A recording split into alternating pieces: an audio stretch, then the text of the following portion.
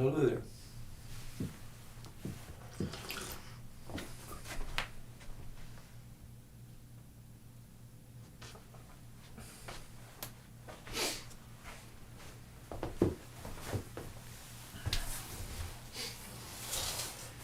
I've got my cup of coffee. Let's see if we can get the fire going again. This might be the last fire stream of the season, because it's meant to be kind of cold today and tonight, but then it's supposed to be warming up a little bit.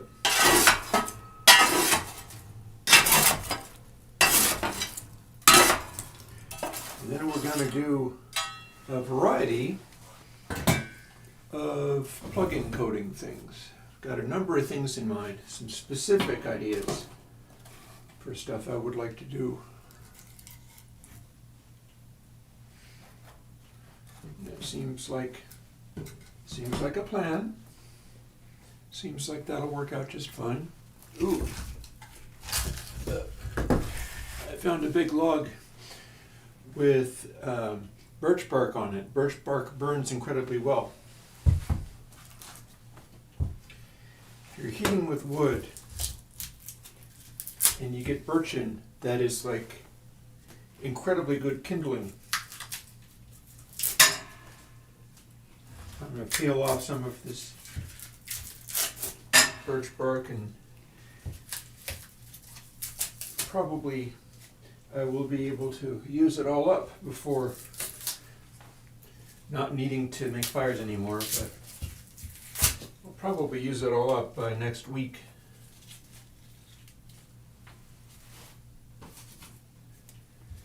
Kind of scattering birch bark all over the place though. No matter. It's been busy. I've been pursuing some of this stuff I've been talking about for a while. Like, I called up Vermont State Housing Authority this morning and checked to see whether they got my paperwork, the taxes paperwork they needed. And it sounds like they did, so that's good. It might just be that I will need their support a whole bunch this coming year. Depends on how, well, I mean, as always, it depends on how the Patreon goes, but it also depends on how other stuff transpires. Because yeah, I'm still facing that taxes are 17 times what they were 2 years ago. And they didn't ask for that stuff, but they know where I live, so what are you going to do? What I'm going to do is get a fire going, obviously, and code more plugins. And I'll be talking about the stuff I intend to try today and where I'm taking that, so that should be fairly cool. I'm using this to clear a certain amount of soot off of the window on the front of the stove. I do have a material, a dedicated like stove cleaner stuff. I always feel like that's weird chemistry, first of all, but also it costs money, that stuff, so I don't want to. Everything is going towards budgeting at the moment, because my ambition, as always, like it makes it a little bit more complicated. The way I'm going, I could be developing plugins and sort of go super hard and go, hey, now I'm doing the coolest sounding plugins ever, therefore now pay me. And a large part of the reason for what I do is I'm making plugins for people like me 10, 20, 30 years ago. So that's a direct connection. That is like my motivation there is I see myself as like poverty. Oh, one of the things I was going to mention, I talked to Vermont State. So here's the thing. you can get information sometimes indirectly. I got some information indirectly.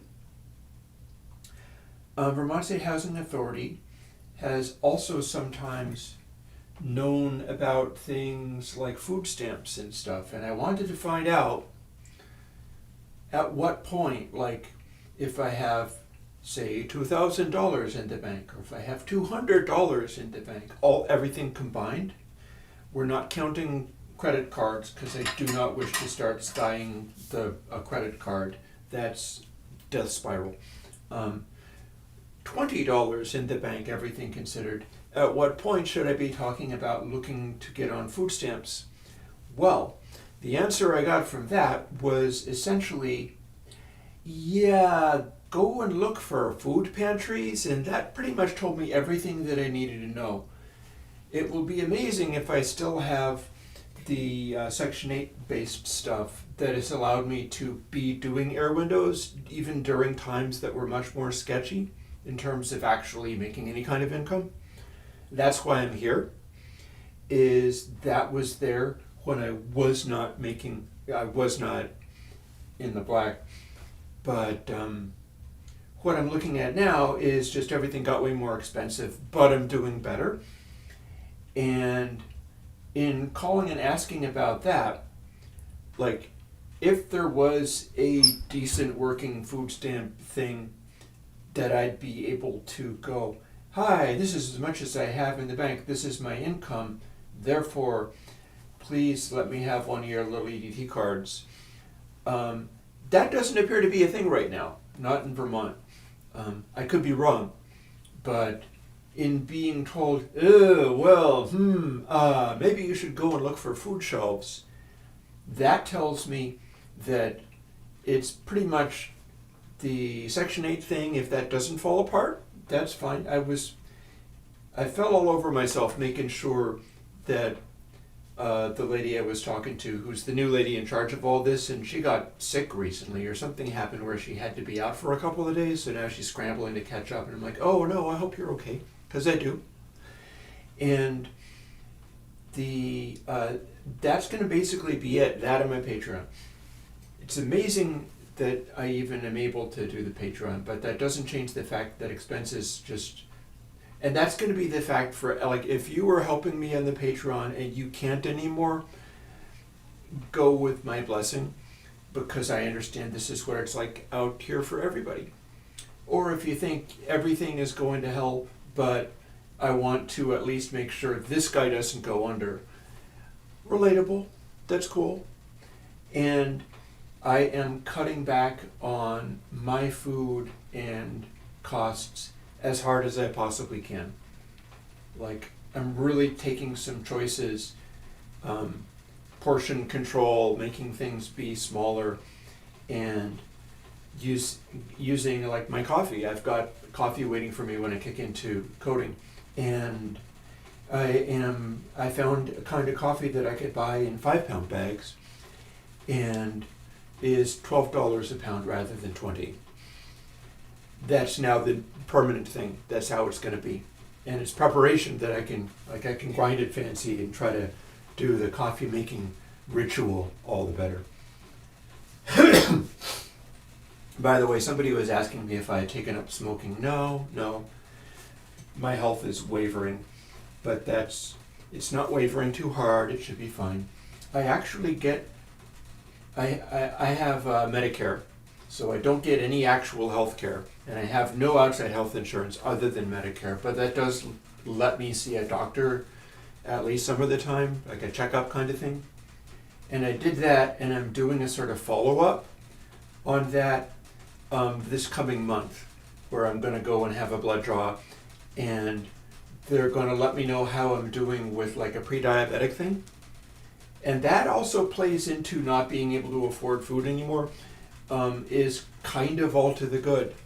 Like, I can't lean on having delicious snacks or something to feel better about things. I'm going to have to feel better about my work, because I don't get to just randomly have snacks or, I don't know, Oli vitamin gummies, which are actually jelly beans basically, to feel better about anything. So I'm just going to have to focus on the work. But I'm down with that. That is a choice that I get to make. And check it out. This fire is going pretty good now. So I'm going to move up to where the coating lives, and then I'll be able to see if anybody said anything, because I don't have a chat screen from sitting here. I'm just sitting here because this is wood stove cam, you know? It's possible that by next week this will be drum room cam, but that's a whole other story.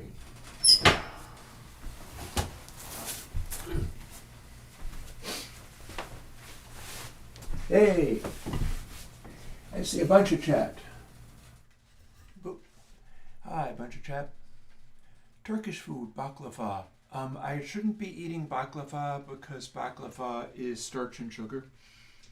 So I'm going to stay away from that, but I have tasted baklava before. It is good. It is really good. I'll grant that. Oh, and Phil Minton, if you're doing okay, by all means, resubscribe. I was just looking into, I have a favorite internet comedy troupe, Loading Ready Run. They just did a release of how they're doing, Patreon video or a Loading Ready Run staff video, and for the first time they revealed that they have a $1 tier on the Patreon. So I was like, and I am honestly very interested in, because I've been watching these guys comedy scenes and podcasts and stuff for like literally years. So they need to be.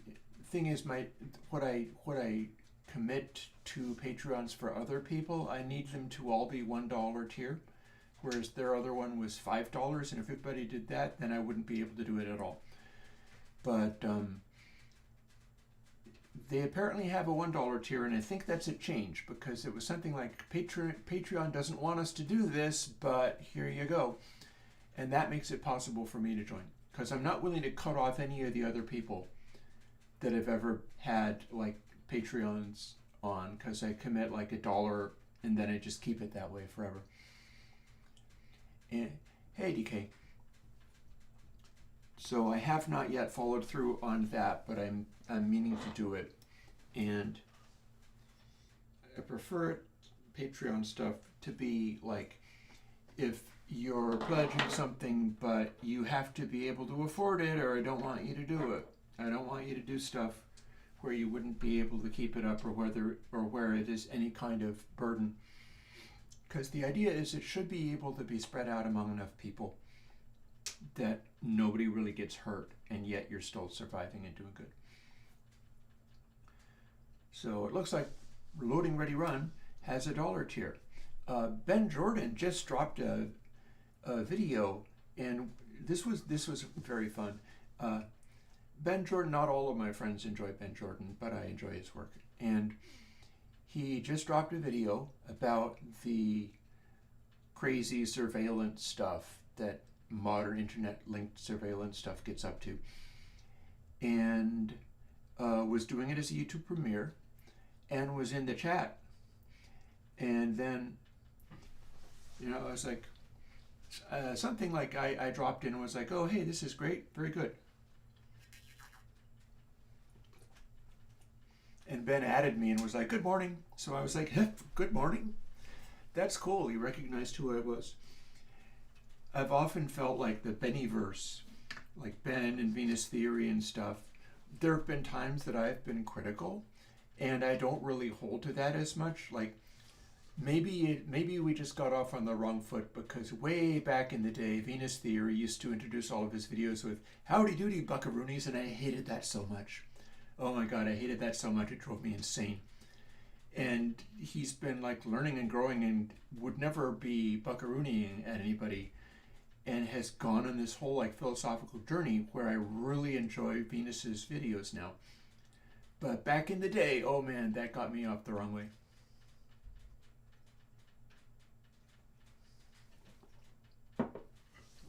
So yeah, coffee.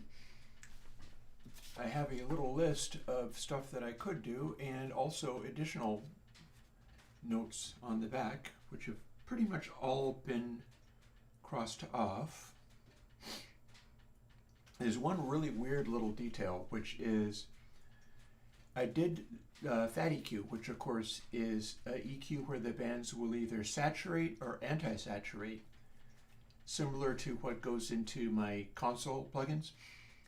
And a guy was like, oh, hey, I'm going to do one where pulling back the band replaces it with a reverb. I'm like, huh, alrighty.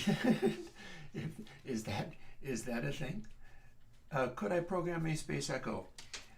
Not necessarily, but I might be able to go in that area because I've just dropped a decent tape style plugin, and I haven't updated tape delay for a long time, you know. That's worth doing. I could totally do that. I've also got another idea on the face of this card. Here we've got Bezzy up. I was thinking of working on that today, seeing as I have here. What I'll do is let's go over to the view of what I'm working on at the moment. Yes, Console X3 is coming into shape. I want Console X3. Oh, a spring would have to be made using my current reverb algorithms. You see a bunch of them in the second column down there. And I have not really evolved any proper spring reverb emulations. It's worth doing. Maybe I can focus on that this year. There's bound to be a way. The idea there is it should be possible to identify what a spring does in such a way where you can run the genetic algorithm on randomly selected delay times in a householder matrix. It could even be a 4x4 matrix, although we could go super hard and do it as a 6x6. And then the deal with the genetic algorithm is if I can define what a spring-like sound is algorithmically, then we can make genetic algorithm reverb algorithms where they will evolve towards more successfully doing that. And you end up running it and going for millions and billions of trials and using the genetic algorithm to cross between other options, use values from more successful options preferentially, and converge on something that's astonishingly good. And I've got stuff kind of like that. Like I've got this set up. We've got this set up. I can run this. Here is an example. If we test out this K Rockstar reverb,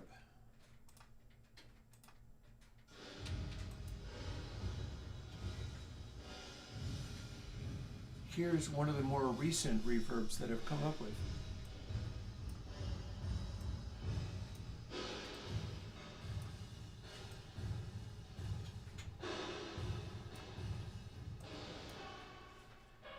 I've got a few more adjustments to make before this one comes out. Probably not. I've done this much so far.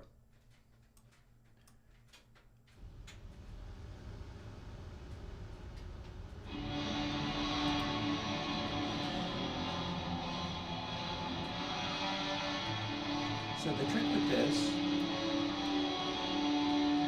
is that we've got this reverb, right? And I've set it up. Now you're hearing essentially room tone.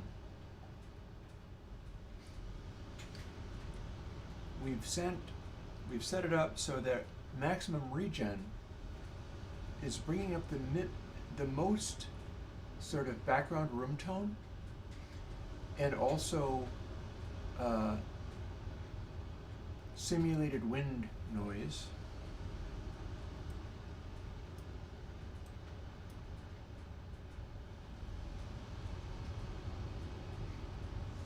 Here's the setting I want to edit.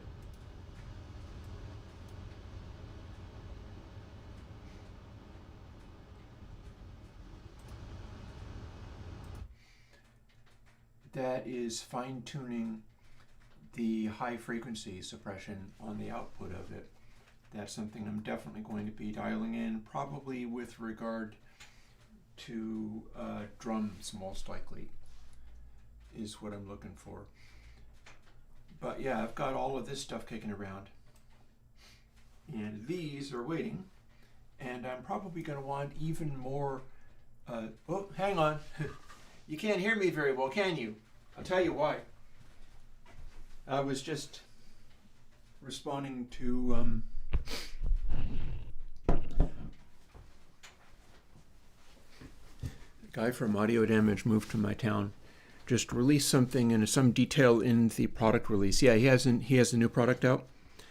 Honestly, I'm probably going to go and buy the sort of granular verb thing that he just put out. His does things that I would not make one of mine do. So I'm not going to have a replacement for it. So I should probably go and get his. And I like helping the hometown team, you know. But he just put out yet another thing. There's another Audio Damage thing that's out. I forget exactly what it was. And was like, oh man, I put out this thing, and then the promo blurb, there was something wrong about how it was phrased. It's always something. And I'm like, oh yeah, no, the last video that I made, I forgot to do the zoom in effect that I do in the beginning of every video. And so I just jump scared people at the top of my head and didn't have the usual effect on it. And indeed, it is always something. And so now I have just done a video, a live stream, where I was talking to camera over by the fireplace, but I didn't move the microphone for this view down until just now. And now I've got it right here. There you go. So yeah, not so much reverb work today. It's going to be another 6-hour day of live streaming and code development, assuming, of course, that YouTube doesn't just straight up break. YouTube has been breaking more than usual for me lately. YouTube has been doing a thing where if I set it to full screen, sometimes it goes to full screen successfully, and then sometimes it is completely hot garbage and leaves the menu bar bright white, which I'm not even running bright white menu bar on my Mac. My Mac is running a dark theme for most of its things, although I use light theme for internet things and text. But yeah, YouTube is breaking all the time. I can't trust that it'll necessarily even let me do a live stream today, but we'll try. We'll do my level best with it and see what... Oh, and there's, you know something? This face shove... Yeah, I've got stuff stacked up here that isn't even what I was going to go and do next. There is a plugin that I could do literally called Symbol, which is the same as that symbol emulation fellow who was eagerly awaiting me boiling that down and putting it into a single unit for him. So I absolutely should do that. That's something that we're already using my stuff for. But here's what I was thinking of doing today. I'd like to jump back into Dynamics 3. I'm already redoing Dynamics 3. Like I got all the way through it and was ready to put it out. This is, oh, hang on.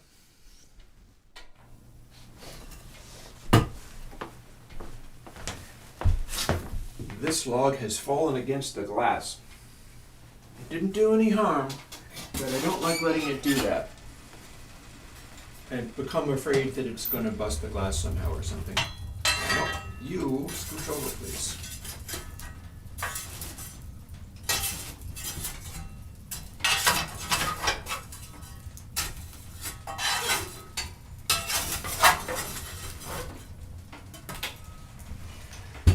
Yeah, man, increasingly I'm getting into that zone where nothing bad gets to happen. For a long time, I was doing okay enough that I was in the zone where, like, if random $300 damage happens, I could soak it up. And that is ceasing to be a thing. So I do not want that breaking the glass there. That glass is important. Right now I can't easily replace it, so it needs to stay where it is. Not do anything scary.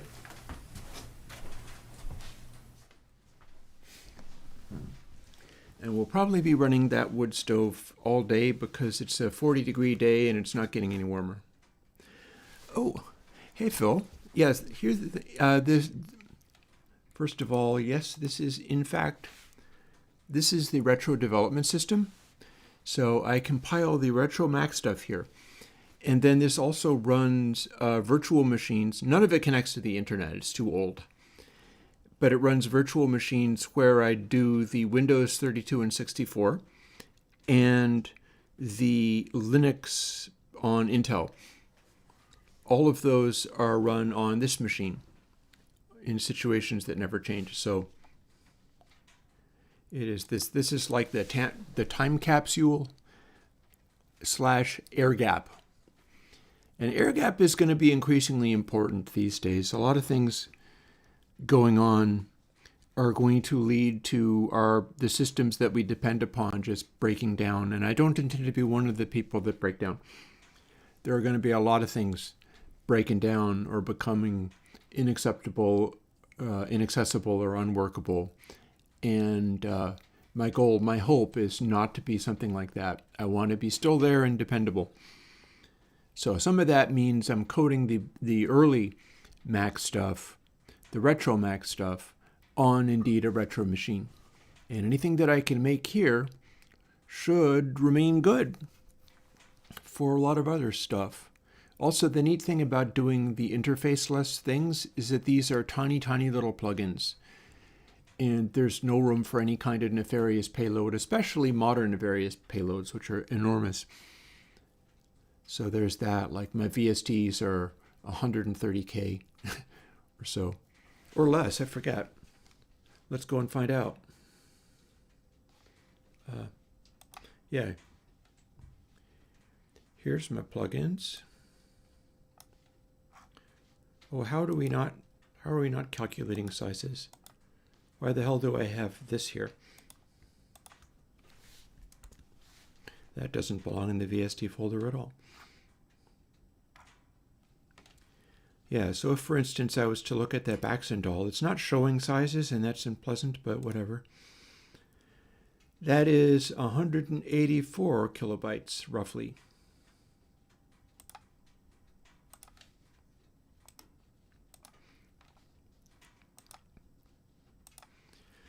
So yeah, it's dialing in KRockstar. Bezi Q3, I'm going to also need to work on that. I got some experiments to do. Because one of the things I'd like to do, I wonder how far have I gotten with this? Do I have the code in there? I've got some kind of code in here. Does it build? I think it does. Hey. We are starting up on this one. So I'm pretty sure what this is. Let's find out.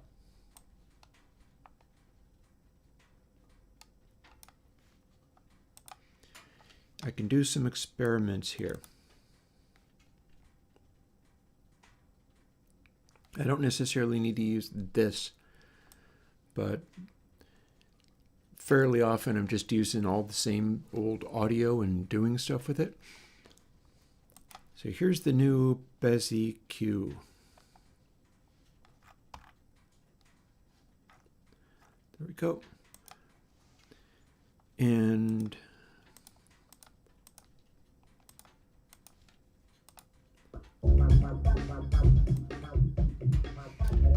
so that's high frequencies.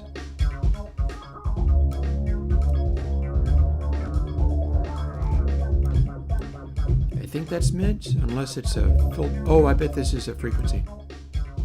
Okay, that's mids. And here's another cutoff.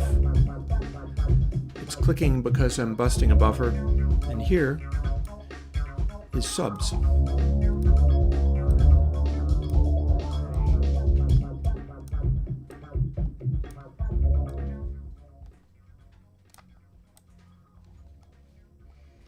And I don't think I have a fourth band.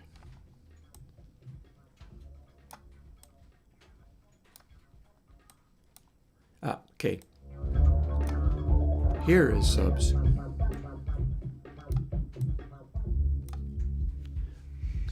And this is the Bezier filter, but it's a Bezier filter that has been adjusted in a particular way. I'm wondering whether I can work around some of this.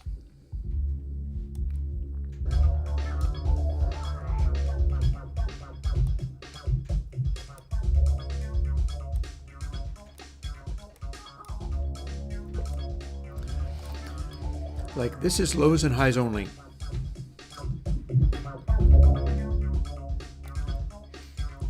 So I've got it crossed over really low, or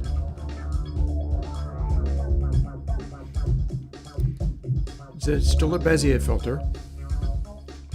This is crossed over as high as it'll go.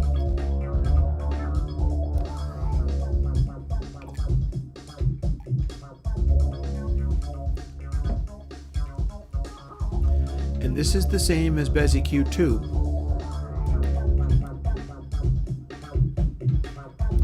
What I was wondering,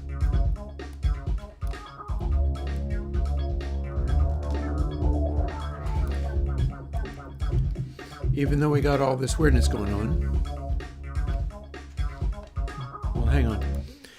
I see chat. Part of the purpose of doing a live stream is responding to chat, so I shall respond to chat as well as code. And I didn't respond to Phil either. So the clipper that produces white noise, there's a fellow in the UK going by Lucid Music who's invented a whole complicated thing along those lines. And what he's done is he's making it so that you have sort of a soft clip-like behavior, but as it goes past the soft clip, there's one threshold and then there's another threshold. Past the first threshold, you start getting white noise. And then past that, you can get to a hard clip. And his idea was, hey, if I do this, you won't be able to get aliasing anymore. That's not actually true. You do get aliasing. It doesn't work that way, but it does a neat thing. And he's using it to do like UK bass music and let that stuff get even louder than it is. So he's got a distinct purpose behind that. He's calling it Buzz Cut the Erosion Clipper, and there was already a buzz cut, so I tend to just say it's the erosion clipper this guy's doing. So that concept led to me experimenting with including white noise as you hit clipping in clip only. And so clip only 2 didn't have any of that, and so you had a sort of sharp edge, but it got modulated a little bit because clip only does a completely different thing for manipulating how you hit like raw clipping. Whereas I developed clip only 3, which is not out yet, but I'm going to be putting it out in 3-4 days. It's going to be next. I was asked to make it be next. And that is the one where it starts bringing in white noise at a particular point of the clipping, the transition between the intermediate stage, basically, and the full clipping. I came up with a way of doing it which is different from what Lucid is doing and serves its own purposes. So mine doesn't do all the same tricks that Lucid_UK's does, but approaching that concept of bringing in white noise to the situation improved matters. And let's see. We can turn that off and create an effect stack. Do I have? No, I don't. Let's just make one.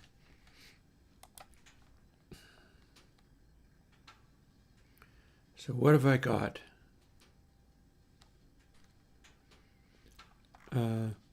Old favorites. BSG. And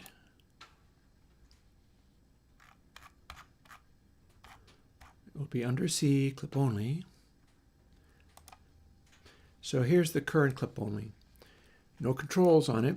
It is just a safety clipper. It's just for making it so no matter how hard you hit, the output, it won't break. So we can do this.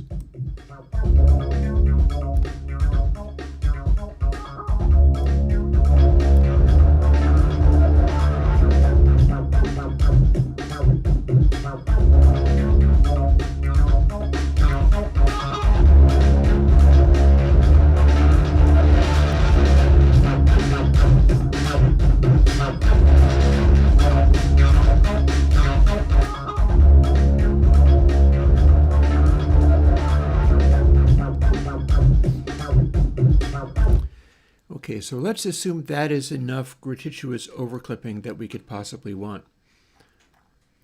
What the slight pullback from, it's like minus 0.7, that is not really that specific. It's more along the lines of just dealing with this kind of situation where there's the tiniest overshoot as you go into the full clip.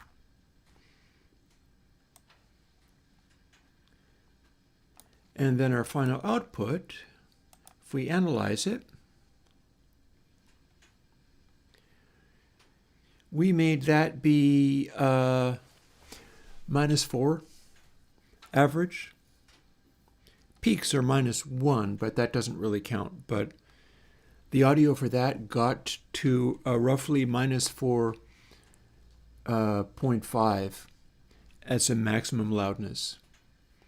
So that's what some people are looking to do with certain genres. And that is certainly a thing. So that's coming up this coming weekend.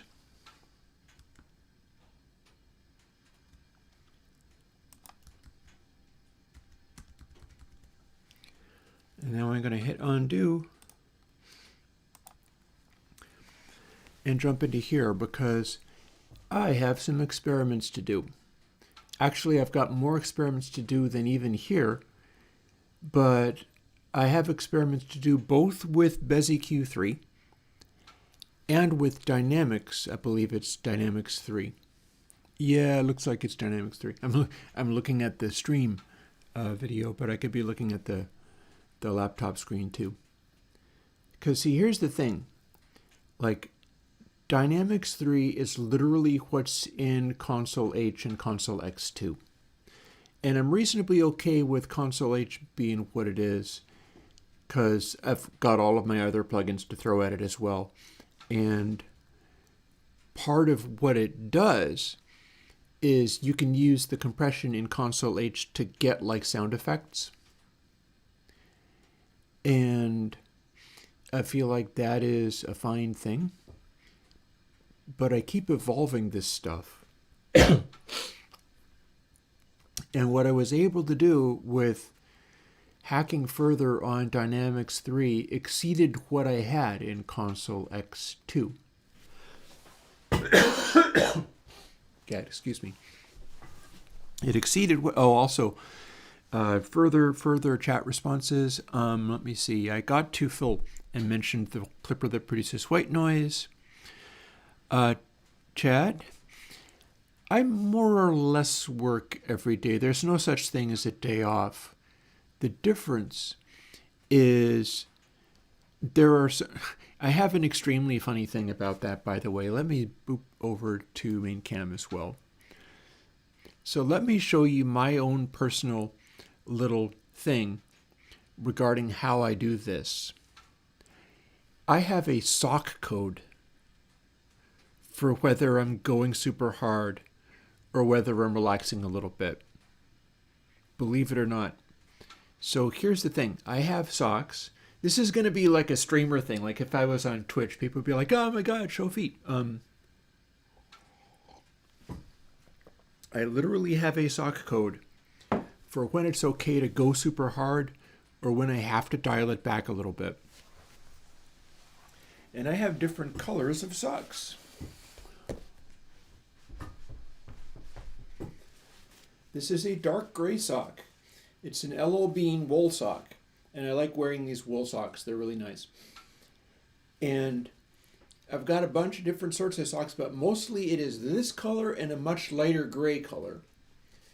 So the dark socks are go hard.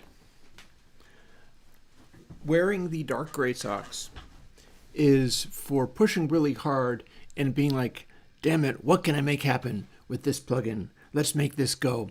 I know, right? Clip this.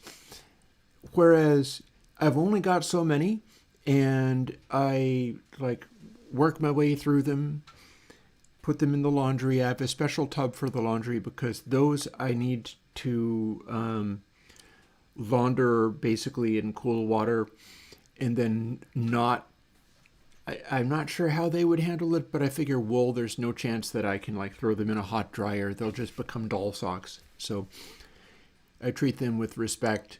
And the great thing about the LL Bean socks is that they'll last for freaking forever. That's real important.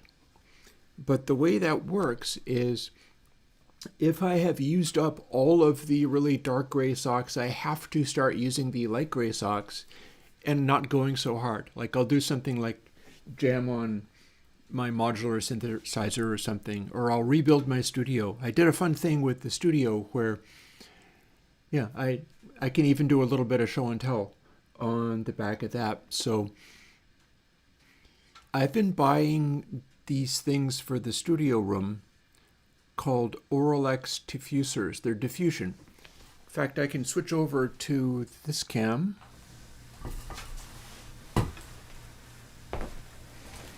And I can show you what I'm talking about. As long as I fuss with the cables just right. What you see behind the incredibly bright lights are Auralex diffusors. They're diffusion, and they're not super expensive by way of how these things go. Like, they're expensive, but they're not crazy expensive. And you can buy them in like white plastic, and that also is less expensive. And then I bought like house wall paint, which is why those are painted at black.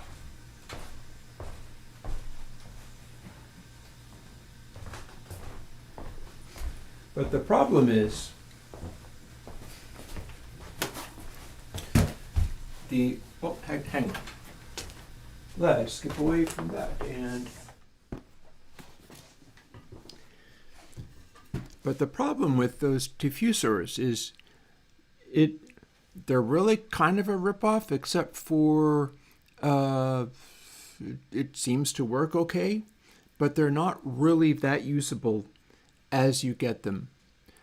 They cost like about, I don't know, what, $150, $250 for 4 of them. So you can at least get them in batches.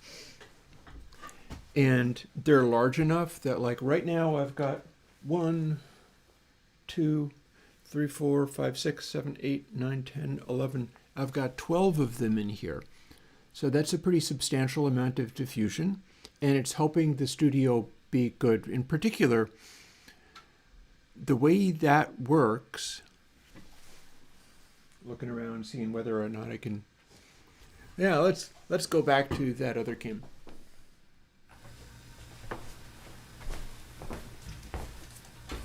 So this will soon be the drum room cam. So what you're looking at here, it's not very well in focus. I'm focused on the wood stove. Like, if I do a microphone and like sing or play in this room, I'll probably be more like where the camera is at and pointing. The microphone will be pointing this way. So you have the sound producing person, and then behind it, all that diffusion is breaking up where the audio comes from. Whereas on the other wall, I've actually got like mirrors. So I'll be singing in this direction or playing a guitar in this direction. And then there's my hallway. But this partial wall here, that also helps, like having sound go into the stairwell there. You can kind of hear it echo. And then it's not just one solid wall, so that helps. If the bounce from the vocal is partially hitting a wall that's right there, and then partially it's going into the hallway, it breaks things up more. This is all acoustic stuff. Any place you are at counts as acoustic stuff.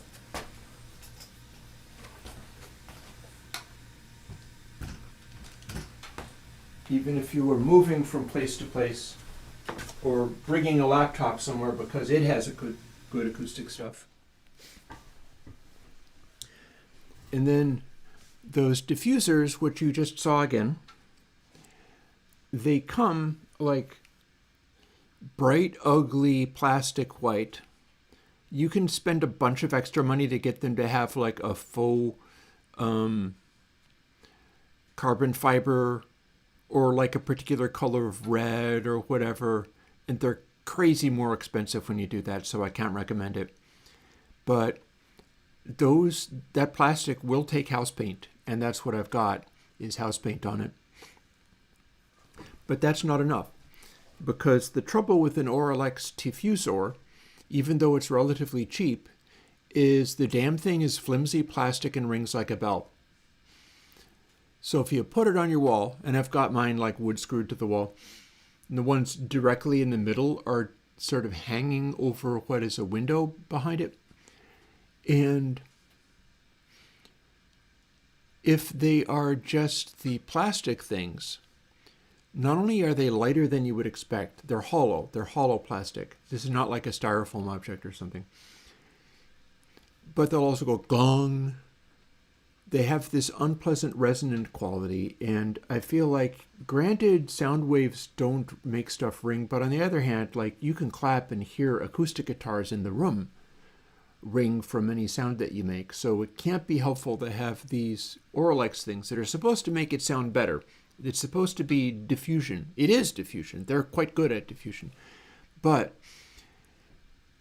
having them go clang is completely unhelpful. And so I put this on it. This is just like sound control stuff for automobiles. And it is just straight up nothing but a Dynamat.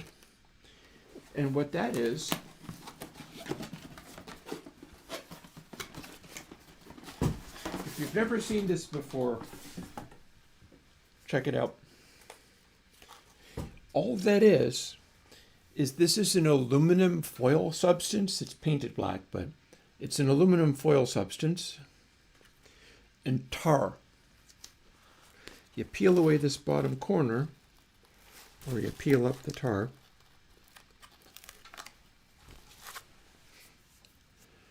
and there you are. You can see how shiny it basically is, and the top of it is painted black, and then you see the bare tar surface under there, which I'm going to smush back down now so it stays good. So if you have like sheet metal or plastic, or the inside of your speakers, for instance, getting a door kit like this is 12 square feet. I used 2 of these things. You fold them outwards, and it is just one large slab of this stuff, all connected through. This is a really achievable, like, audio hacking material for DIYers. I really swear by this stuff. I'm not sure you can get this that much cheaper, and there's probably ways of getting this kind of stuff, but you can get this directly from Dynamat. I did that so I didn't have to use Amazon. And again, aluminum and tar is basically what this is. And you got this sort of coated brown paper thing there for keeping the tar fresh. And all you got to do is stick it on something like the inside of one of those diffusors. It sticks to that real good. And then what you've got is a constrained viscous layer, which is never perfectly solid, but it's not liquid either, constrained between whatever your vibrating surface is and aluminum substrate. What that means is nothing can vibrate, because if it does, it has to flex the aluminum or flex this underlying tar, which sticks all over everything, by the way. So It might get things messy for you if you're not careful. And I've not found anything as good as that for damping with. I'm going to fold this back up again. And I wish they sponsored me, because then I'd have more of this stuff, but they don't, and I don't. And so I have, what would it be? So I used I had 4 of them to make, and I used 2 of those fold-out slabs. So half of one of those on the inside of one of the diffusers, and that changes it from being something that goes clong and adds bad sound to your room while diffusing the sound. It does still diffuse the sound, it's just that it rings like a bell, to something that is completely and totally dead. So I've also got that on the inside of my monitor speakers and all over the place. Honestly, I could put that on my subwoofers if I wanted. I think what I've got on the subwoofers is just straight up aluminum tape, which if you're putting a damping material on a speaker cone, you probably want it to be like aluminum tape or tiny little strips of aluminum tape. But the Dynamat stuff, just way heavier duty, way more powerful. You could put it on a cowbell and it would kill the cowbell completely. It would be talk. That's how powerful it is for doing that kind of thing. So, yeah. And this is if I am doing one of my light-colored sock days, the light sock day of chilling out and stuff, that's the kind of thing I'll go for. I'll be doing things like figuring out how to make the diffusion on the walls of my studio sound better and not resonate as badly. And I was doing that the other day and it went great. So now my studio sounds the way I would like it to. I keep getting closer and closer to being able to run with it and basically go back into the studio and start making music again. I was just looking at one of the things that I did a couple of years ago. Okay, so Chad, if the door panel actually buzzes, Dynamat will not help that. But taking the door apart, what Dynamat is officially for is you'd be taking the door apart and you would reach inside the metal of the door after you've taken all the panels and things off, in whatever way you need to take the panels and things off, and to where the outer skin of the door is, like the big solid metal panel that is painted on the outside and the inside, I'm sure. And you'd probably be able to wrap that with something, a little hammer or whatever, and it will go clong. It'll resonate. Whereas if you've done this Dynamat thing, which is popular for like luxury cars and things too, or audio installers will often have this stuff around for this exact purpose. If there is a section in your door where the speakers go in that would go clong, if you hit it with something, it will also resonate, give an audio sound. A buzz means something is resting lightly against something else. Dynamat will not stop that. What it would do is if you had a clong that also buzzed, like then dynamatting the thing, whatever it is, without fixing the buzz would mean that the buzz would happen shorter. But you'd still have the buzz unless you find the place where the vibration is buzzing against something. This is all kind of like the audio side of all this is fascinating. It's great fun to work with this stuff because the same applies to instruments. And you can make new instruments by, making things that clong, tweet, honk, and boom, or whatever, using these physical properties of materials and figuring out what to do with them.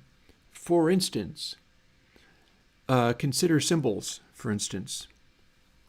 Cymbal is a piece of metal that goes clang, and it goes clang in a rather special way. And I've had complaints on songs that I did some time ago where it was like a ride cymbal type song. So I was keeping time on the ride cymbal, but my ride cymbal is a very large, heavy one. So it builds up this sort of roar. And the way I was recording and mixing things, I had it sort of edge on, being recording edge on with a room mic. And for that reason, the mid-range roar that the ride cymbal was producing was extremely annoying. And I was being told, yeah, turn down the cymbal. Well, I didn't have a cymbal in the mix. I had drum kit in the mix, recorded off of 2 microphones, and that was it. So I wasn't able to do that. But what I was able to do, and I don't believe I actually used this, but say if your ride cymbal is resonating too much, one of the things people have always done is put tape on the cymbal, put tape on the instrument. And so I've tried things like put a strip of aluminum tape on the cymbal. You can peel it off once you're done. And that cuts the shimmer down enormously, although it'll still kind of vibrate. And then another thing that I did was I tried taking a little strip of I think it's electric fence wire, aluminum wire that I had, and aluminum tape.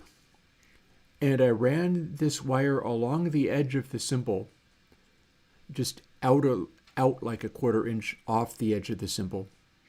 And then I had the aluminum tape in there. And that was physically suppressing the vibration of the edge of the cymbal. And it did cut down on the shiny shimmeriness of it, but it cut down on the sustain of the mid-range stuff much more. I took it back off again. I don't think I ever actually used that. But if I had, say, taken a chunk of Dynamat, for instance, and munched that onto the cymbal, it would cease to be a cymbal. It would just go talk, talk, talk, talk, talk, but there would be no resonance anymore because Dynamat is so brutally effective at taking out all the frequency. This is also something that you can do with the drummer thing, moon gels. Moon gels are a little silicone thing, and you put them on a drum head, and they damp the drum head. It's very popular in modern drumming techniques. And you could use moon gel to put on a speaker. It would work. You could put a little chunk of moon gel on the edge of a tweeter. I'm looking at a tweeter in the Yamaha NS10 right now. Well, you could take a piece of moon gel and stick it on the edge of that tweeter. And then it would be cutting back on largely lower frequency things. And you would be concerned about is the silicone of the moon gel degrading the quality of the paper or something, or pushing it in a way that it doesn't want to be pushed. But as far as being in contact with the damping device, that would actually work. It would be completely effective. Ooh, stretchy slap hands? That's probably the same material. It's probably the same material if you're saying that. Wouldn't be surprised. And yet these are all interesting things, and that's the kind of stuff I get into if we're not doing full-on coding stream. I have my dark gray socks on. It's going to be coding stream today. But yeah, so that's how that stuff works. I'm glancing over to see whether it's time to throw another log on the fire. Seeing as it's cooler today, it's going to be cooler tonight. It's going to get warmer again. Honestly, Chad says the stretchy slap hands. I'm not really sure what stretchy slap hands are, but I bet it's the same material.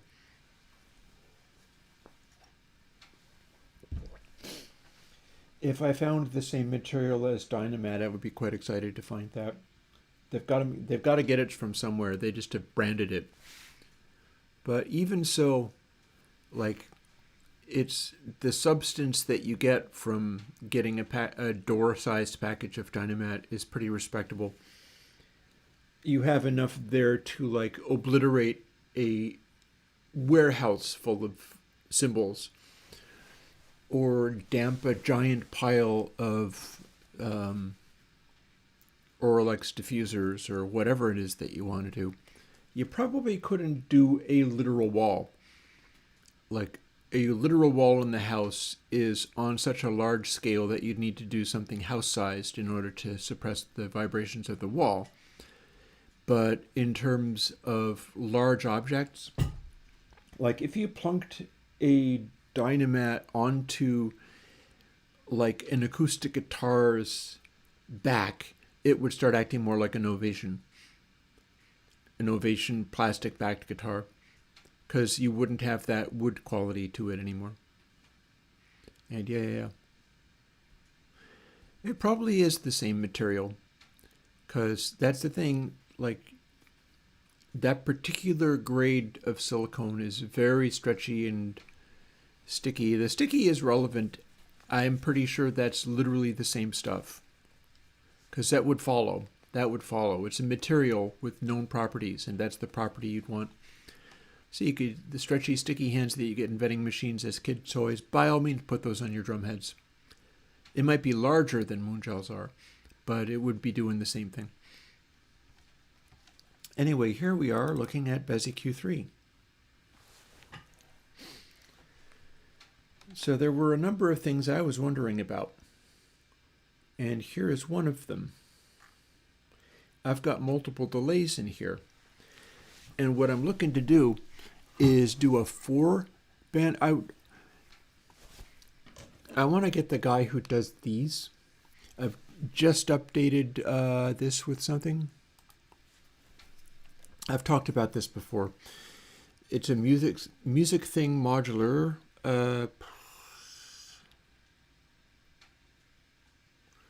I'm trying to remember the name of it. I feel like the name of it is hiding behind the sticker. It's a little bitty fader bank. And this is again along the lines of, I'm always thinking of what people can do when they have literally nothing, because I came from having literally nothing and being homeless and have built stuff up from there. And I'm always prepared to go back if things go bad. And I have my nice MIDI controller for running console with that I designed around console X2, the original console X. So now it's basically a batch of big faders and a wide range of controls, of which I basically use the joysticks as the tone control aspect of it. And then 4 controls for dynamics, which are sliders. And then I've got other banks of knobs which are no longer being used. The original console X, nobody can deal with that, even me. And it's using Stonefire. It's using that for doing a multi-band compression and gating thing, which is way more complicated than anybody's ever able to deal with. But that was expensive, and I can't get those anymore. But I was able to get one of these, and it's a music thing modular. What is it, M8U? I'm going to take a moment and look this up, honestly. I like this guy. I want to support his work on things, so...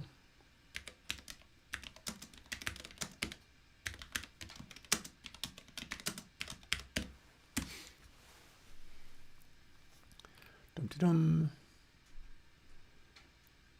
Okay, so music thing modular, open source electronic instruments, 8MU. This is a 8MU. If we go over to display overlay, here is MTM. And you can get these from Thonk. And I think, I'm not sure whether it's open hardware or not. I'm going to go to 8MU public. That is, oh, no, it does appear to have, you could probably build one of these things. It's Tom Whitwell makes these. So what I did was I just got a bunch of caps for, these are just little vinyl things to cover over the edges of tiny faders. And I've made them match the colors of the fader bank I have on the big machine. So you got white for like lead vocals and things, and then pink for another variation, and then we've got red, orange, yellow, blue, And then I've got a black one, which I'm using for like everything that isn't otherwise specified as a color in mix, but also reverbs. So I can balance the total amplitude of where my reverb returns are collectively by using that one on the end. And I've got my big fader set up that way as well. What I'd like to see this guy do is he should make one like this, where there are indeed also 8 controls, but they're 4 joysticks. And if you had joysticks, you could do this with them, but I would like to see him make one of these that is just 4 joysticks, not spring return joysticks, but joysticks which will stay where you set them, because I'm that into using those for filters. I would like to use joysticks for basically how to do filtering, because I experimented with that by getting the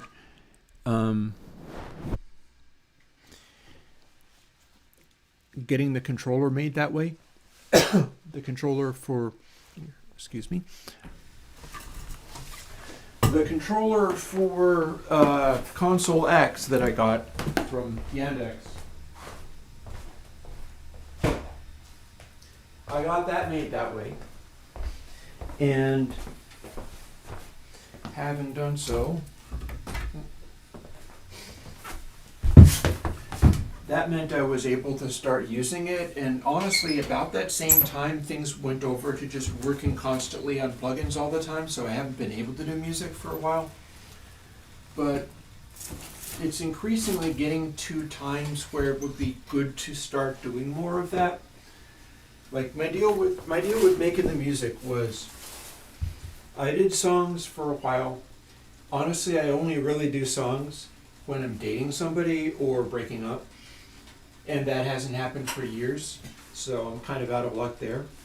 But I was also doing experiments with like my modular synthesizer and overdubbing things onto them. And I have a whole new concept for how I could start making music without necessarily using a modular synthesizer or sequencers to originate sounds and tracks. And back when I was doing, there was one called Puddle Jumper. I could just put together a jam in a day and like edit it and track over it and stuff. And I uploaded it, and it's one of the few ones I've got. Actually, there's a fair number of them. I haven't gone and fixed these. I'm hoping that they just register as this was a time period.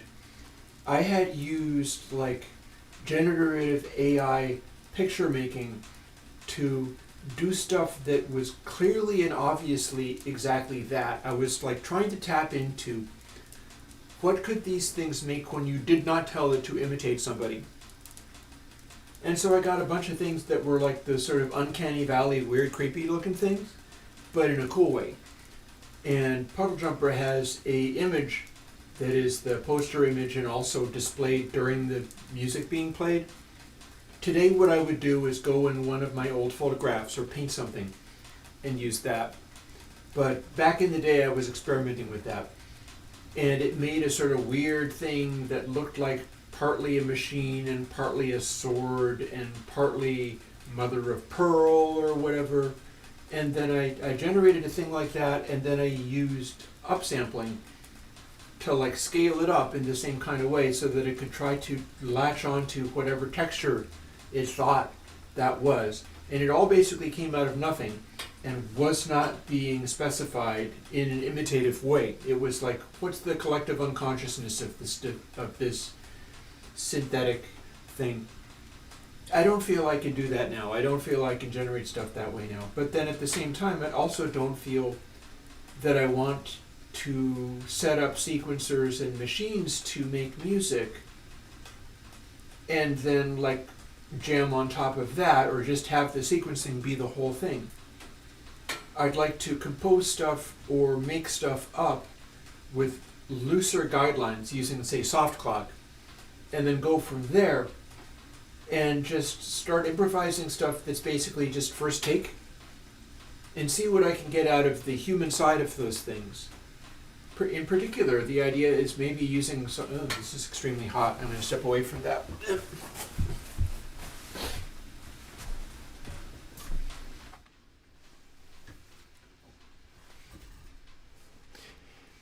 Yeah. So, oh, I'm all red. I was near the fire. Now I'm all toasty. I feel like I am working out some details around how I could do this music improvising and come up with something where it really works for the concept of human-made music that is blatantly and obviously not generative or all auto-tuned and edited. And the funny thing is I have a technique for tuning that is not auto-tune. And I'm quite interested in maybe fooling with it. But one of the challenges there, and this might limit what I'm doing or not, or maybe it'll just, because again, what with the dark socks versus light socks days, I have a few spare pairs of even different colors. There's one that is like rainbowy stripes, and that's like special occasions, like Christmas Day or whatever. I think when I dropped Console H and wore a Santa hat for Christmas, I was also wearing those socks. It's like, this is the special day. And then I've got a couple of pairs of like dark red socks. The sort of, they're not bright red, but they're definitely more like MIT blood on the concrete style red rather than what you'd normally consider to be red. Sort of a dark brick red looking color, sort of magenta-ish. And those are doubling down. Those are going unreasonably hard because there's a limited number of them, so it forces a limit to how hard I can go if I want to just double down and keep going. And I've run out of the dark gray socks. It's like, okay, bust out the dark red socks and just go for broke. And then there's a limit to how hard that can go. But one of my concepts for music making is a little bit like that. I haven't gotten quite back into the coding yet. So one of my concepts is very much like that go for broke, unreasonably hard version of things. Namely, I'd like to be improvising music in the studio and have people there watching, so I am on camera while I'm making this stuff up. That's the way I did stuff like Puddle Jumper, is typically I would just go in and some of the basic tracks for the songs with vocals. But I'd never do vocals on stream because that is damn terrifying. But one of the things I've learned is there is a huge value in like the value of stress in the creative environment. Like, are you doing something where you're like, whatever, let me clock in, make a cup of coffee, and I'm going to do 8 hours of overdubs, and later we'll pick through it and see what's good. It's like, technically that can be a thing, but we've all heard the results of that. We've heard the results of decades of that going further and further. I don't believe in it. I don't think that's good. And back in the day, you were recording on tape. I've just dropped the most recent version of 2 Tape 9. Well, part of that isn't the sound. Part of that isn't the machinery. Part of that is back in the day when people were using this stuff, you hit record and then you had to perform. If you didn't, you maybe had to record the whole thing over again. I've talked about how songs like, for instance, Funky Town were profoundly influenced by that was one of the earliest digital recorders and they didn't have punch-in capability. So the guy that was doing dee-dee-dee, he had to hit play, hit record at the beginning of the song and sit there silently until that point came around, at which point you go dee-dee-dee, It's only one chord.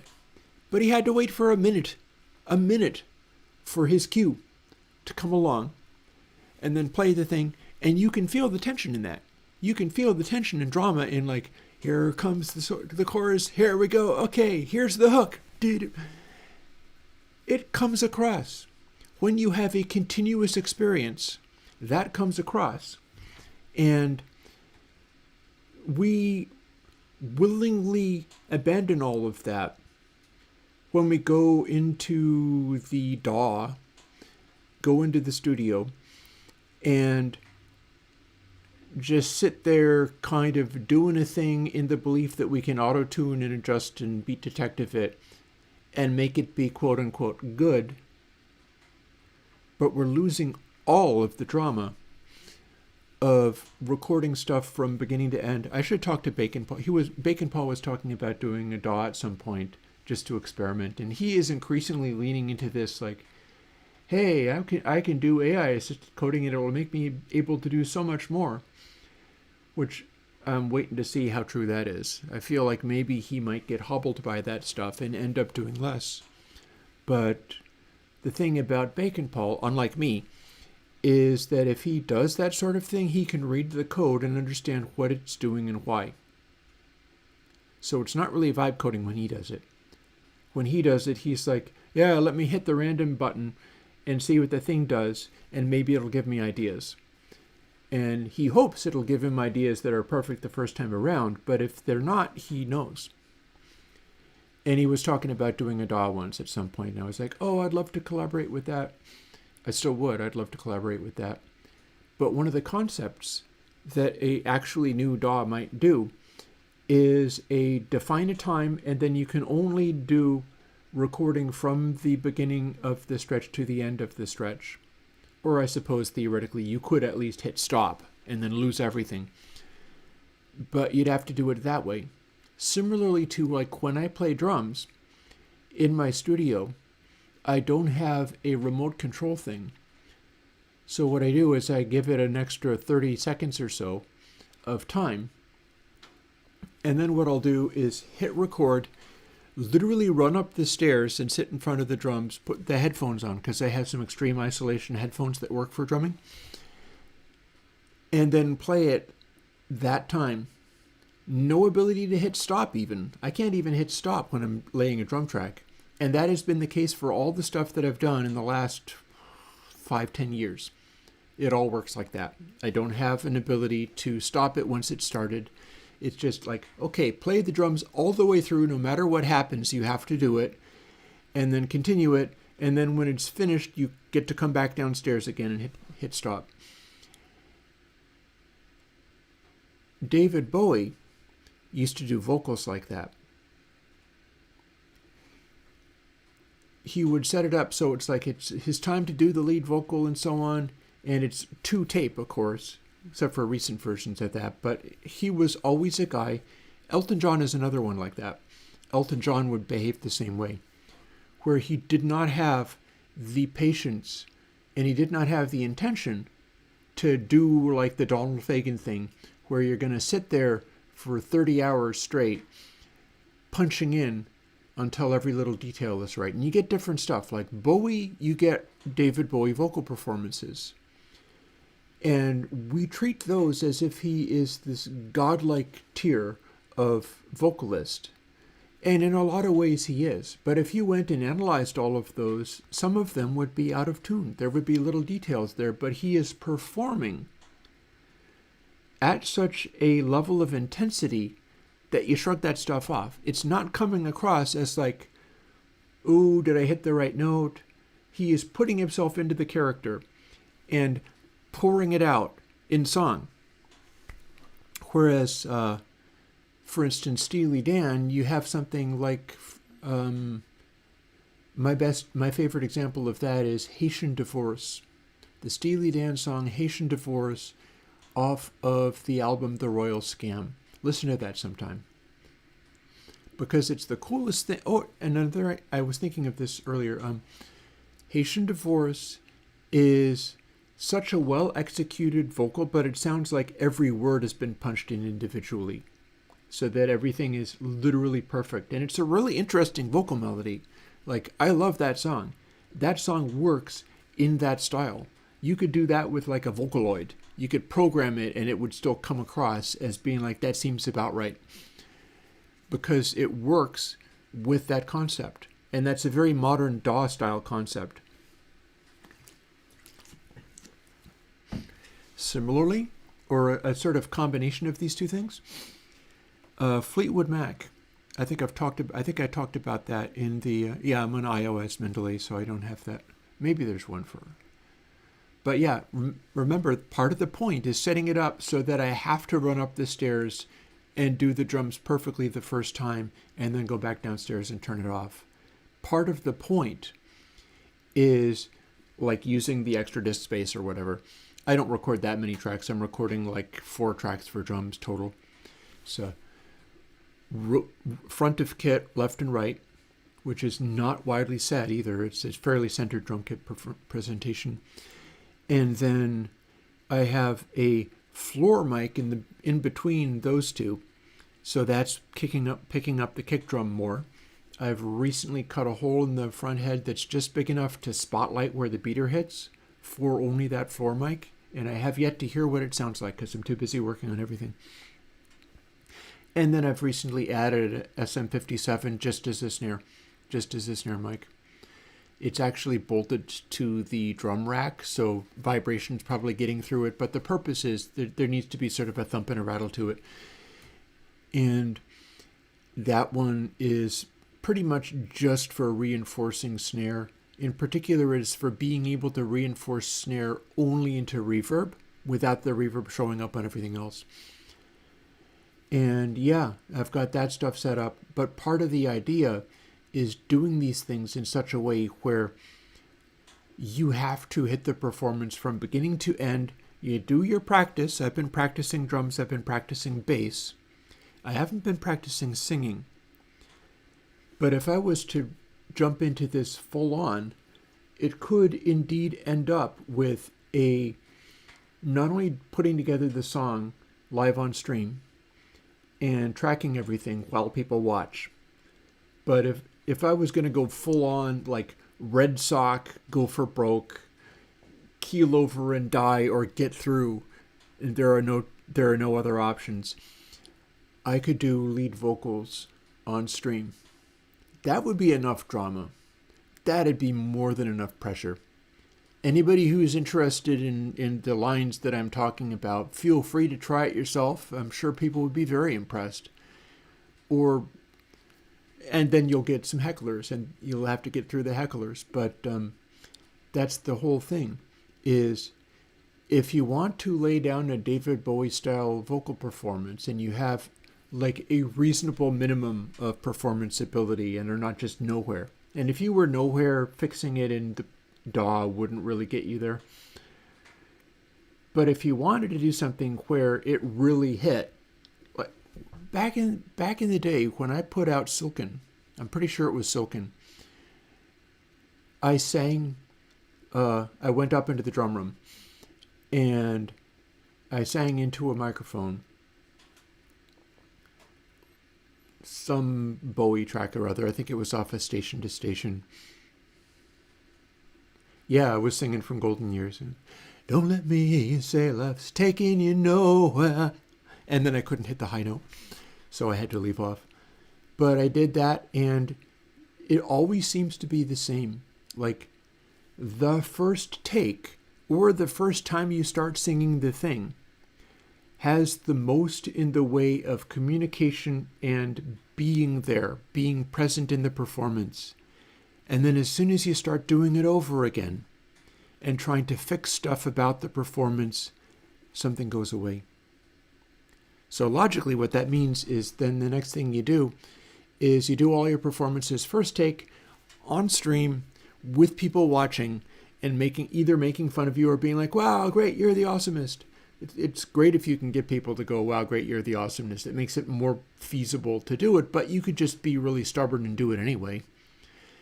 And having that level of attention on your attempt to communicate something musically while you know people are there and watching, and you know you're only going to do it once, is what would get you into the realm where you could have a take from beginning to end that said something that mattered. Oh, it was K-Station. Of course it was K-Station. That's why I named that K-Station. Fair enough. Yeah. Yeah, and it was not Golden Years. It was Wild as the Wind. It wasn't Don't Let Me Hear You Say Love's Taking You Nowhere. High note. Love me, love me, love me, say you do. Let me fly away with you, for my love is like the wind, and wild is the wind, wild is the wind, like that. So if I had a song and I was trying to record the vocal, it would not be completely unreasonable to try to do that on stream and tap that energy. And so can you, by the way, if you were why would you be watching me if you weren't a musician? If you had songs and you're willing to sing them and stuff like that, try it, because part of this is we've got to come up with a way of outdoing AI. You can't just rely on being like the French-Canadian band in Polka Dots. That can't just be the only way to be human, is to be intentionally weird as anything. We've got to work on being able to get this stuff to come through and communicate. And lots of my work is towards the direction of being able to do things where you could not then musically reconstruct using AI and have it come out any good. All of my reverbs are along the lines of being able to make it so if you have your recording and you're using that reverb will be in the background, sounding physically distant, and an AI will not be able to reconstruct that. It's on too fine a level of detail. And likewise, it should be possible to record stuff. I've been trying to do this, and every time I try, it seems to go over pretty well. Where you made something up. This is partly what I'm trying to do with Soft Clock. You made something up, and you set it up in such a way where part of your recording process is, this is the structure, this is where it begins, this is where it ends. Let me sit down and try to perform this in here, so that it begins and then you feel my musical intention as I'm following what the band is doing. Maybe the band is just other stuff I previously recorded, but you should be able to hear, like if I'm playing drums over something, you should be able to hear my musical thought playing the drums as it tries to follow what the other instruments are doing, what they're doing groove-wise, where they're placing things. You should be able to hear and feel where my foot hits on the kick drum because it's trying to reinforce the bass. And that should communicate. It's not a matter of just making it all locked to grid. There's going to be a musical flow in there somewhere. I should be trying to reinforce the flow. You should be able to pick up on that, like back in the day. Because back in the day, you came into the studio and everybody played together, and you played and you recorded, and they had to play from beginning to end, and then they stopped. That is so doable in modern day, and yet our equipments and our techniques and stuff have gone so far away from that to a direction that is more easily imitated by AI. But this is still possible. It's still possible to do it this way. And I mentioned I came up with a way of tuning which does not sound like AI or anything of the sort. And I haven't even really done much with it yet. But it would work. I'm going to call it window tuning, or air window tuning. So if you do your recording and you've got your human performance, and it's like, oh, here we go, and I have sung it all the way through. You feel the presence of the person, you feel their musical intention, and then there's this one note that is just frickin' sharp.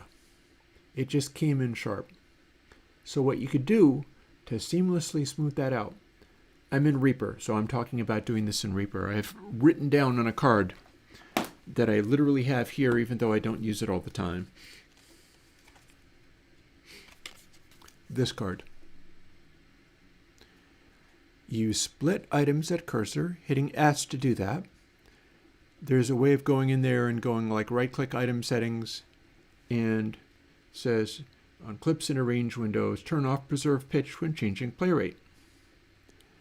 At that point, you isolate the note that has gone wrong by splitting items at cursor, and you can use the cursor to just select the one that you're working on. You would want to, because you wouldn't want to split everything.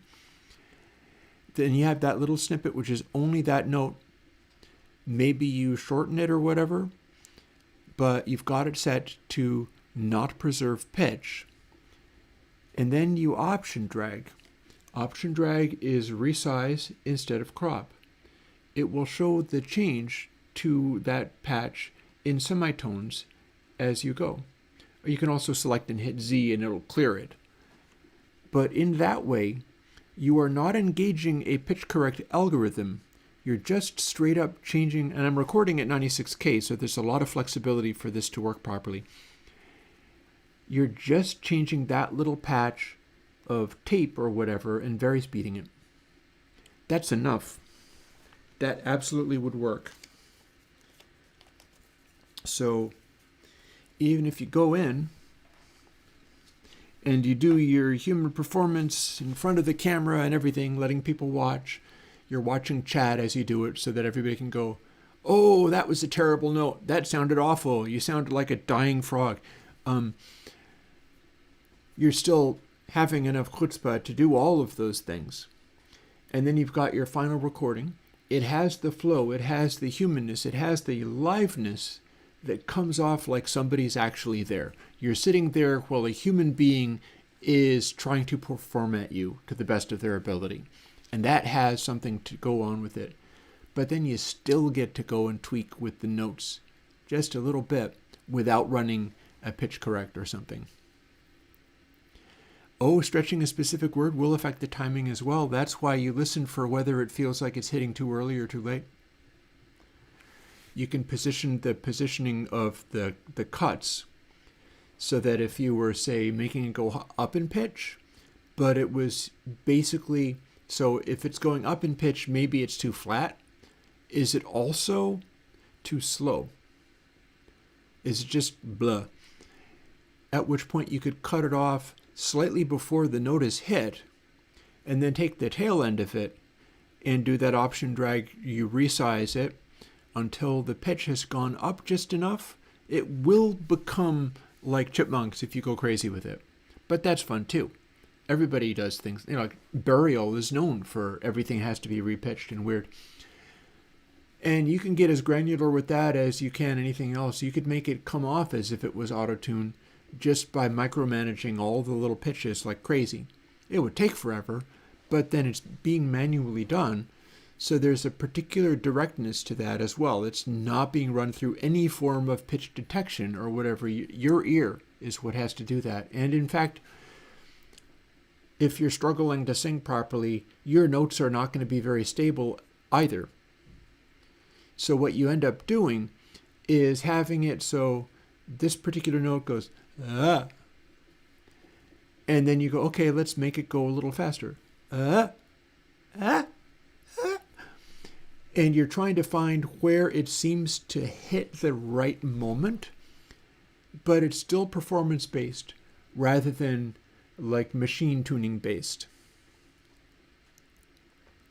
And yeah, I'm quite excited to start fooling with all of this. For today, we're still in the zone of I'm going to be doing some things with the coding. It's getting on towards 1 in the afternoon. I still have time for that. But yeah, in a way, it's like I'm talking about this to put off having to actually do it.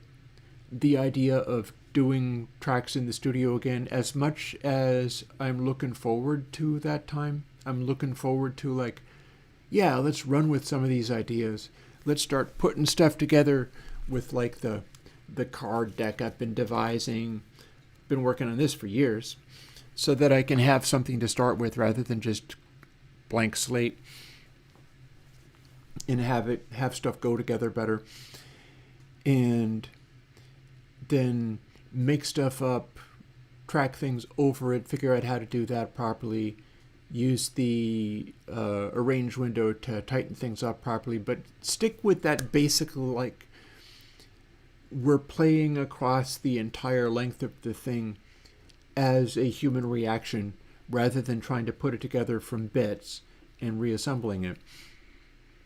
And the idea of extending that up to and including, hey, let's make up some words and let's sing some words over it. Well, I've got a lot of stuff basically ready to be able to do that spontaneously. It's all about getting the studio to be able to respond to you doing stuff spontaneously.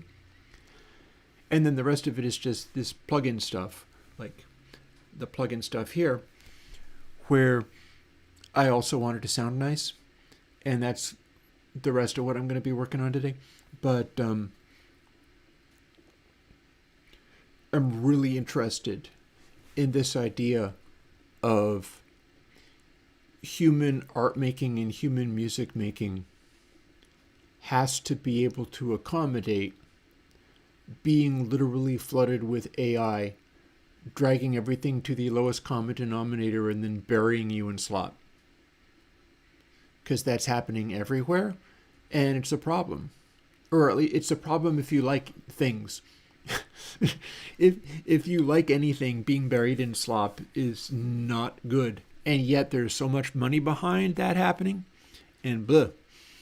Oh yeah, and Jonathan, you know what I've got?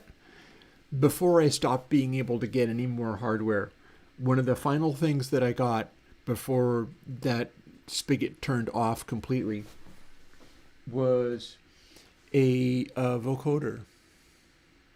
Not like your Kraftwerk style or anything like that, but it's a stomp box.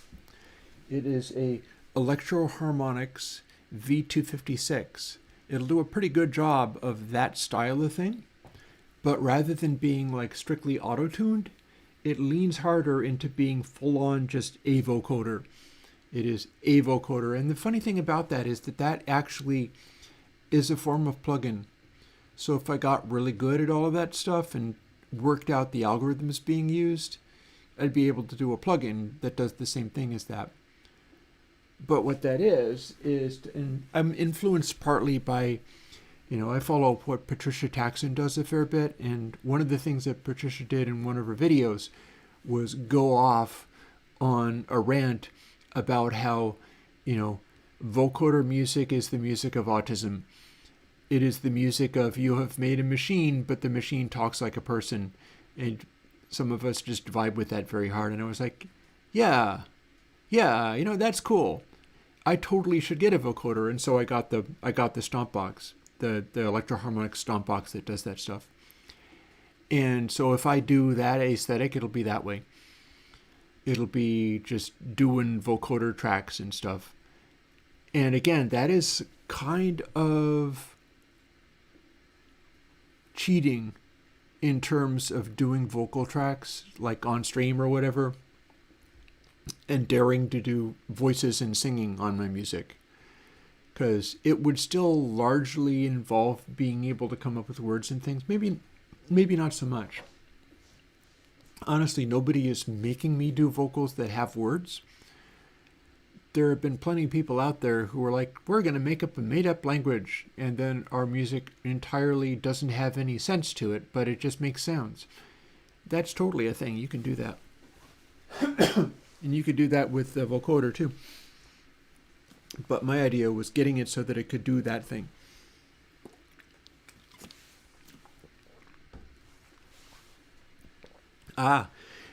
Salt and Seal? I did not know that Trans was heavy into vocoder, but that's totally cool. I like that. So let's see. We have Bezi Q3. And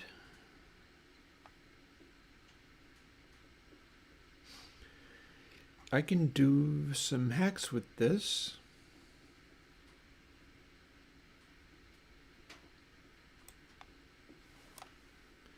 These are my two frequencies.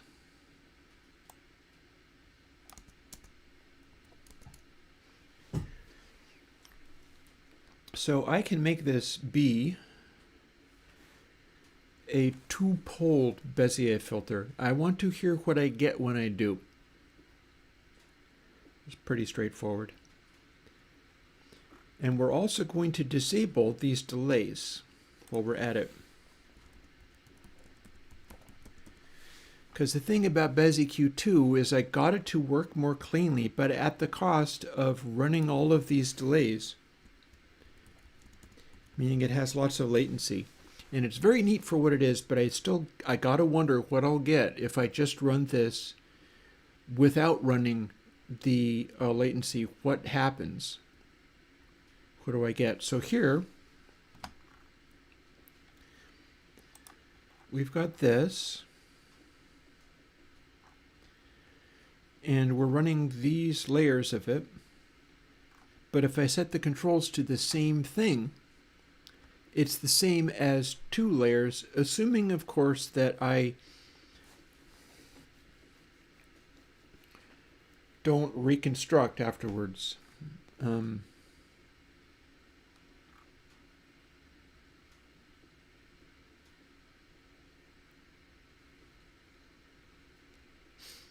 Or maybe I could. So when I talk about layers and when I talk about reconstructing, I'm talking about using the same technique that I use on the filters.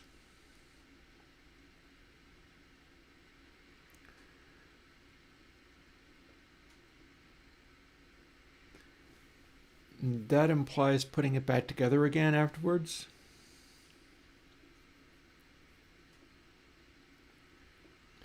And I'm sitting here staring at this, wondering whether that's what I should do.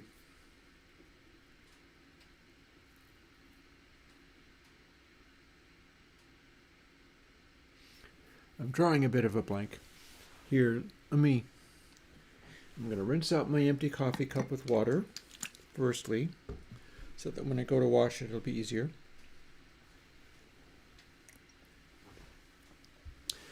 Tiny extra bit of coffee from doing that, but not really.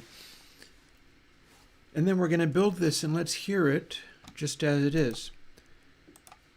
Because this business with trying to do a console 3, one of the things I'm thinking of is I need to revise the compression. And I'm going to be doing some of that today as well, is getting into Dynamics 3, which was originally just straight up only the compression out of console H and console X2. But now I want to use it for the upcoming one. I want to improve it, and I'll put it out, and then the new console will come out using that.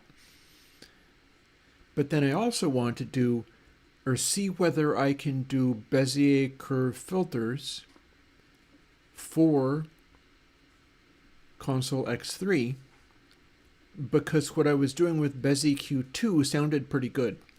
It sounded pretty good when I did it. And I'm just wondering whether I can get this to be good and work.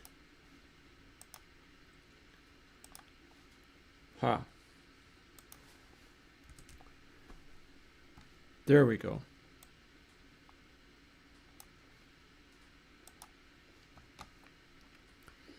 And you know what? Let's also open up a different file so I can hear what I'm doing. Let's open up a file from somewhere else. Not there. From here. We'll go to the bottom and we'll open up this track, which has heavy bass and stuff, but is sort of organic instruments rather than electronic instruments, because I can hear around how that works a little bit.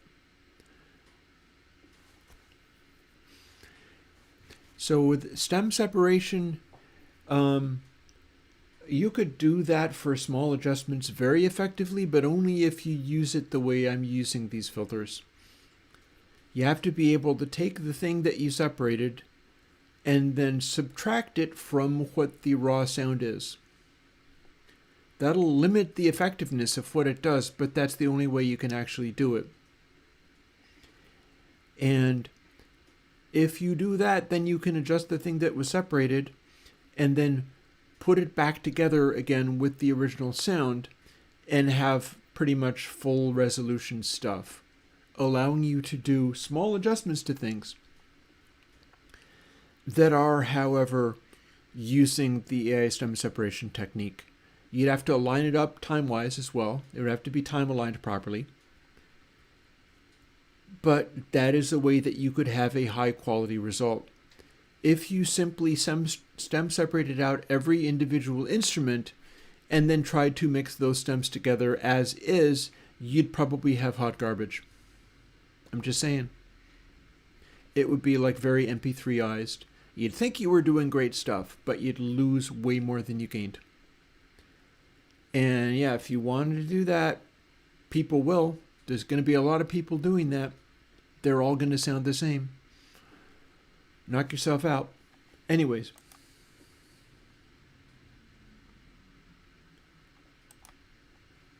Here's where we had. Let's see.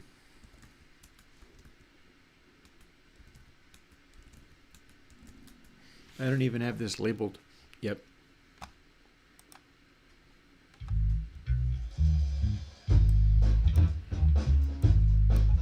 I'm going to just loop a section. So this has some heavy bass. Bass is on E currently. So I can make it go away. Or boost it.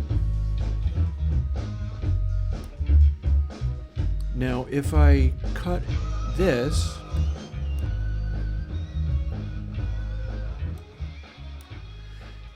they're kind of the same frequency.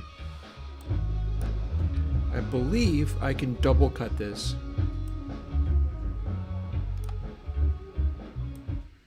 Silence. So that's a sort of mid-range cut.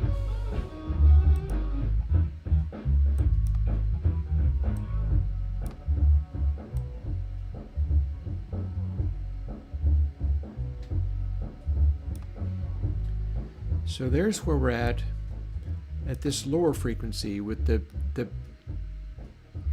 Bez EQ cutting twice.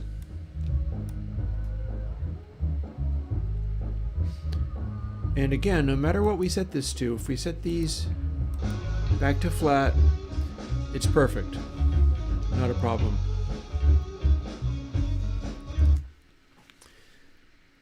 So what I just heard was not necessarily that clear. When I say not that clear, what I mean is when I'm doing this style of filtering, what I like to do is stack these filters up. This is what I did on those guitar things, is you would maybe only be able to do a tiny little move of the frequency adjustment being made because there were very low amounts of roll-off. But then after doing that one filtering, you would reassemble the sound and then you would just run the same thing again.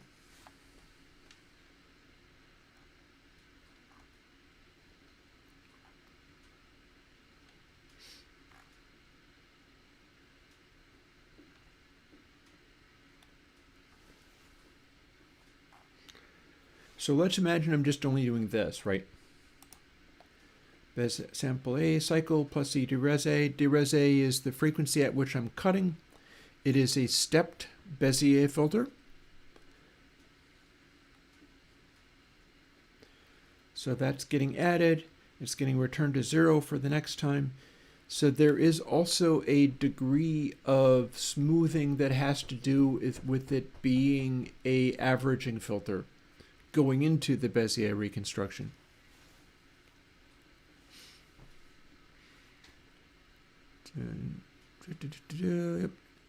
Oh, there's people doing the AI isolating of individual elements and literally everything.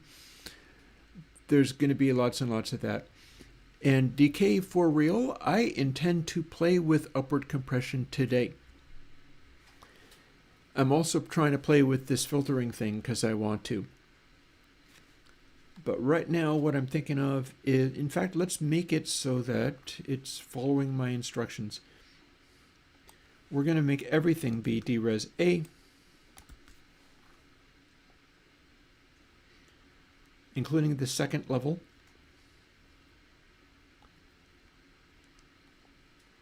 And so now we've got treble L equals input sample L minus mid L. And then we've got mid L being this. And then what we need to do is this type of summing on the end. But it's going to have to change. So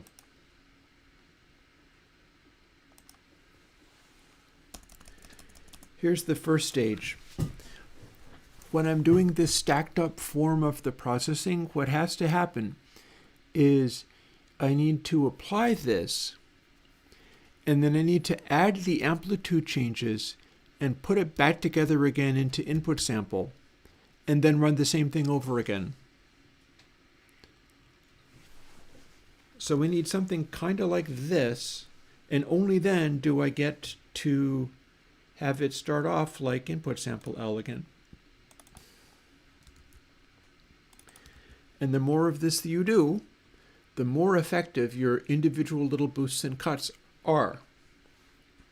I'm doing it with biquad filters. I'm doing it with the angle filter for all of my guitar effects.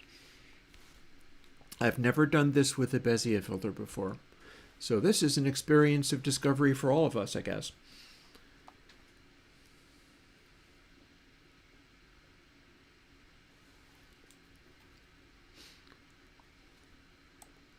Hi, you can just be directly copied over to here. In fact, so can this. And this doesn't have to get redefined, but that lives here. This can just go away, that can just go away. We're not going to do the pre-delay stuff anymore.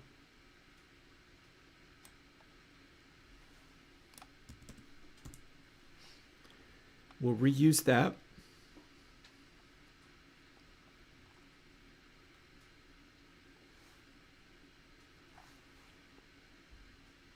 We'll reuse this. We're reusing all manner of stuff. So we're taking the input sample again, exactly the same as we did before. I might even be able to set it up so that it is visible just how the same all this is. Goodbye delays. We're not doing delays anymore. And let's see how visible we can make it that this is doing the same thing each time.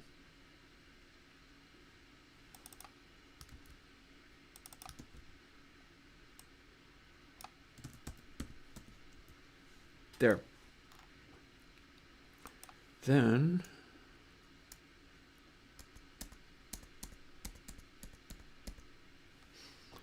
so there's a whole set there. There's this again. Then we don't need to redefine this. There, see how that's the same? And then that doesn't exist anymore.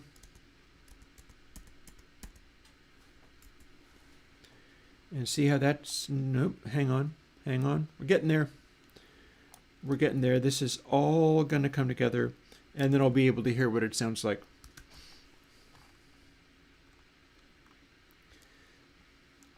So what I have selected here should be exactly the same as what is above it, except for it's a different buffer. It's Bez B rather than Bez A.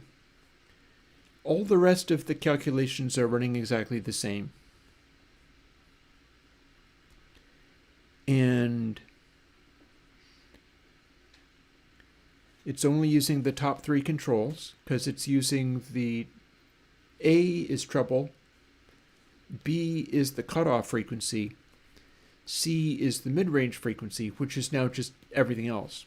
and we're no longer doing an additional crossover. We're stacking up the two crossovers.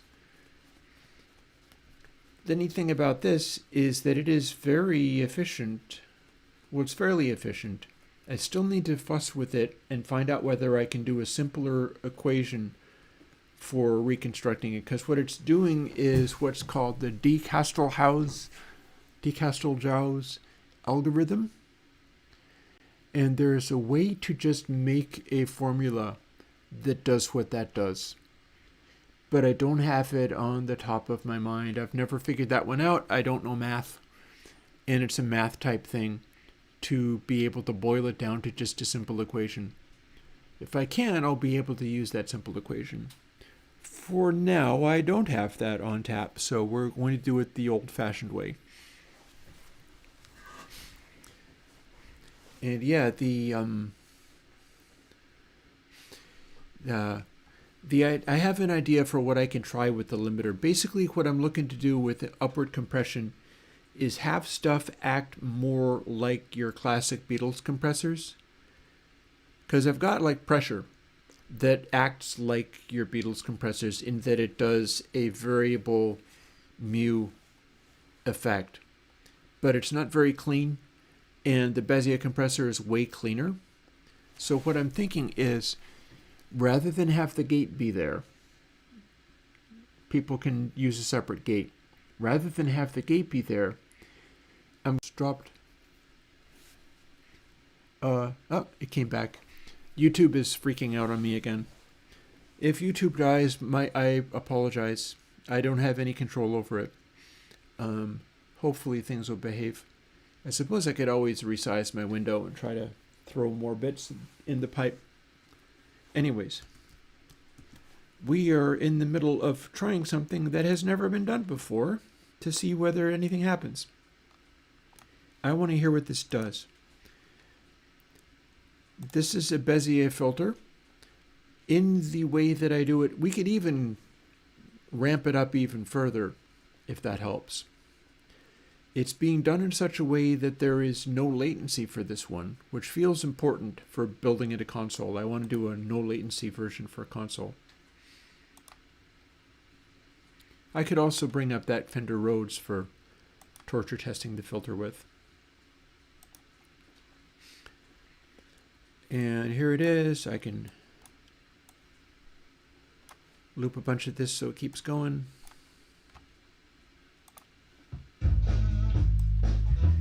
That's now turned off, so this doesn't matter. And we can cut the bass. That's pretty strong. Here is now my filter cutoff. Okay, I'm guardedly. And this is doing that thing where it's stepped. So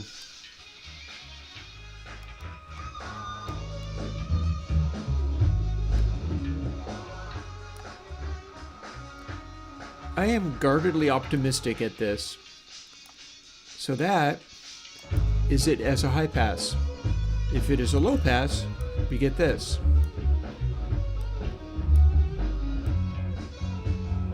Ooh, interesting. Okay, so we can cut this to 0, but then high frequencies come back. But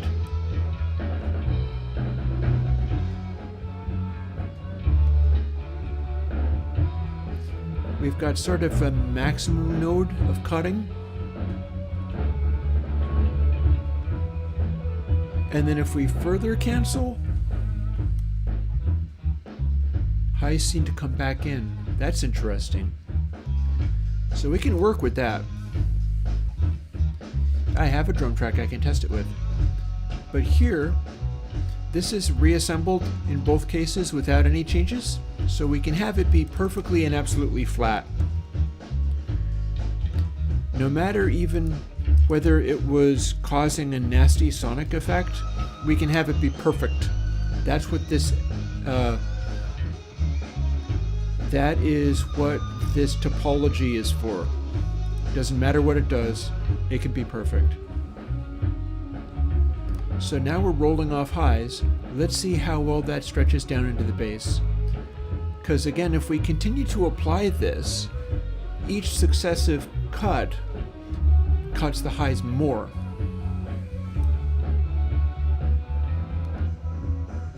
Oh, okay, that's interesting. That sounds weird.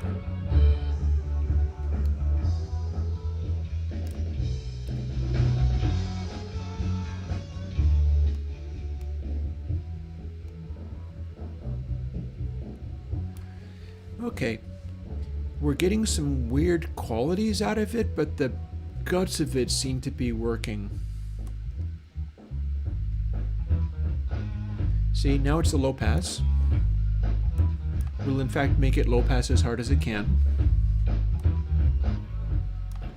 And we've got these little stages because it's stepped, because it's not continuous.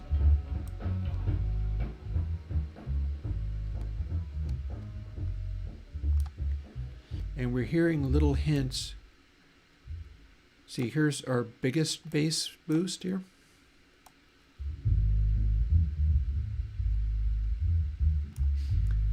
So that's pretty steep with only 2 bands. Only 2 stages of the Bezier compression gives us this. You can probably hear this bass a little bit. If not, if I go over to the wood stove cam, you totally will.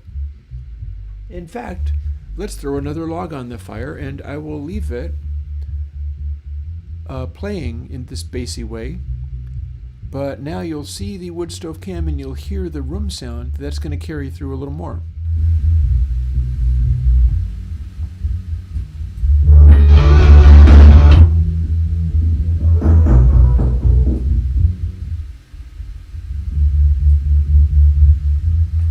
So here's our sub-boost version of it, heard through the room cam. That is filling the room. This is subwoofers only, baby. I feel like, oh, and I forgot to do the damper. Oh well. No matter.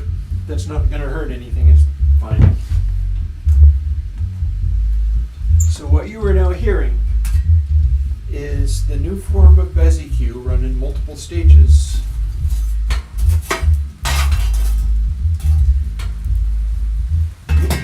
Maybe I'll do a version like the guitar filters where I've got additional layers on it.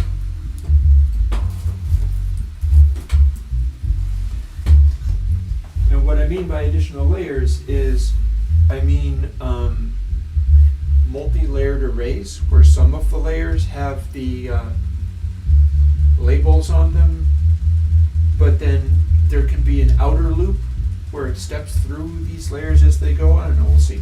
We'll see. Because I also like writing stuff out longhand a lot. Here we go.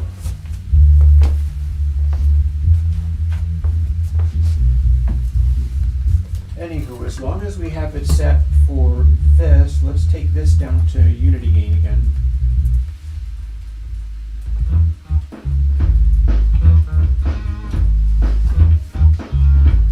So now you hear through the room cam, which lets you hear the deep bass better. So that's why I'm leaving it on that for the moment. Now we're going to run this down, still leaving it on room cam. But this is the Bezier filter, as heard through room cam. And this is what it's like when I start rolling off other stuff and leaving only the bass.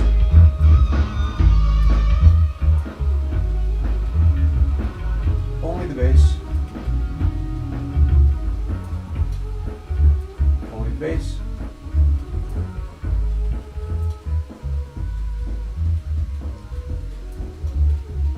And then we can kind of hear a little hint of sketchiness in there.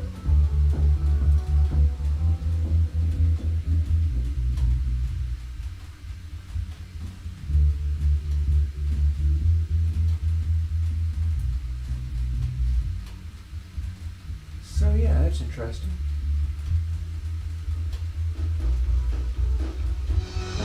And then full volume again.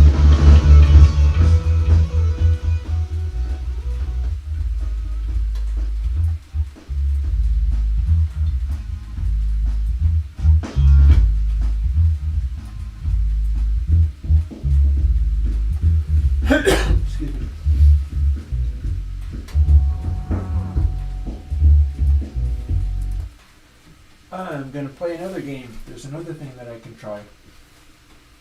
Back to Cam. There's another thing that I can try, and I can try not having it be stepped. If I have it be continuous and not stepped, it will have that funny artifact the entire time. But maybe in a way that's actually good. So let's see. And you know something else? Copy, paste, paste. Let's make a whole other layer. Let's make it triple or quadruple. Quadruple. Ha ha ha. So check this out.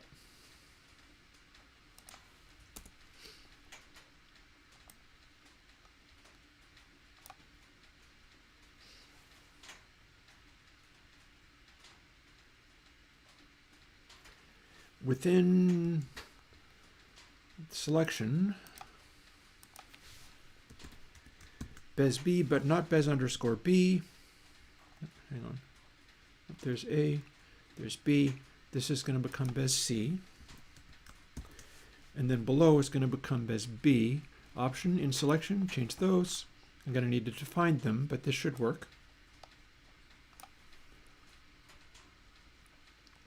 Then bez B, this time bez D. Option in selection. There. That's more even than there were before. So now we're going to C and D. C, D. And we also need to do this bit. Well, technically we don't need to, but we can. Do we need to? Why is this? That's just my count.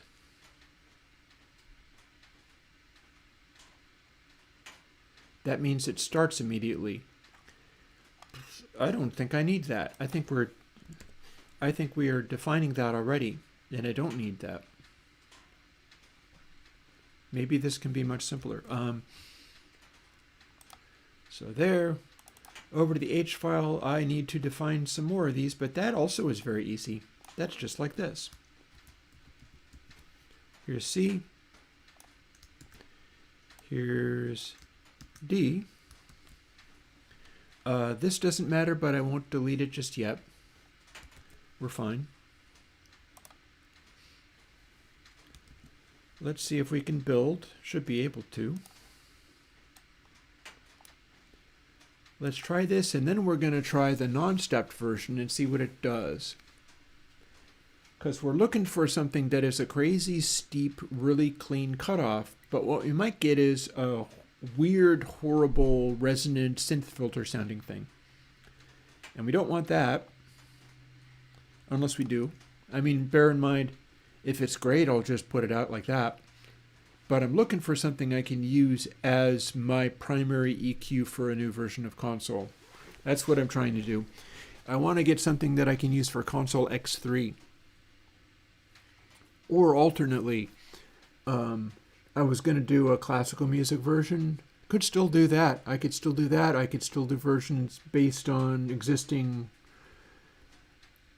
analog studios and stuff. I was going to do, it would make me sad to do like Airwindows console compass point, because that would just be MCI and certain kinds of reverbs to get the same vibe as what those rooms sound like, or what classic albums at a compass point tended to sound like.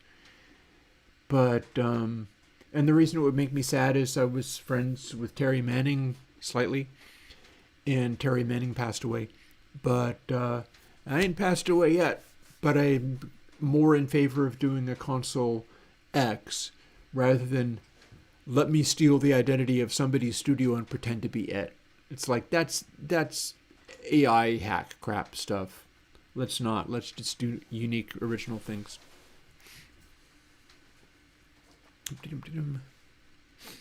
So let's see. Oh, speaking of Airwindows clippers, Clip Only 3 is coming out this coming weekend. I don't blame anybody for waiting for that. You could wait for that and then try it and see if it was better than a Lavery Gold emulation. Just saying. Let's see. We have made it. Have I? Well, no, I have.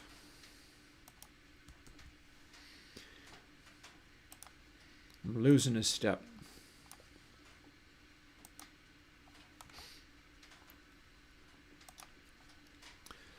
And now I can, let's see, open the same track as before, open the same plugin as before. This should sound interesting. What do we got? This is now 4 layers of Bez EQ. Oh wow, okay, that's strong.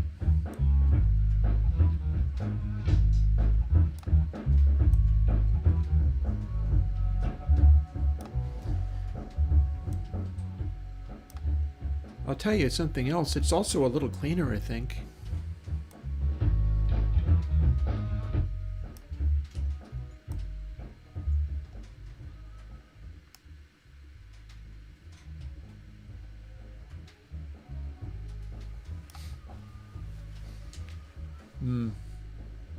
I feel like I'm losing the volume in the extreme lows this way, though. Like, here's next to nothing of it. And then we're already filtering it quite hard now.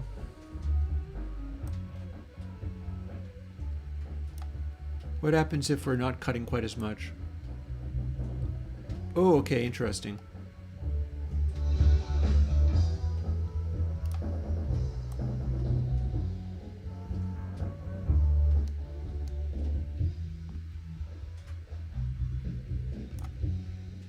Okay.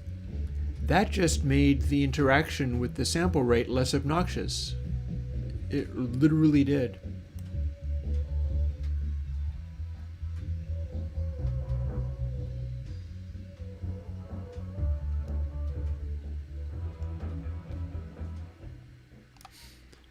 That's interacting better with the roll-off than it was.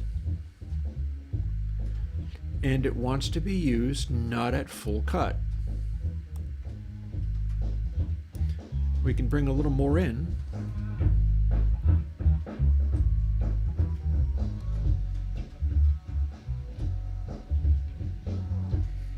And it's got that little flexibility. It's got that little flexibility.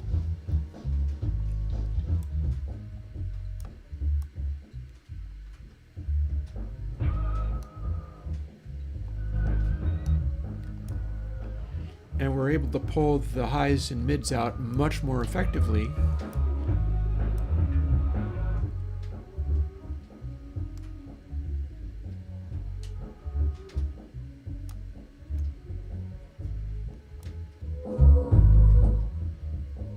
Oh, and we get more boost, don't we?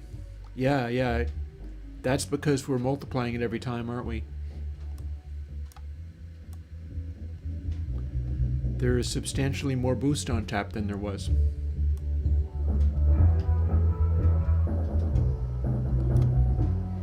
Okay, so that's what this steepness of this cutoff sounds like.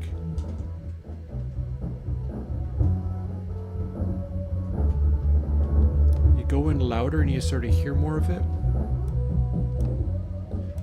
Okay, so that's interesting. Learn something.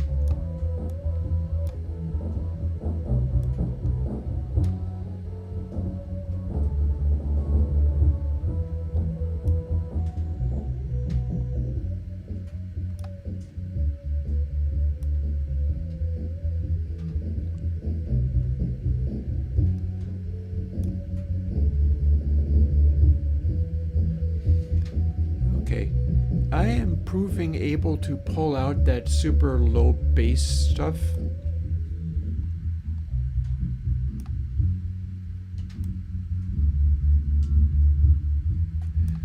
That is just a sort of thump.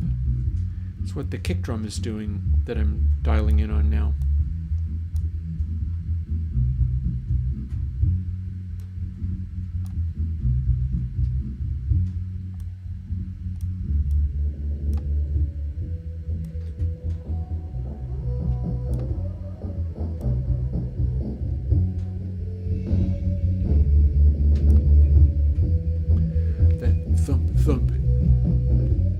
very hard to pull out.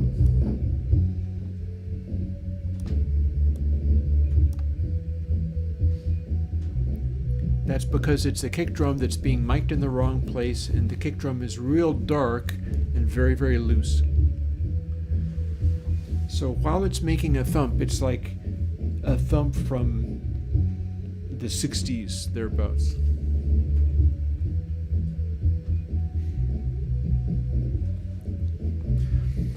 Yeah, clip only 2 shouldn't make things slightly brighter unless you are literally clipping, at which point you are hearing only the clipping, and if you feel like it's making things slightly brighter, you're clipping and you're clipping the lows.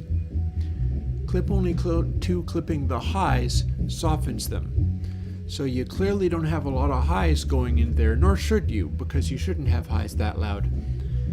But, so what I will guesstimate is clip only 3 compared to clip only 2 will act slightly different that way for you. Whether it's enough is another question. For your particular purpose, it's going to vibe a little different than clip only 2.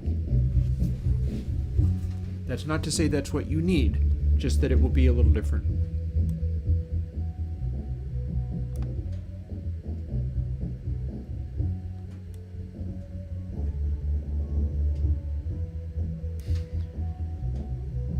Yeah, that kick drum thump is very hard to pull out.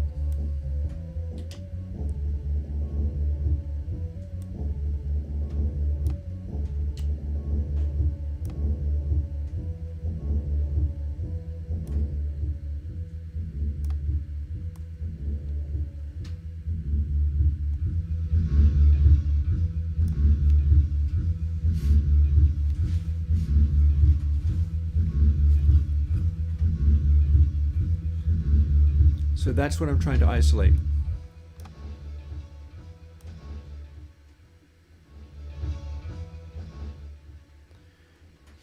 Okay, I've set it too low in frequency to be able to do it. How much higher do I have to go to start hearing that?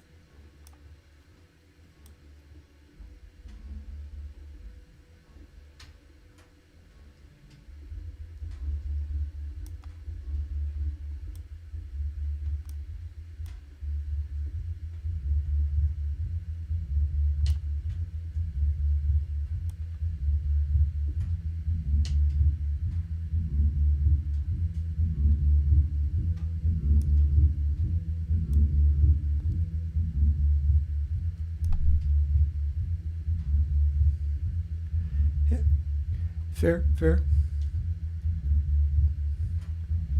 I like making things sound rude slightly differently than that, but there you go. I mean, the whole point is for everybody to have their own slightly different opinion on how things are meant to sound and how stuff goes.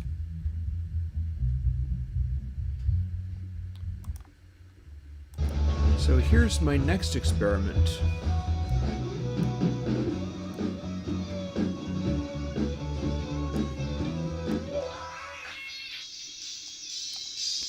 How does this stuff sound, canceling out everything but highs? Here is BASI Q3, the way that it's running, isolating only highs.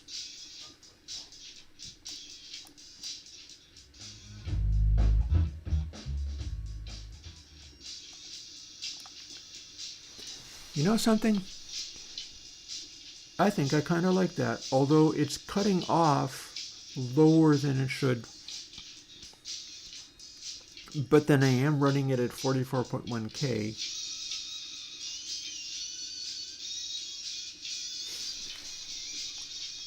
Okay, so let's stop that for the moment and open up something else that isn't 44.1K, because that's bound to be limiting, and I'm comfortable with it being limiting. This is a whole operation we're doing here, so it's okay if it's not working quite the same way. Right, original drums, there we go.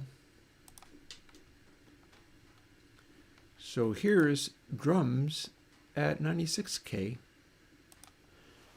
Same challenge.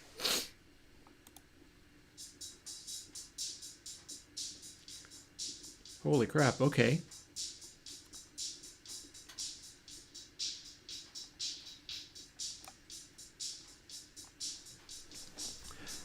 That's pretty good isolation, I'm gonna say. I'm pretty happy with how that's going. Wow. Nifty.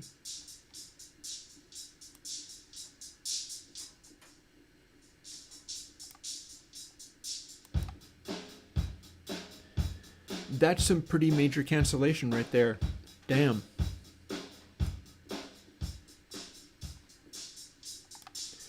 Cutting all the bass and leaving only treble. That is most definitely only treble. Now, what does it sound like when we start cutting out bass? I don't have a bass guitar anymore, but and using it as a high pass. Does it sound cool used as a high pass? Remember, this is not using any of the delay tactics that I was using in Bez EQ2. This has none of those delay tactics.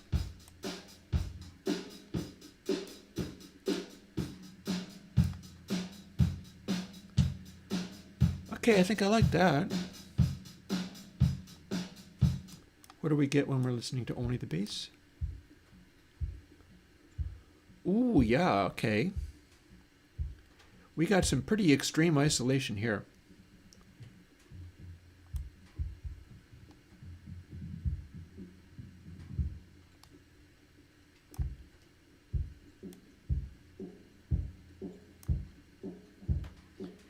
I didn't expect this isolation to work this well. That's neat. That's neat. Yeah, Jonathan, bear in mind the ceiling, you got to watch out for the ceiling because in some of these cases you're going to get intersample peaks going high. But clip softly isn't even the kind of thing you're talking about. Clip softly is a variation on a soft saturation.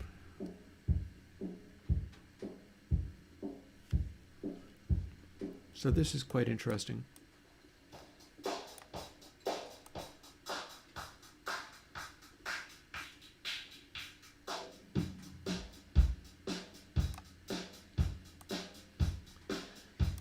Okay, so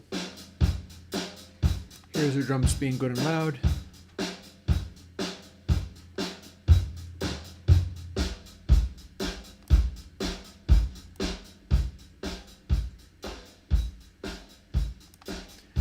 Wow, so we have a resonant peak behavior in there, which is very interesting.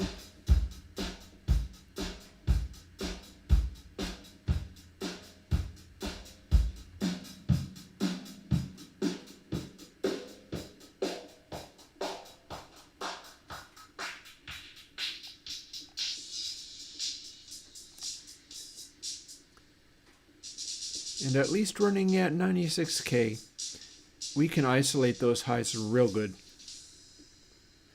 This is definitely enough range to do a 4-band with it.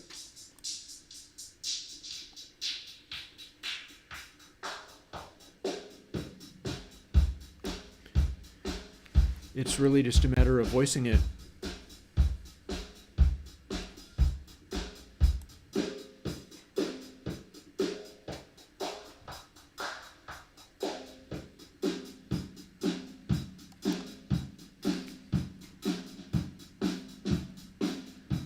And I like the way it's kind of, if I'm using it as a high pass to tighten up the lows, I'm liking the low frequency kick I'm getting out of that kick drum. It's really redesigned it a lot.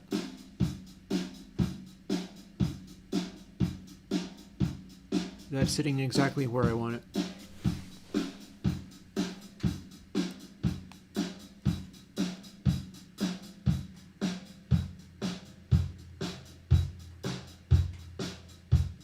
Oh yeah, there we go.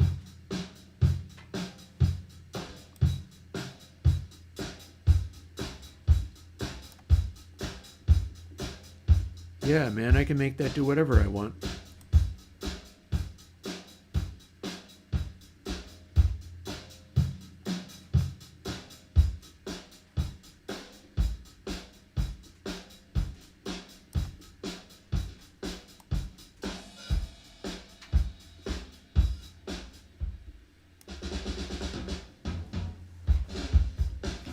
Yeah, and that's with a high pass. That's a high pass doing that.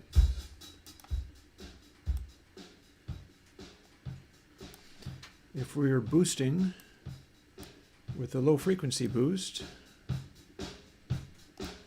it would act more like this.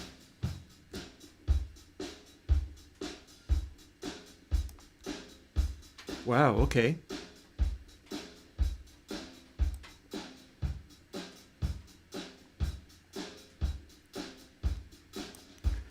And now let's take it up into the the low mids where we can hear it better.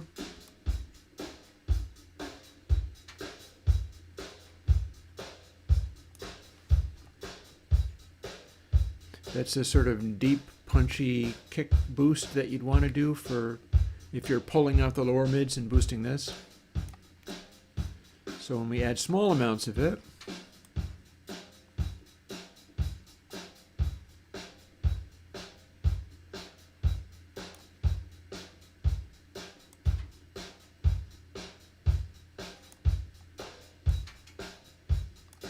yeah, okay, there we go. Neat. So 4 layers of that seems to be working pretty good.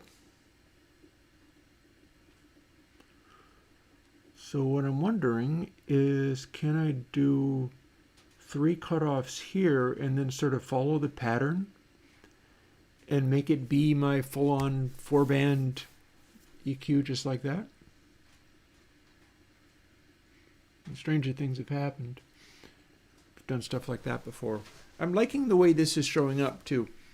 I'm liking the way that I'm being able to isolate better than I expect. Oh, there was an experiment I was going to do though. So let's see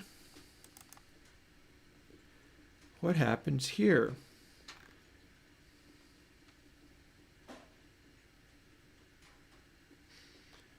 And some of this stuff we will not need to do. So hang on. So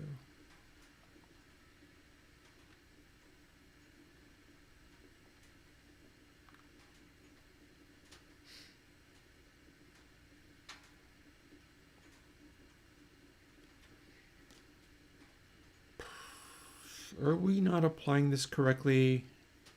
Hang on. Let me see. Here's our limit.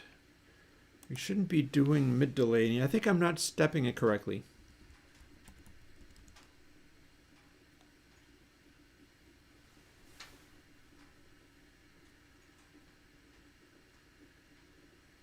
No, I am. So what's happening is I'm declaring mid delay, but then we're not using it as a delay. I've got that in there, and it is applying the stepped version of Bezier filter, but it's confusing me because it's marked mid delay or bass delay or whatever.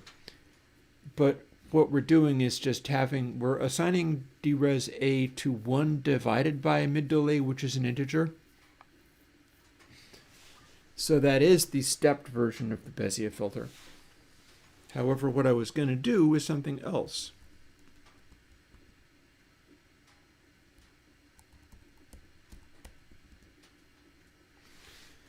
And in fact, this is pretty straightforward, that we're only using dres A, so I don't need to care about any of this other stuff yet.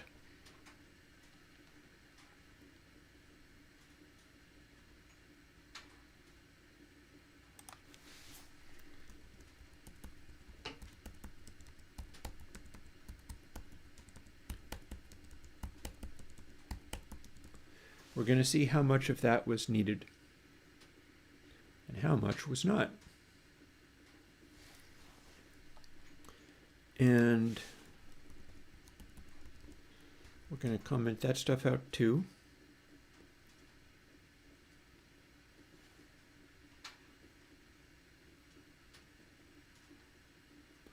And I don't think we're using the trim.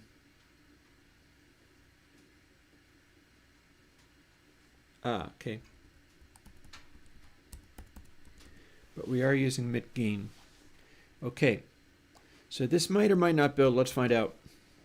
Up. It's not quite ready. So where were we using that? Okay.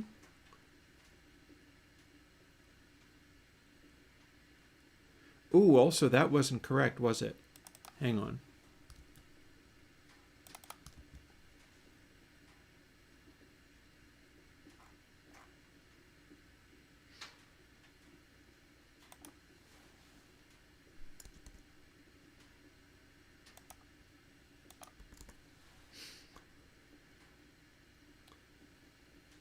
So right now I'm looking at a variety of weird little things. One of them is, so it's probably worth hearing this as it is. I was not adjusting things perfectly last time. So let's put some of this stuff back.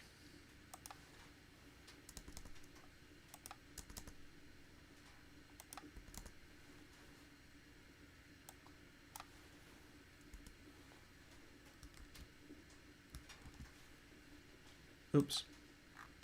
Well, now, where? Oh, there's another. There's another. Yeah, okay, so let's hear what this is like because I completely missed that one. My trim there was the wrong one the entire time, and so it wasn't functionally working correctly. So I had all of this stuff off. Now I've got it. So that had everything slightly off. We're going to now see what it's like now that it's actually working correctly, and only then can we play with the non-stepped version. I'm real curious as to what the non-stepped version is going to do, but this is the stepped version, and this should accurately reflect what the stepped version should sound like. So let's go back to the one with bass again. I could also do the Fender Rhodes, given that that's going to show overtones most clearly.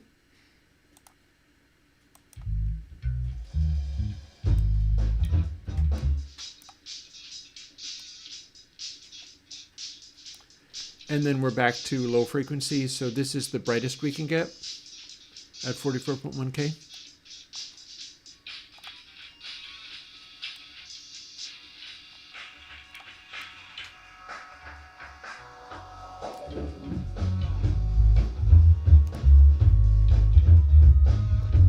Okay, that's reasonably nice.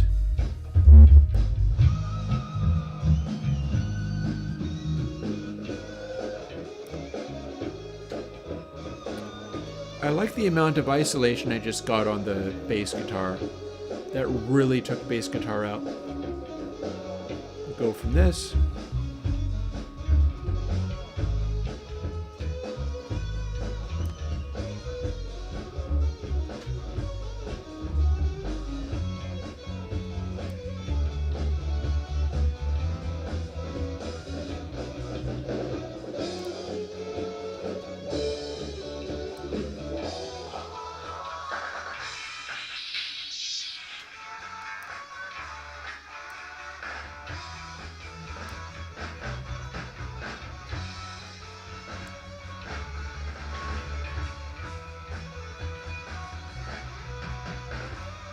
And now the opposite. What do we got?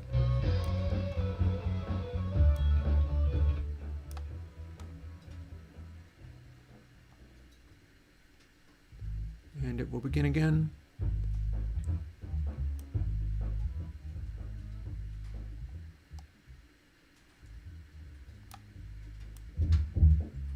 Oh, I keep forgetting I have a lot of gain on tap here.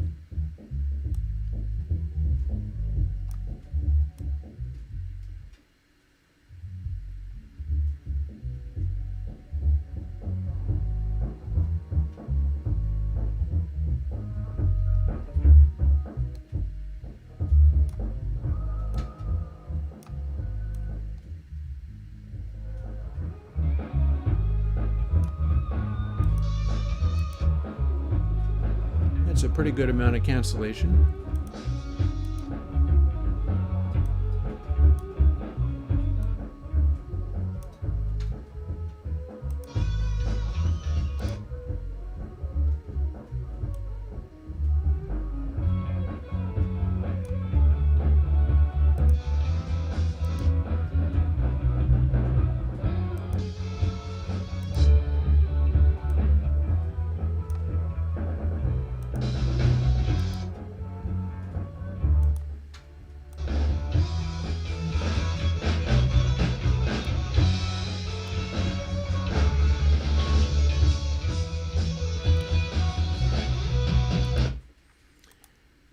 let's try the high res and see what that sounds like, because everything just changed. So in theory, it's all being handled a little better now.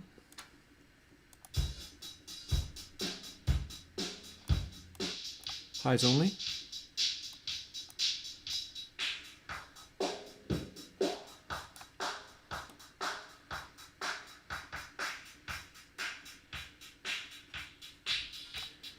You can hear my rhythm not being perfect there. This is a long time before I started practicing drums daily.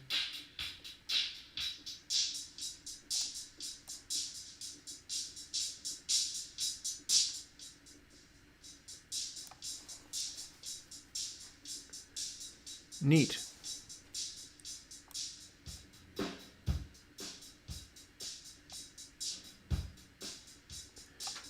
That's a good sharp cutoff, that is.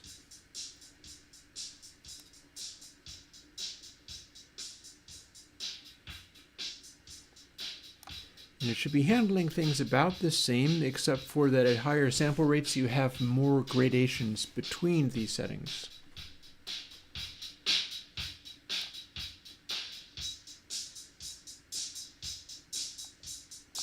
Here's the highest.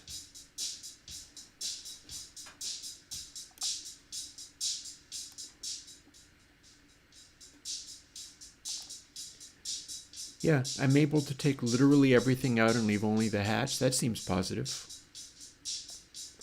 Like if you had a hi-hat mic and you were trying to isolate that and leave only cymbals, this would be a pretty effective way of doing it. It's leaving some drums, but really it's mostly cymbals.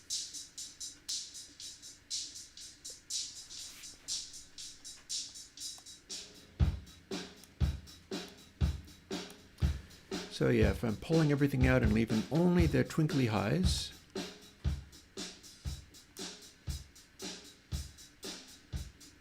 that worked immediately.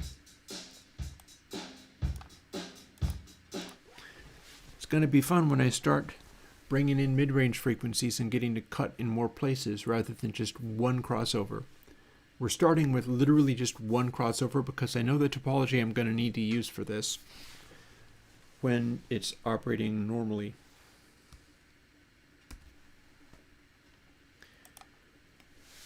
I'm wondering a little bit as to whether I want to not run 4 bands of this. And I'm also wondering whether I can benefit from trying to re-implement this.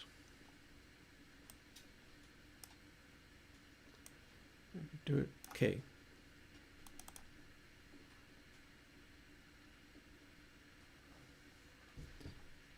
Yeah, that's not the part that I needed.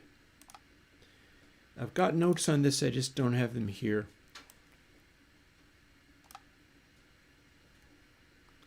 So that's a little frustrating. It's fine, but it's a little frustrating.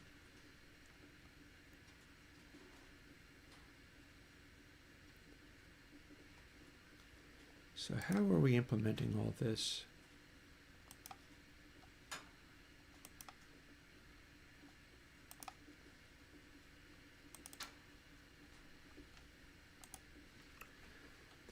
ABC, samp cycle, and total.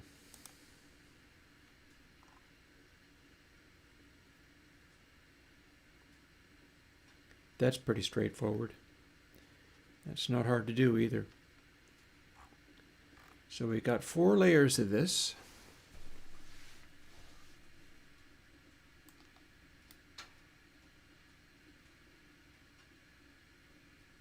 Don't mind me fussing.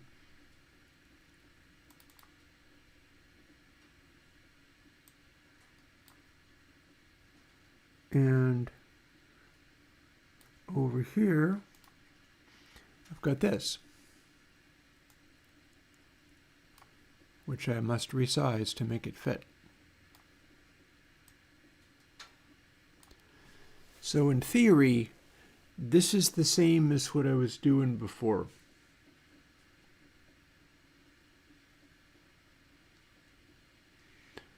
Bezier sequence of lerps, de Castle-Jau's algorithm. I'm trying to work towards the equation 1.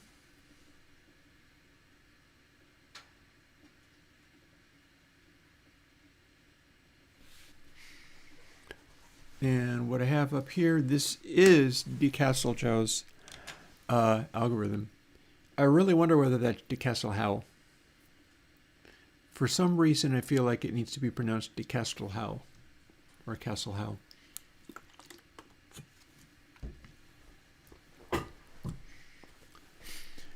Now, lerp version, basically what I did was I had Wolfram Alpha reformulate this for me.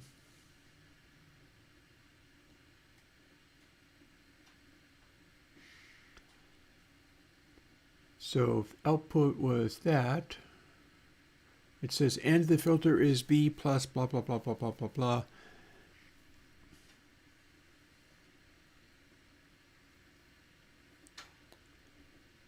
Yeah, because the way I'm doing that filter, well, now hang on, am I doing it here though?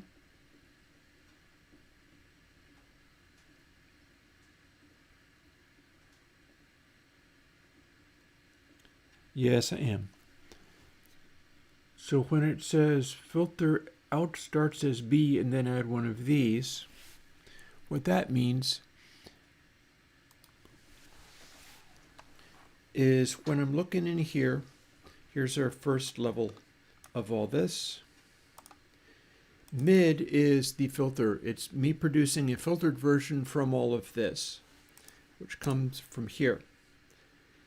And it starts as Bez A, Bez BL, which is the original value of like 2 samples ago. And then we do these things to it to alter it. And divide the whole thing by 4. So that's neat. Okay, don't mind me.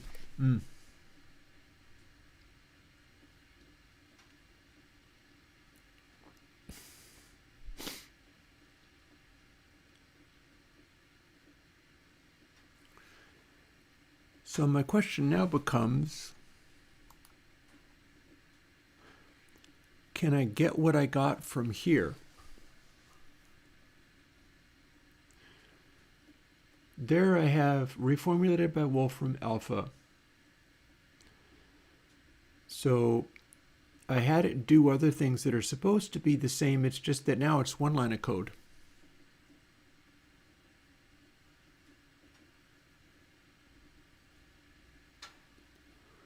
What I don't know is whether we're still adding B.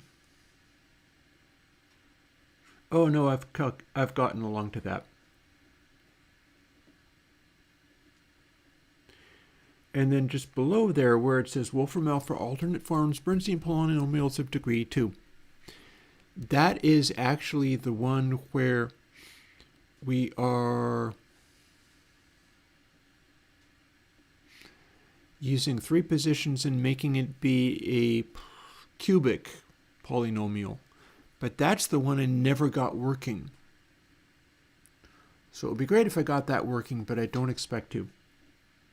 I've struggled with that before. Doing it from the quadratic seems a safer bet, because I know I've got this working. It's doing the things that I want. I'm just trying to do it in a more efficient way. And let's see. So there's lerp version. Here's that is in fact already reformulated by Wolfram Alpha.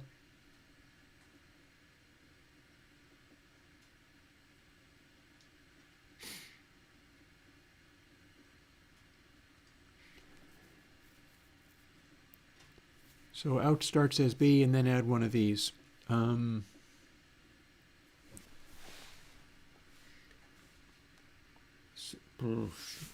I'd still need to include X. Otherwise it won't work. It's all very well that I can do this CBL, BAL, mid-L, etc. But That's still the Castle algorithm, and I'm looking for the simpler one.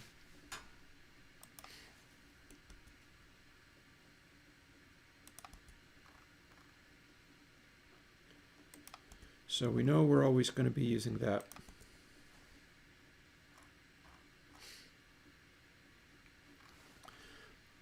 And we know we're trying to produce mid-L.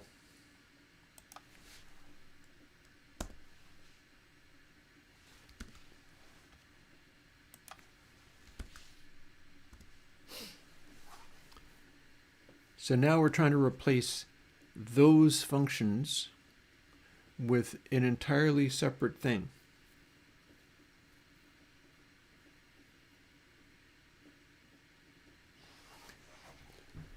And, okay. And Bez B and Bez C, looks like I'm going from Bez B. Yeah. So I'm calculating from Bez C, but I'm going from Bez B. Meaning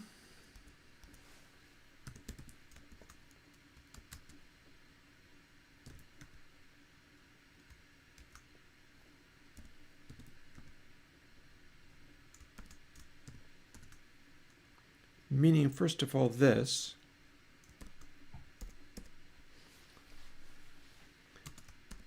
then plus these other formulations.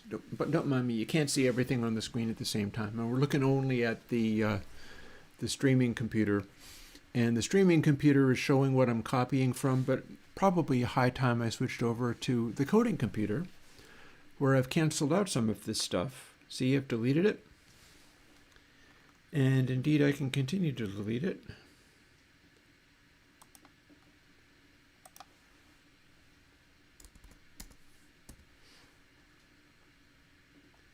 Let's also delete these other bits while I'm at it.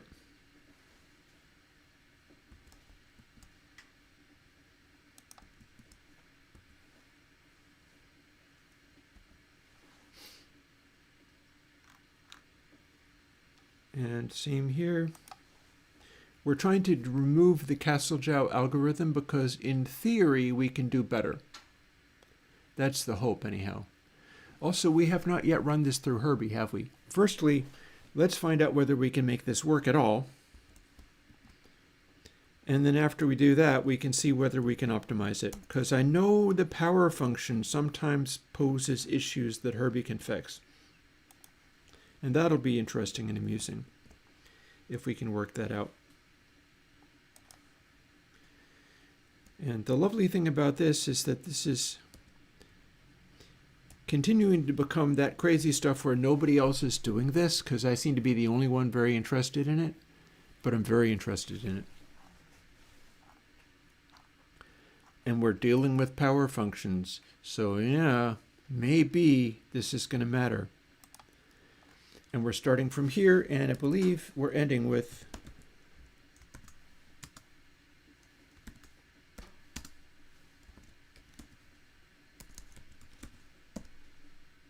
oops. There we go, got there.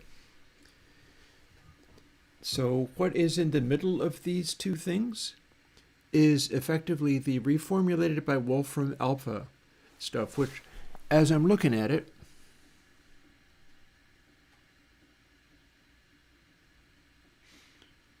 I'm still a little puzzled. T is a time factor.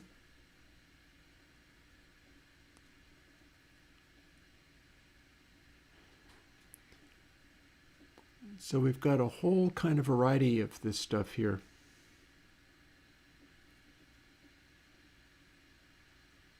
Some of which I've fussed with and sorted out. Like out plus equals a times t plus 2 times a times t minus a plus 2 times b times t minus 2 times b times t minus c times t times t. It's all these different little variations on it that are supposed to be doing the same damn thing. If it works, that's awesome. If it doesn't, it's back to square one. But the whole purpose is to not have to do the de Castle-Jow algorithm and hopefully do it in such a way that the computer can do it faster, easier, or in one phrase. So let's try copying one of those over to start with.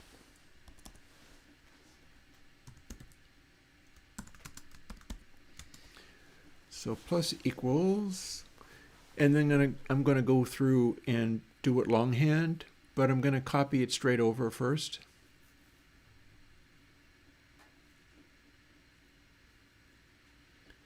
And I'm just figuring out how I want this to work.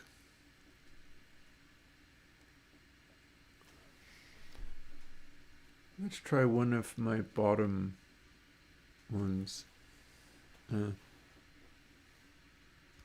Parenthesis A times T times T plus, what was that? 2 times A times T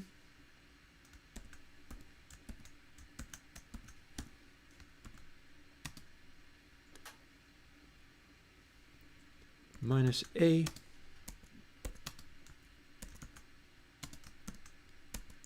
plus, I'm fumbling all over that. I looked between two screens in order to get any of this done.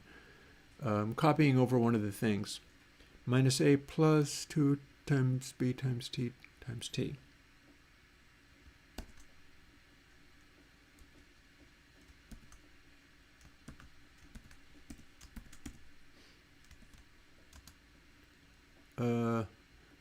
Minus 2 times B times T.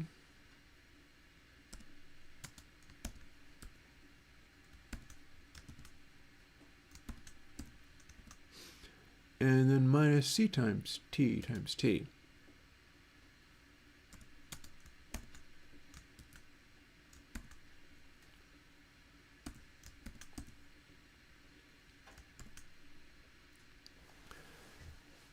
So in theory, that is a something.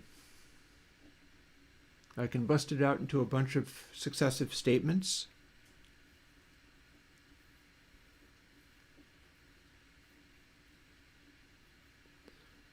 Or just stack them all together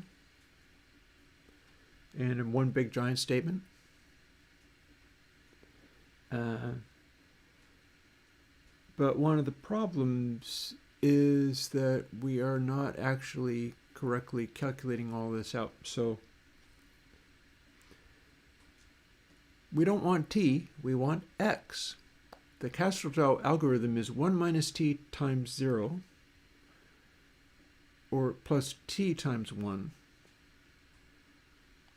So we got 1 minus x, and the following times x. So here we got to change all versions of t to capital X, because that's the value we're actually using.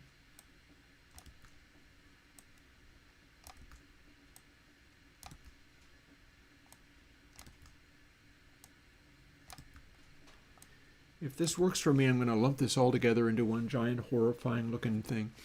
In fact, all this pluses and minuses, we can start with that.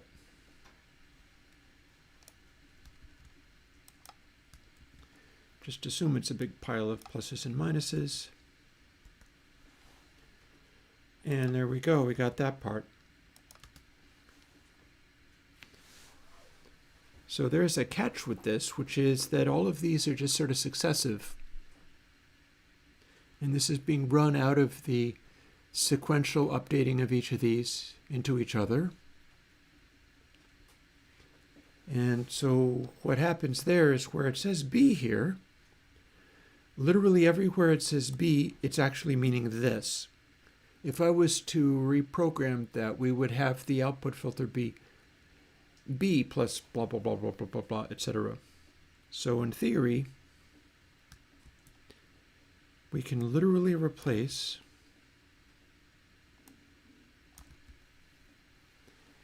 B with that.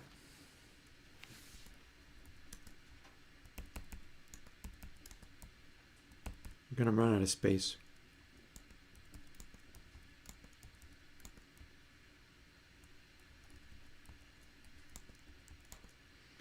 I'm also going to turn these 2's into 2.0.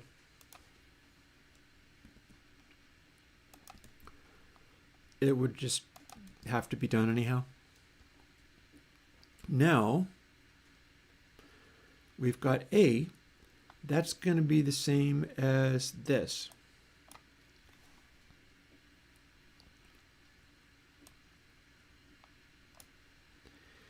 A here is the same as bez A, bez AL.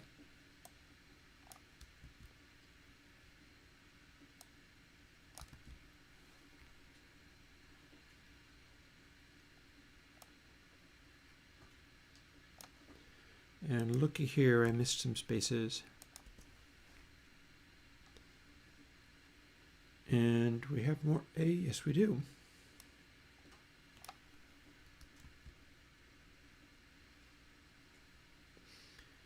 And then lastly, there is at least one C, bez A, bez CL.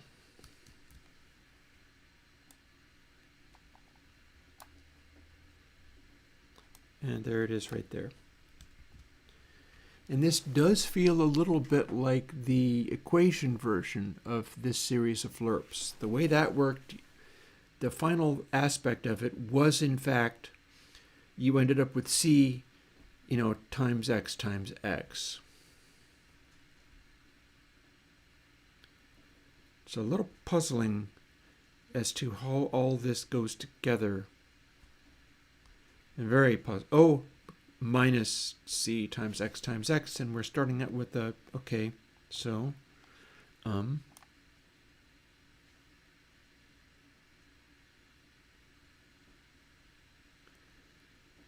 C being the oldest one, A being the newest one, it seems like it kind of makes sense. I mean, it's all very easy for me to say that, but in a sense, it doesn't seem like it kind of makes sense. And it's certainly a huge, ugly statement, but all the same.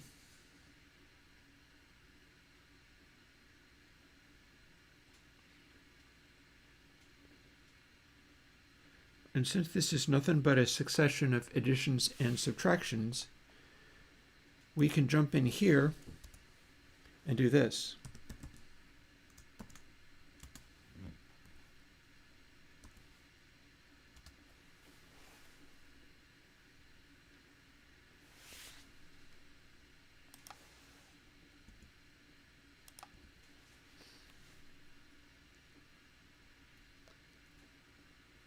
And in theory, that'll still work.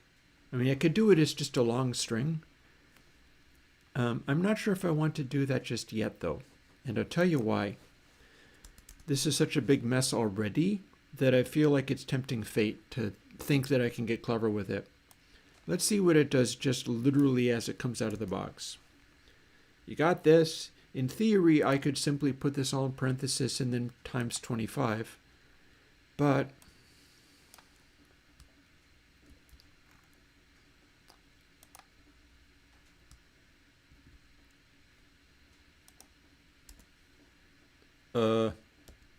didn't mean to do that.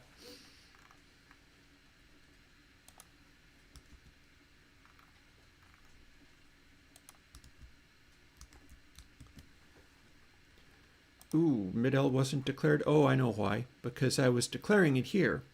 So you do have to, in fact, do that with it.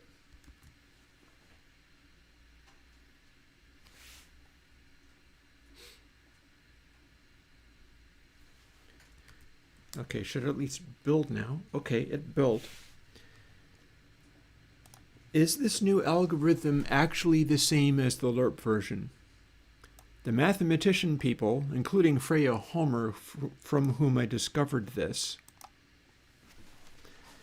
are all very excited about doing it as one big algorithm rather than the lerp method. The lerp method is primitive, but in theory you're supposed to be able to do better. And I'm assuming that it runs better, like it runs faster or something like that. But in order to run faster, it has to first be able to run at all, so I must now test this to see whether it does what I think it does. If it does, then I've just got a new thing for literally all the reverbs as well as all the Bezier things. And that seems cool. I'd love to be able to improve upon all of that in a way that doesn't change anything. Here we go with the new thing. Let's see whether it even makes a flat or it works at all.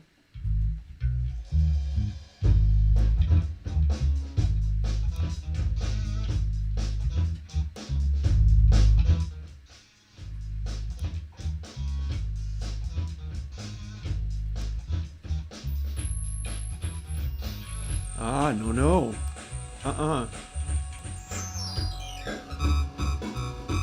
No, that's not the same thing at all, is it? That's not the same thing at all. So what happened? This is why I didn't delete this stuff. I'm trying to figure out what the hell happened.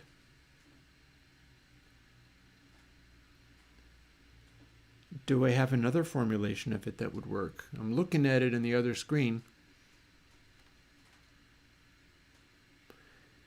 All I've done here is proof that that doesn't work.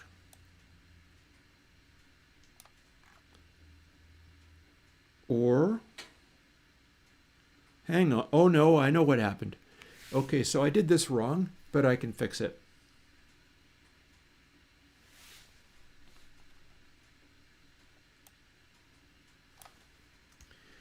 We just never really ran it in each of the individual filters.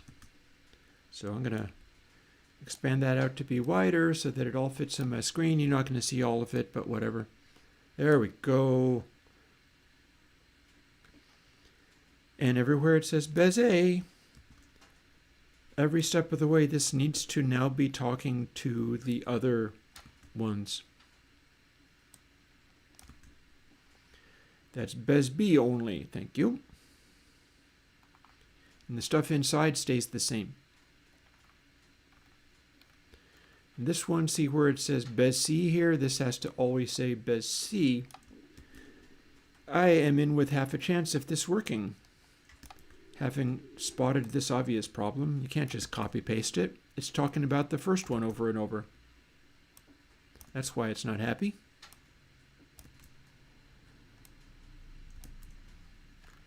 Silly me thinking it would be that easy. You might also see why this would be the place to put in another layer of loop and be able to do as many stages of this just by iterating through it, because it's following a simple A, B, C, D pattern. That could also be done with another bracket in the array and just running a multi-dimensional array to do it. Well, shucks. That should cover it. I mean, it made a noise. It just wasn't the right noise. So let's see whether we're in with a chance.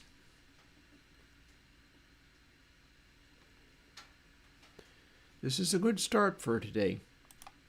This is not the whole day, but this is a good start for the day. Alrighty. Here we are. We know what that sounds like. We know what it sounded as we left it. Now what does it sound like? Horrible.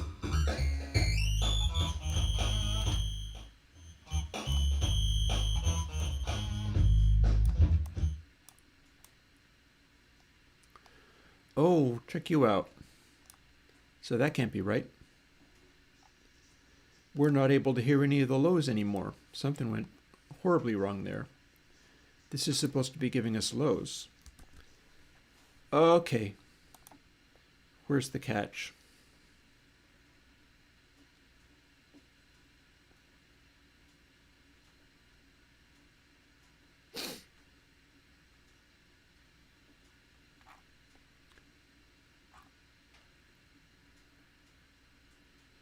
Where's the catch?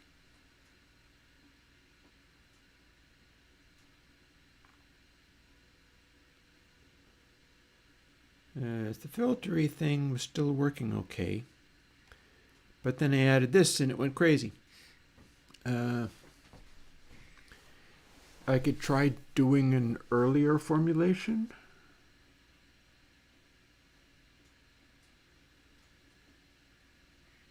I'm looking at alert version. So this is an elaborate alternate form. Is not working. Is not working. It's making a noise. That's cool, but it's not working. So maybe what I need to do is look at the Wolfram Alpha LERP version.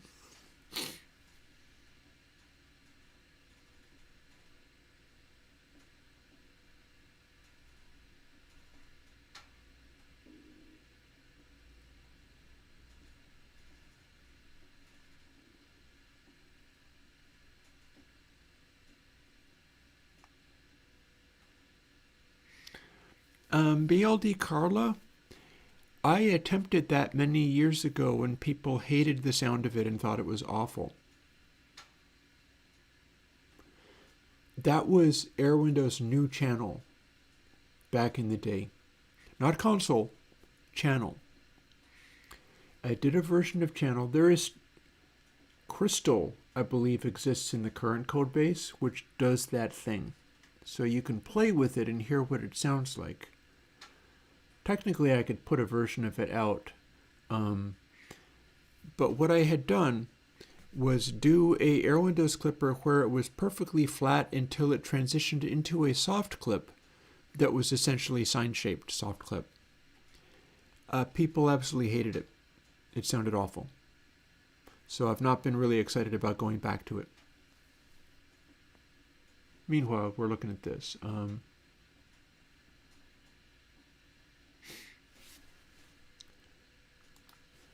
We are looking at this. The thing though, so Carla, the thing about it is, if you have purely a hard clip, as in clip only, everything's basically flat. And then there's another behavior once you've gone beyond the hard clip range. Clip softly is like using one of my sines or pure saturation. Clip softly is like that. There is no onset threshold.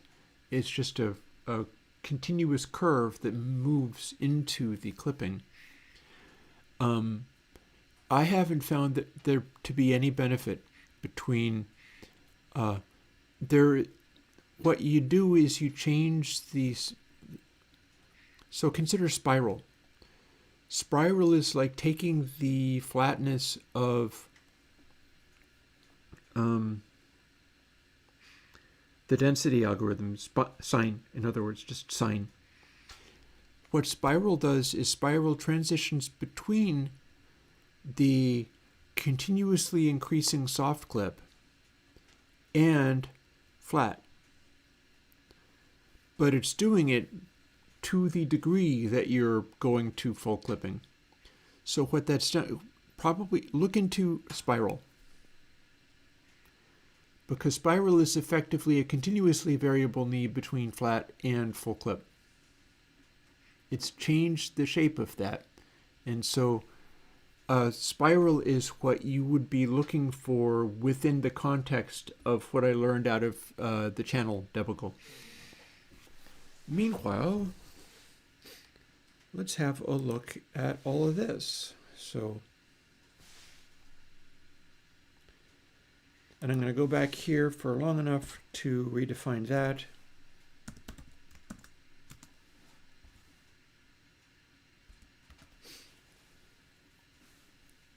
And then I've got my code that didn't work, but I'm going to attempt a different formulation of it, having just done some of these details. So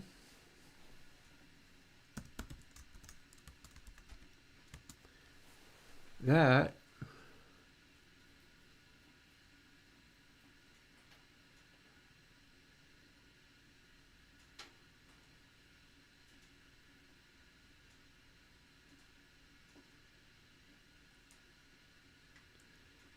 I could attempt that to be a times 1 minus t times 1 minus t plus b times 2 times 1 minus t times t plus c times t times t. I also do wonder whether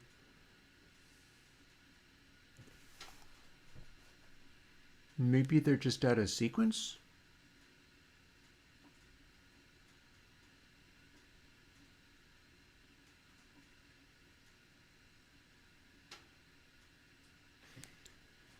Could these just be out of sequence?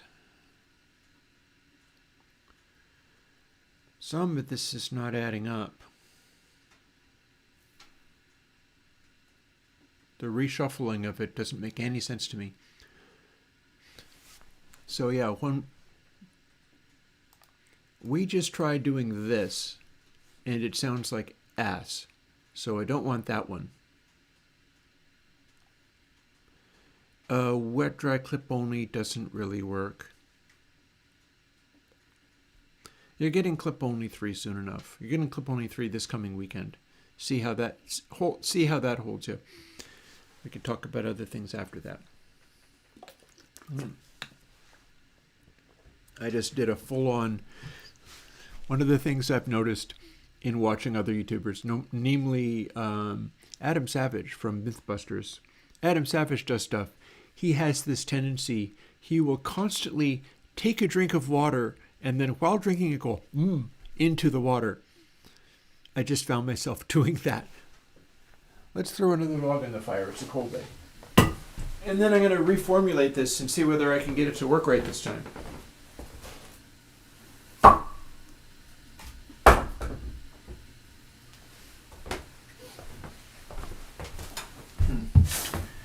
Got a lot of reformulating. Because there's another possibility, which is that I'm literally just putting the things in the wrong order. Is very much a possibility. Like maybe I've got them arranged backwards, and maybe it'll make better sense. If I do it in a simpler form, it'll do the same problem, and then maybe that'll show me that I have it backwards. Damn if I know why it needs to be done in this very complicated way, though. I feel like if I have less equations probably means less hard to do. The thing that I've got below looks just unpleasantly goofy. The Wolfram Alpha alternate form.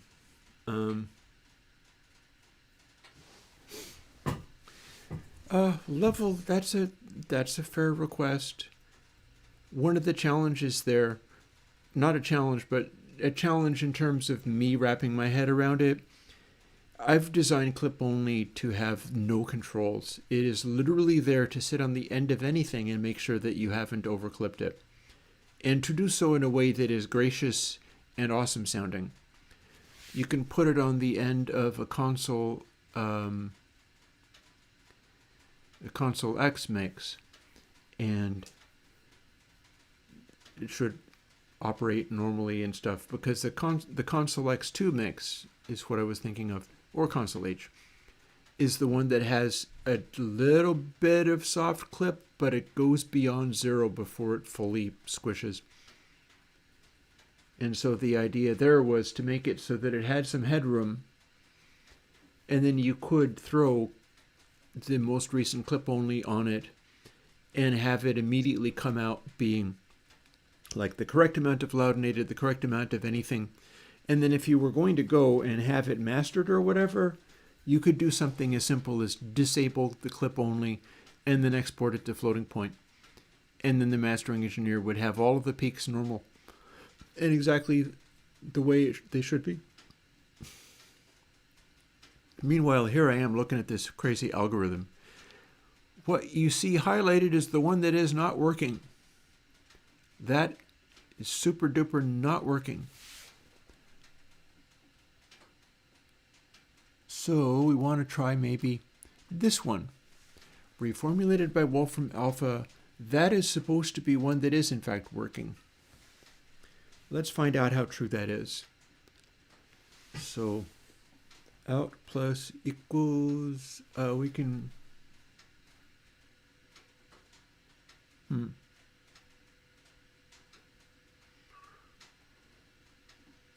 Okay, that's one with entirely pluses. So that seems good. This is probably going to tell me whether or not I have it backwards. I can totally experiment with it just in that light. And in fact, some of this stuff I can copy straight over from what I have earlier.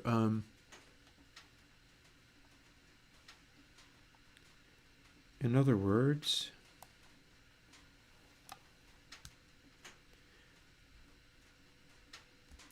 we're not going to use this directly, but it's a little bit like what I'm going to use.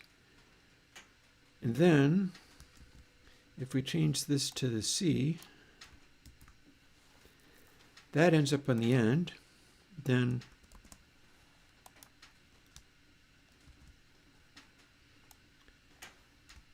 B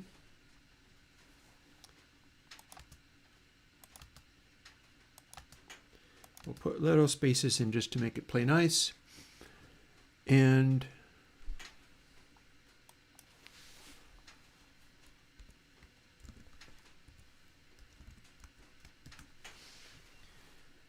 this is what you want here.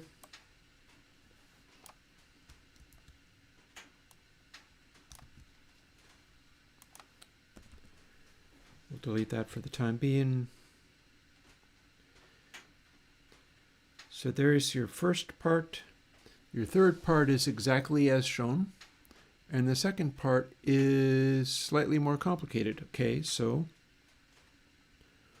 it's still times stuff. One of the times is x on the end, but the other times is times 2 times 1 minus t.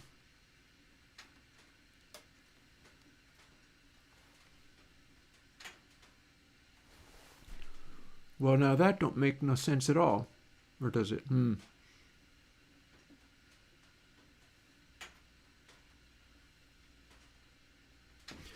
Well, we can but try. 1 minus t is exactly what this wants to be.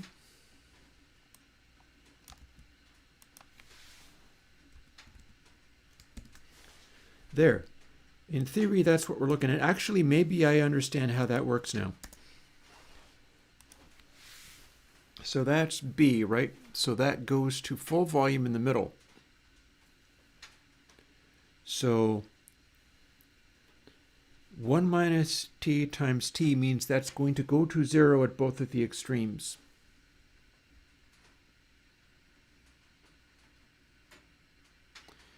So for exactly halfway, that means it is... So how does this scale? I'm not sure I know. I think we're going to try this and see whether it works.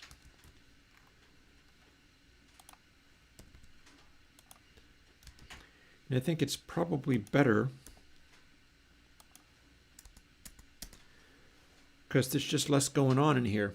This is not as complicated as the other one.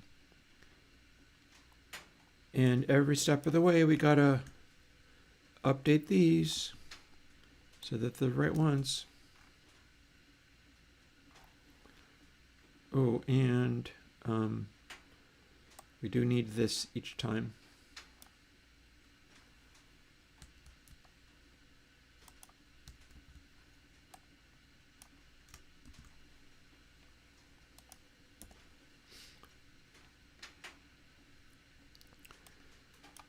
So same deal here.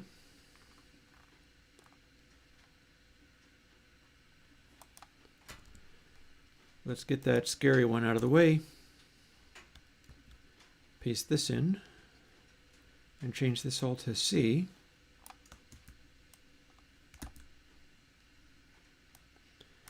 Lastly, D. And then lastly, we're going to find out if it's been assembled backwards, because maybe it's been assembled backwards. What that would mean is this becomes Bez CL and this becomes Bez AL. That would mean it was backwards. So that is the thing that I can try.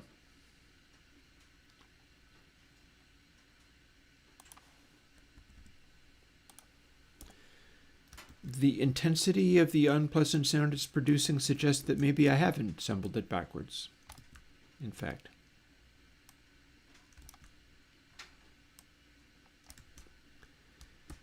But you live and learn, I guess. We're going to find out.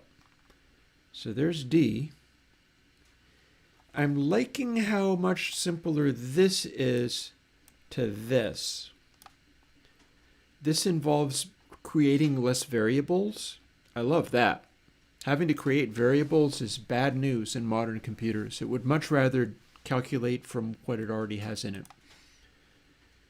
So if I can get this to work, it'll be awesome. It'll replace all of the things. Oh, screwed up. Screwed up, which means I've probably screwed up here too. Yep. And here. And here.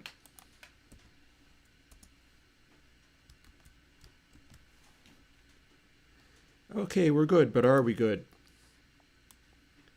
Is this still it backwards?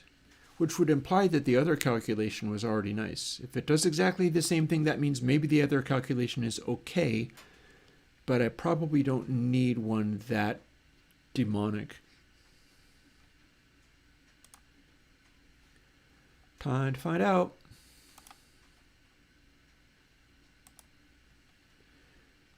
Do we have this doing the correct thing, or do we have it completely not working at all? Ah.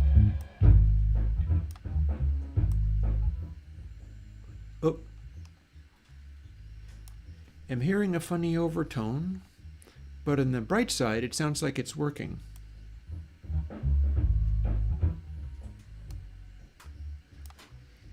The overtone, not great. Don't love that. But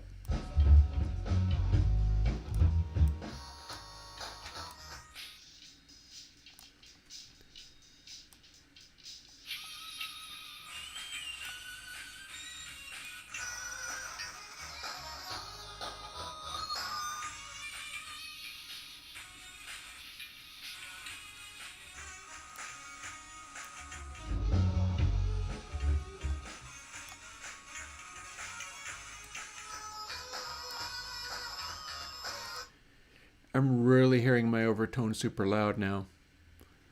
I'm not loving that. I am not loving that.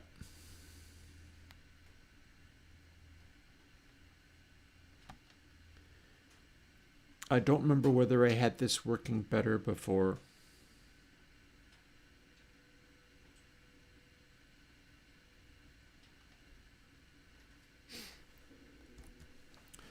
Let's do a quick little experiment-y-boo.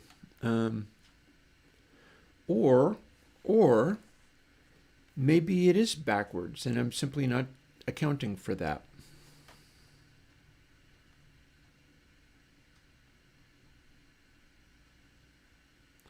Yeah, because in this one, CBL goes C, then B, then A. What if all of this is backwards and I can fix it simply by reversing the polarity of the neutron flow? Let's see what we got. Worth a try. C, A,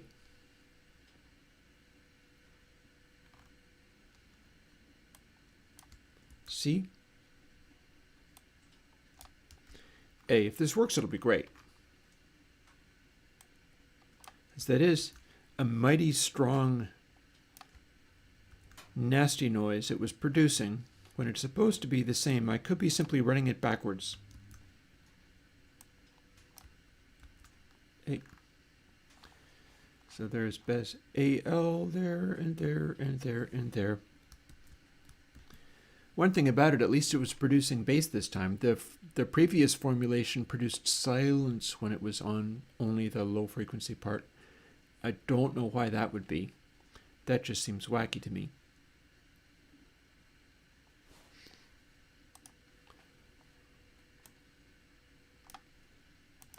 Let's see if that was the problem. I do feel like this is likely to be the answer to my concern.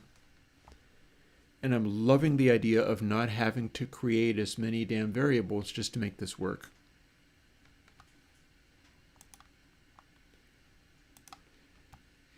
Do we still have that nasty unpleasant harmonic? If that works, we can clear all of this out and go, okay, we win.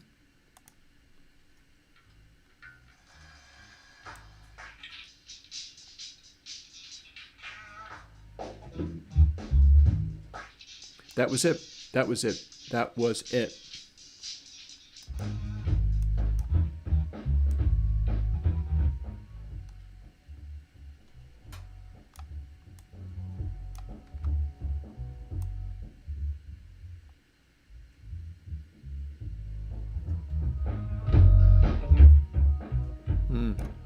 kind of funny though. What's going on there?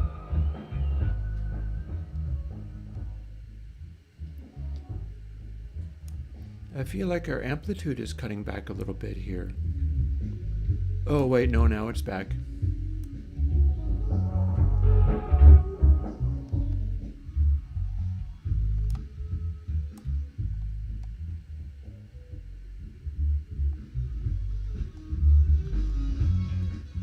Yeah, we've got a sensitive control there. If we completely cancel, it acts a little strange.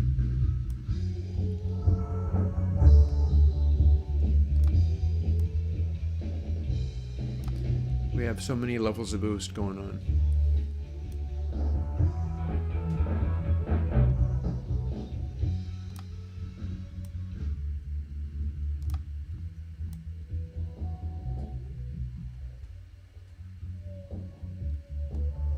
Yeah, it's smooth as a woozle.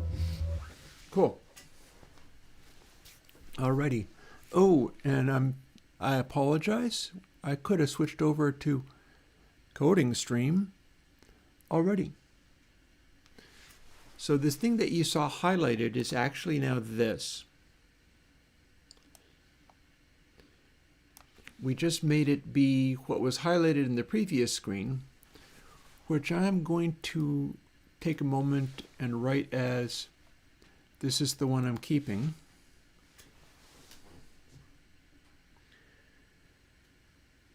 Although what I do wonder, like, why the hell is this one this heinous? What the hell? What's this one doing?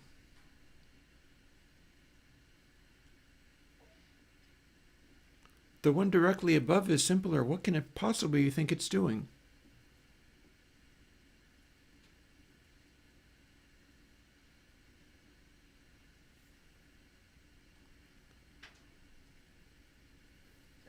It's just crazy town. I have no idea what Wolfram Alpha thought it was doing with that. That's just goofy. It's a reform. Okay, so it is a reformulation of this. This was the one that acted super crazy. And now that I know that it needs to be reversed, here is the next step, which I will now allow you to see. Since we know that needs to be reversed, let's see if this is actually good. Boop. And boop. And D.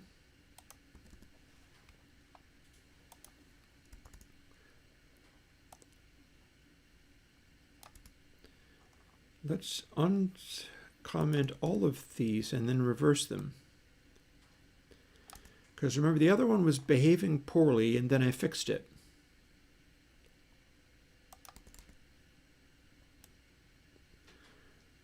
Before simply switching right over to the slightly smaller one, let's see whether this one sounds good. Because it's like this doesn't seem to be the same.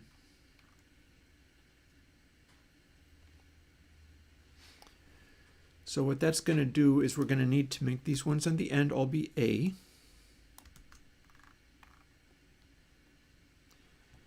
I'm just boggled as to what it even thinks it's doing with all of this. It seems like Wolfram Alpha decided to just make it more complicated for no reason. We're referring to this final one like 3 times. It's like x times x plus this times x times 2 minus, it's like, what does it even think it's doing? I don't understand. But that's not the question. The question is, does this sound cool? If it sounds cool, I don't have to understand it. I'll use it. My concern is maybe it's still just all messed up. It overcomplicated things in theory in a way that will make it be an amazingly good reprocessing somehow for some reason. But then it's like, well, why are we bothering? Why are we doing this ridiculous thing? Why are we referencing BezCL 3 different times rather than once, when in theory once should do. But we're going to find that out, and we're going to find that out literally right now. Because if it builds, and it looks like it has,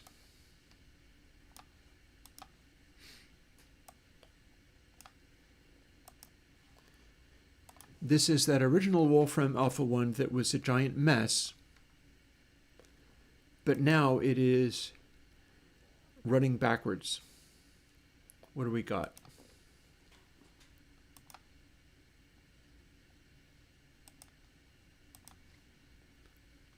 Flat.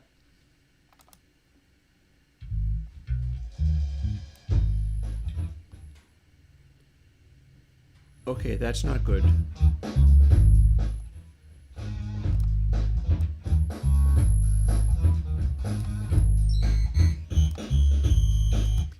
Yeah, whatever Wolfram Alpha was on when it figured that stuff out is not safe for human consumption or Wolfram Alpha consumption, because that is just straight up busted. We're not going there. Goodbye, Mr. Wolfram Alpha. Your thing is dumb.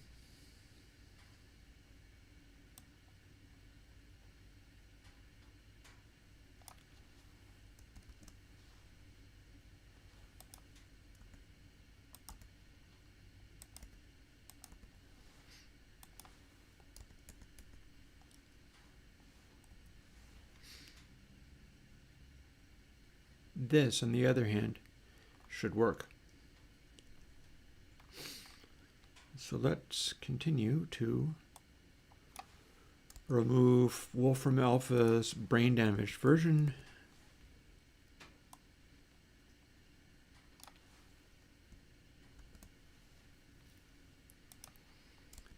And smudge these together neatly in a way that doesn't involve us making temporary variables.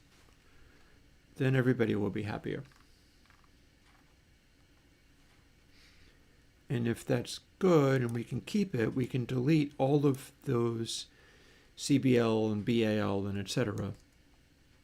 because we won't need them anymore. Hang on.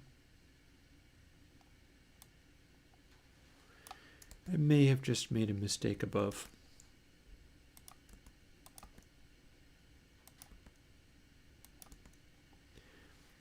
It could also be a little chunk of just ads, but I'm comfortable running it together into one scary Mondo statement. Single scary Mondo statements are fun. I like them. It makes everything take up much less space. So here we go.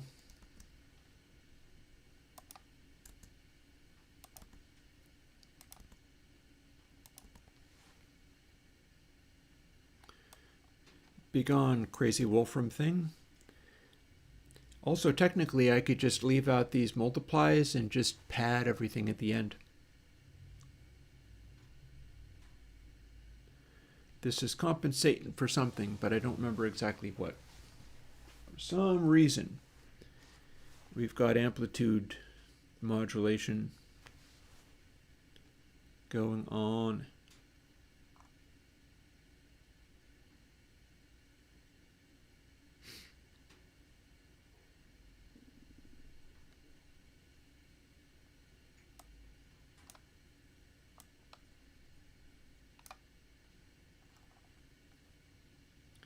Going to move that. Now, if these are all the same, I don't have to keep recalculating this. I can make one of them and it'll be fine.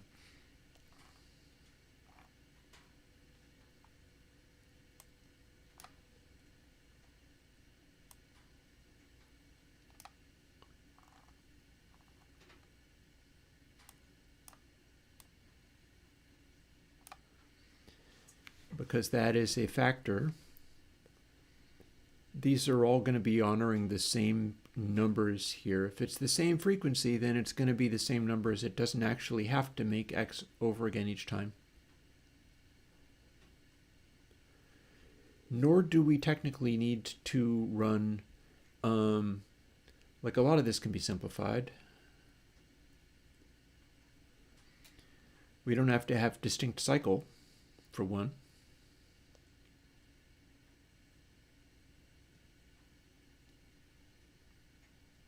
Or do we?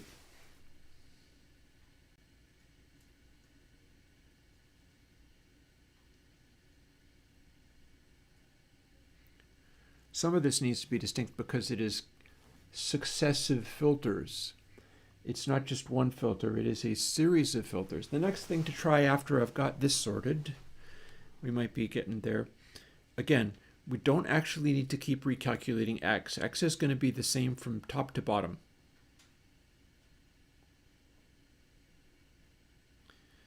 Cycles getting added each time.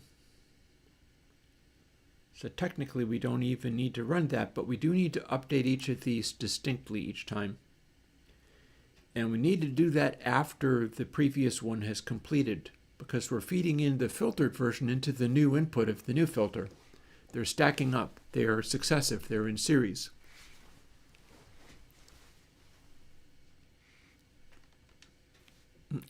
Yep, correct. The comment. Also, you'll notice this is an alternate form of comment. If you do the slash and then asterisk, everything after that is commented in C. And then you do asterisk slash and it turns back on again.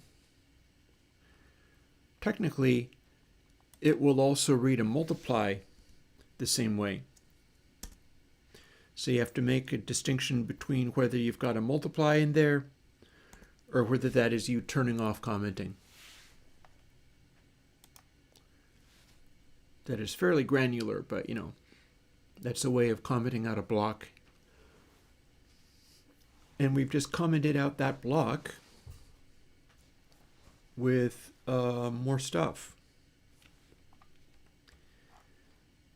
So if I am correct,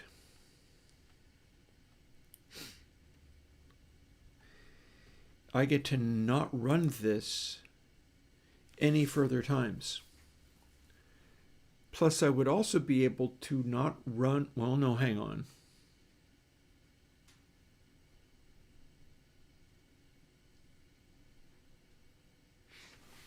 So the thing I'm thinking about is basically, can I make it so I'm running only one cycle? Cycle steps upwards each time. It gets reset to 0, or you subtract 1 by it every time it exceeds 1. And this is currently the stepped version of the filter. But I am also wondering whether I can do, and yeah, this, and here we've got this, we've got 4 layers of filtering. It might work nicely to have 3 layers. They're probably going to sound fairly similar.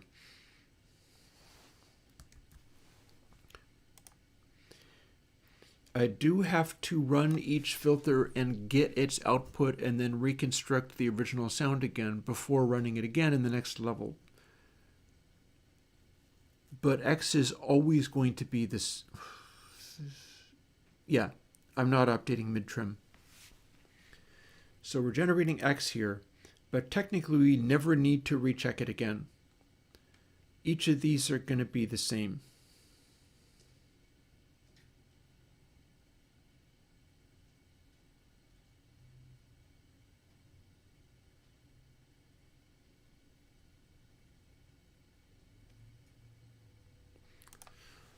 That's a bold assumption. Let's test it.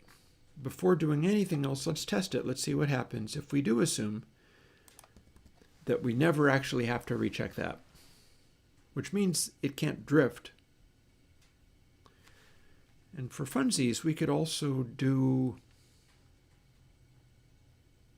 No, wait, we can't, can we? No. No, we have to do the times 0.25 because we're canceling out low frequencies and splitting it between highs and lows that way. So for whatever reason, that does have to be that way.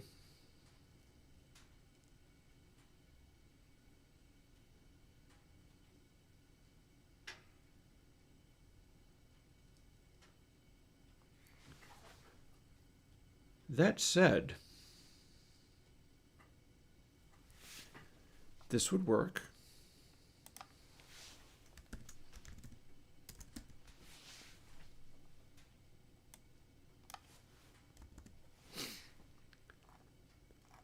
That saves a statement.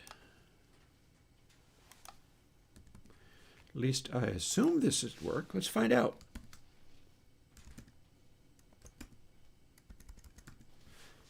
And let's not make silly typos.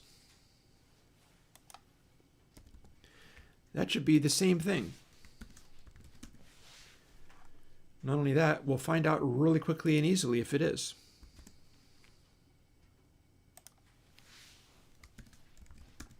There. Now everything getting fed into the filters is as quarter as loud as it would have been. That is an exponent shift, so it's not going to do any mantissa messing.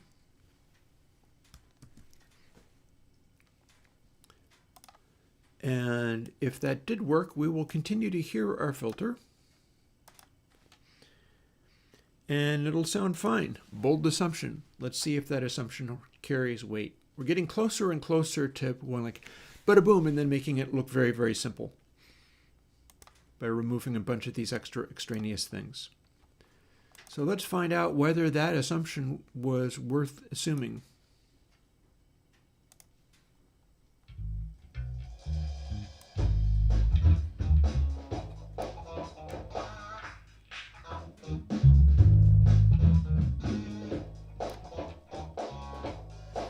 I think that sounds better. I'm not sure why it would sound better, but I think it sounds better.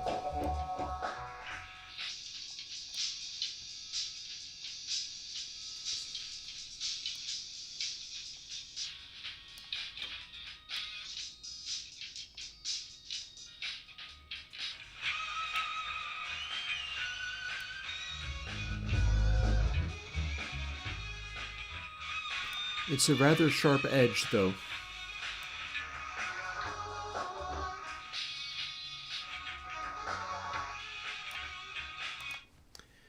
Okay, so the way this is going to go is there will be a series of these, each at a different filter frequency, and then we'll do another layer of them. They need to work the same way that the other ones work, like in the guitar amp things.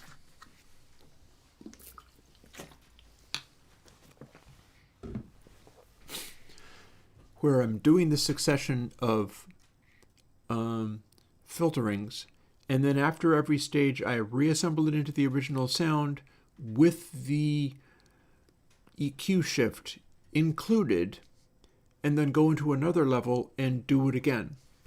But I've never done that with a Bezier filter before. And it looks like that's what we're doing. Like, how cool is it, though, if it winds up being really good? I think the change between Bezier Filter 3, Bezier Q3, and 2 is that by 2 including these delays in it, 2 is able to more cleanly do things like boost bass. But at the same time, this one doesn't have to run a latency. And it's still doing its job pretty well.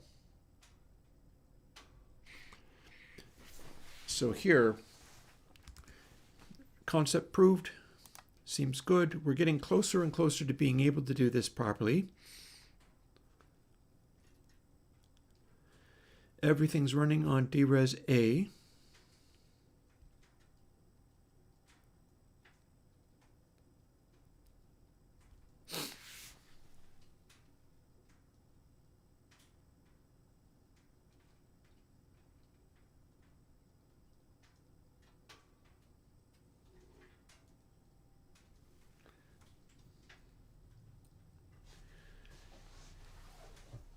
Okay.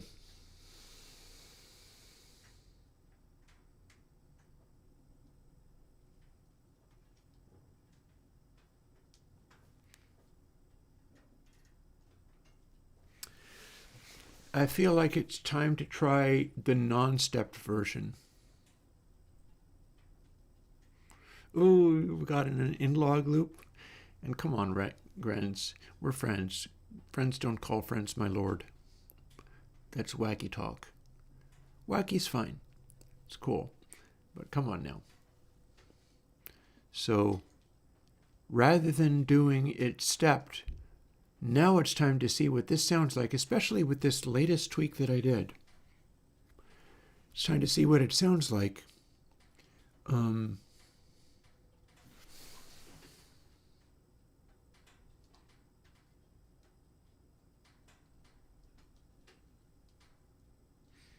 I just ground to a halt because I'm wondering whether I can update cycle differently. Oh, fair, okay. Dang it, I lost myself in a... Right. Yeah, that's better. I prefer that. Well, one thing about it, we have now successfully demonstrated that we can scale this going into the filter part. So we don't need this mid-L.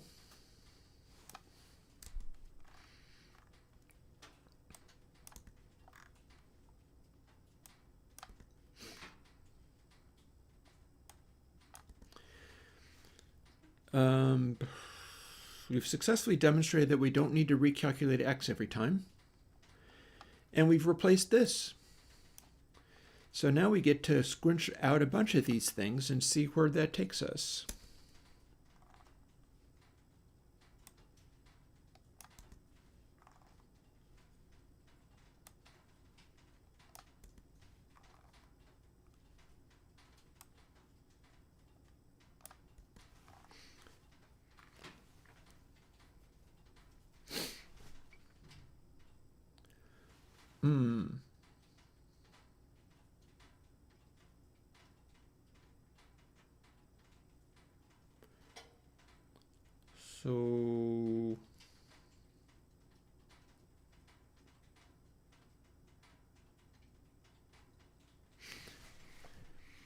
So here's the thing that, oh, fair enough, all right.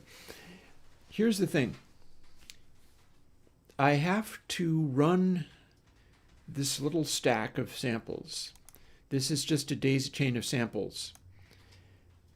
I don't know that I necessarily need to run this each time, but I need to run this in a synchronized way each time. You follow me? So maybe this can be interleaved differently.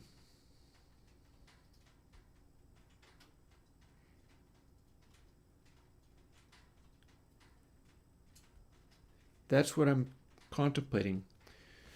So the way this is going to work is we have to run each level of filter before feeding the output into the next stage.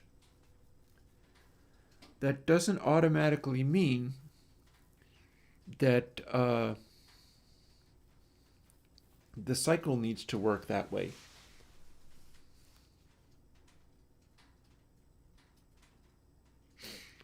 You see the sequence here? You see the sequence of operations here?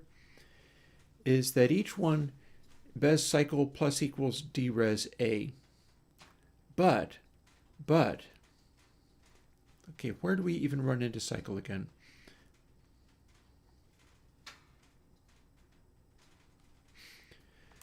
Here we revert that to 0.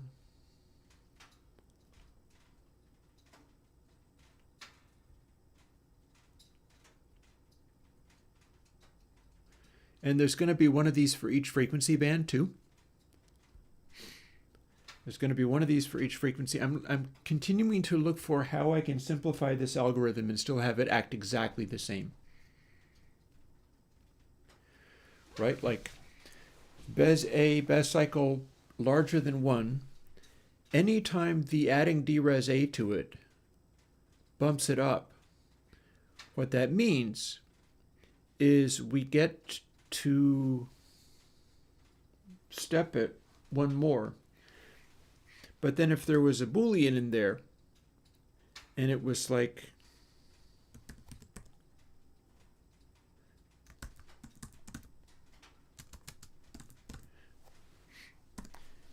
You had that in there, and then the Bez CL equals B equals A equals SAMP times 25 just automatically ran whenever bump steps was true. Well, then it doesn't need to keep each of those separately. Bump steps is probably not the phrasing I would use for it too, but that's another story. But like, this is the kind of thing I'm looking at here.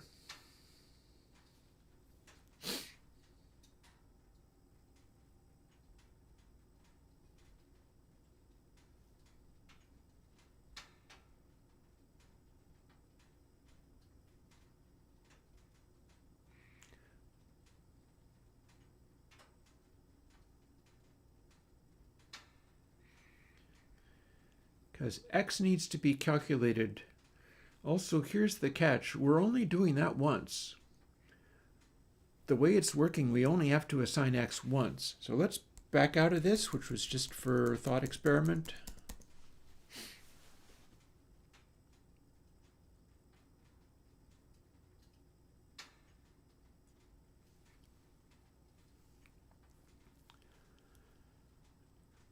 So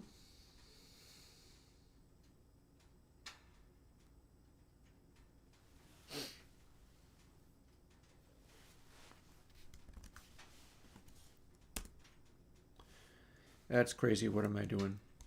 What did I even think I was doing? It goes that way.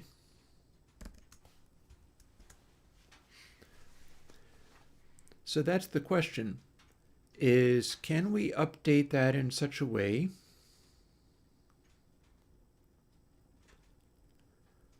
that, I don't know, it makes some kind of sense and simplifies the rest of these calculations while still letting us go through them each in turn? That's the question. Can we go through these each in turn?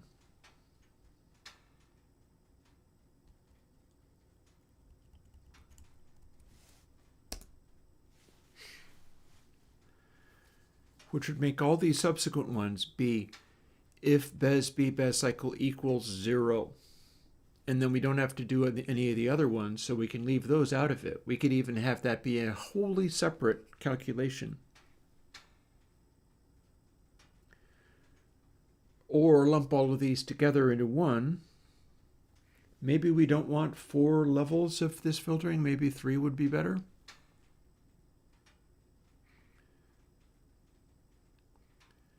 But see, there's another catch. We have not tried the unstepped version of this yet.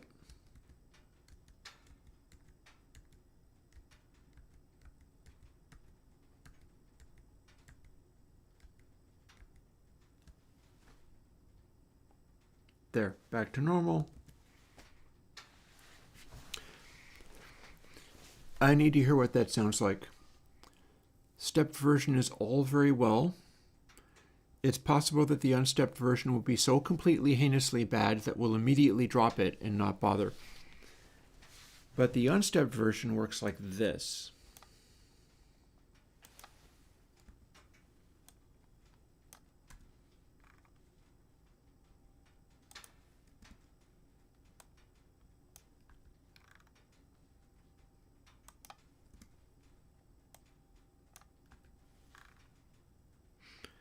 Okay, so there's D, C,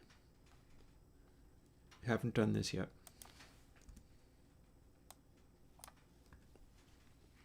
Okay, so I did A, skipped B, did C, did D.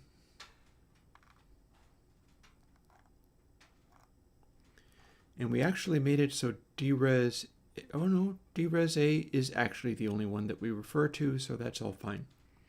That's fine, it's well and good. We don't know whether we need to keep running this individual cycles for each of these. Maybe there's a flag I can use, which will queue the update, knowing that it will always be doing a particular something. But I've now set that to not be stepped. Therefore, here is the value that we're using. Stepped means dres a equals 1 divided by a integer. We're not going to do that part. Now we have it just, we're calculating that, but we probably don't need to. We probably don't need this part either. Oh yeah, no, we definitely don't need that part because that had to do with the delay lines that we're not using. Cool, okay. Sweet. Have I heard of the new sandbox game engine using Valve Source 2? I have not. I've kind of, mid delay was not dedicated in this scope. Cool. What the what? Oh, okay, we needed to do that sort of, didn't we? Okay, never mind. Never mind. We will have that be there. But we're not going to update dres a. You know what? There was a separate way of, so never mind. Mid trim.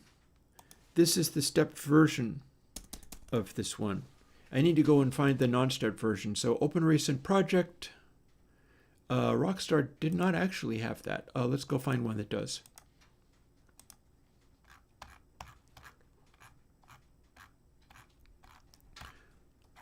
Okay, Woodroom is the most recent one that uses that form.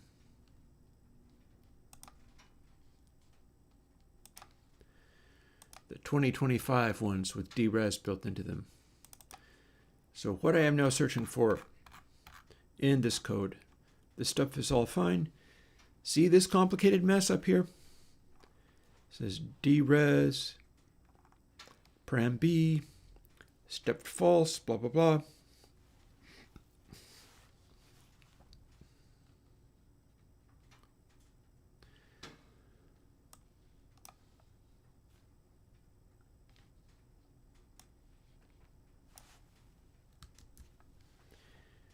We want something like, hang on.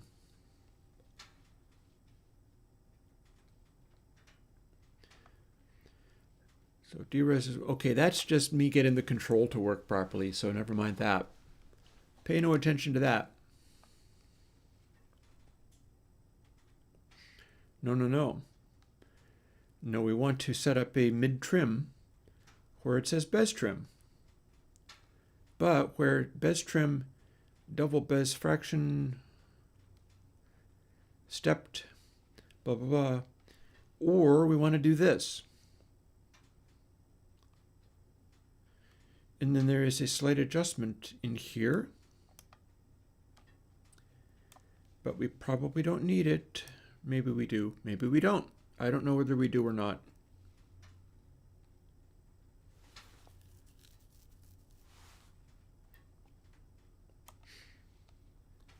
Let's assume we do.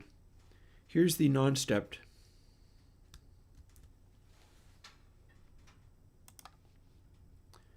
Goodbye, Mr. Woodroom.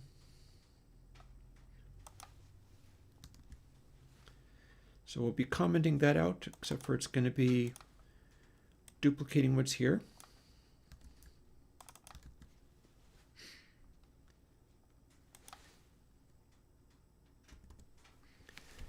Now, in theory, that has just made it be. Let's see if it compiles at all. Ah, we don't have a dres. That is because we have dres a. Good. That's doable.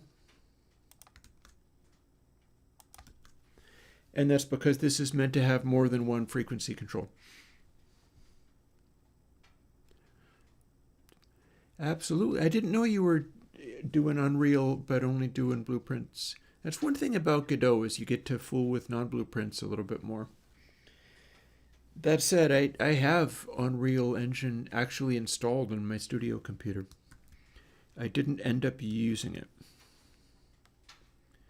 Let's see what we got. In theory, we've just stopped this from being a stepped filter and made it become a continuously variable filter with a nasty digital edge to it, just like those reverbs use. Let's see how true that is, or indeed whether anything still works at all, which is always a question. What do we got?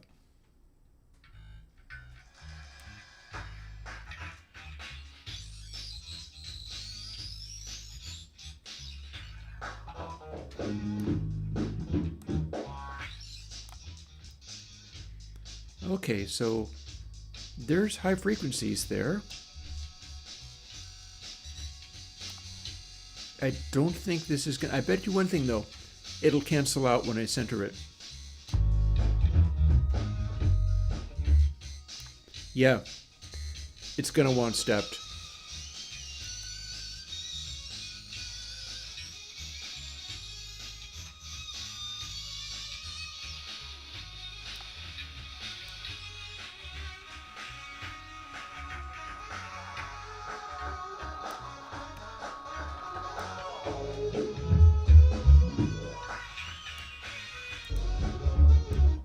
Well, now let's try the inverse.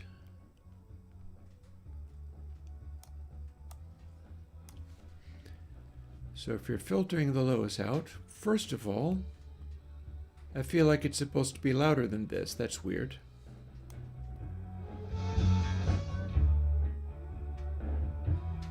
Oh, I get it. It wants some kind of variation in there. We're going to assume that that's actually... Okay, yeah, that's not right.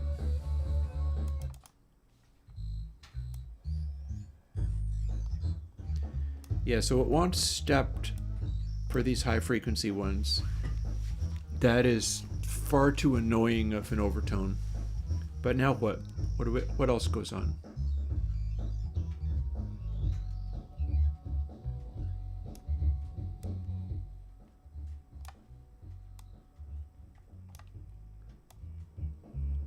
Let's boost.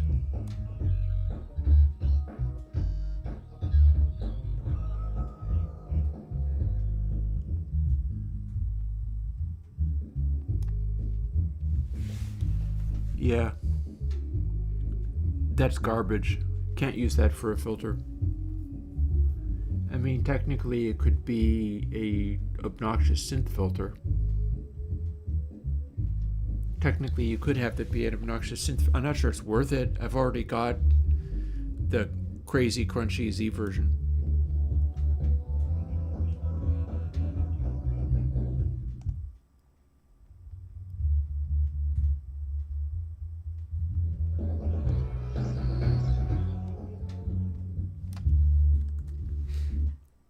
Yeah. That was a good experiment to have tried. It was a good experiment to have tried. The usefulness was basically nil. It didn't do anything worth doing. But it was a good experiment to have tried, nonetheless. Back we go. Back we go to safety. Meaning you go away. The both of you. And you things get uncommented.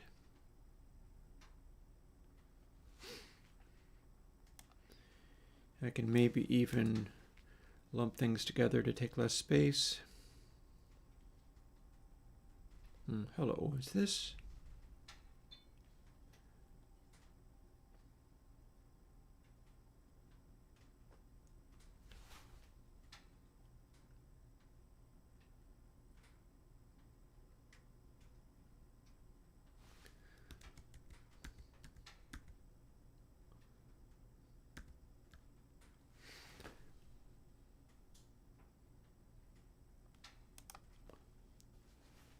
Hang on now. Which of these things did I do and which of these things did I not? Do I need to go and look up the step version again? I feel like maybe I need to go and look up the step version again.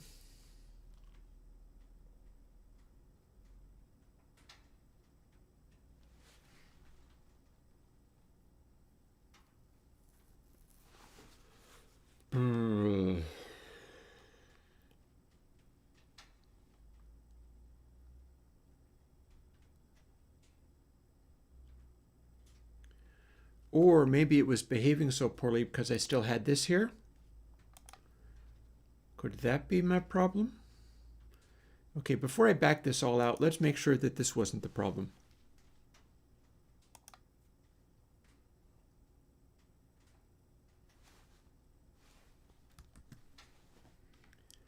Do a little quick build because something was totally wrong. I could tell from the volume levels being wrong with the bass that something was totally wrong. So let's try this again and see whether that bit was clearly not in the right place, because that could have been from the stepped version, screwing everything up. Now what do we got? It'd be neat if it suddenly behaved nicely. If it does, we have to drop that back too.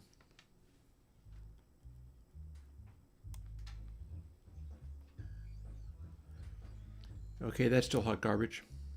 Oh wait, did I copy it over? Yeah, it looks like I did. Let's just double check that then. Okay, so what did I just delete? I just commented that out. So we're going with only this mid-trim. This mid-trim is not using this stuff here.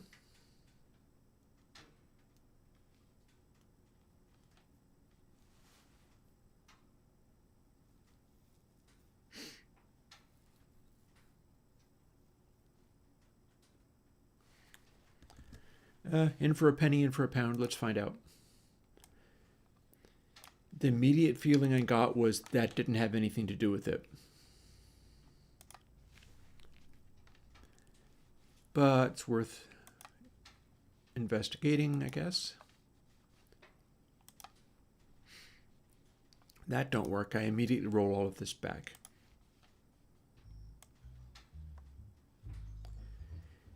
Yeah, that volume is completely wrong.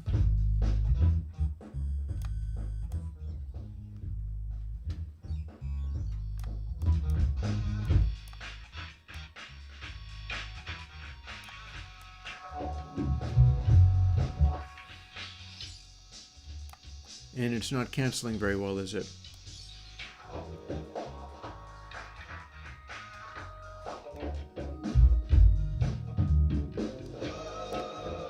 Actually, that's putting it strongly.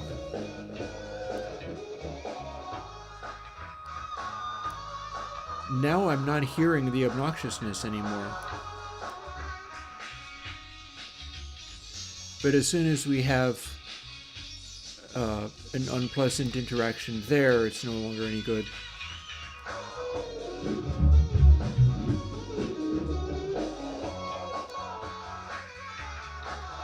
Yeah, that's not nearly as bad. Problem is, if we then return to full volume, we're super not at full volume. Now we're at a wildly cut back volume for no good reason, because we're supposed to be able to just turn this down and then it's quieter. Maybe I'm doing something with trim that isn't correct.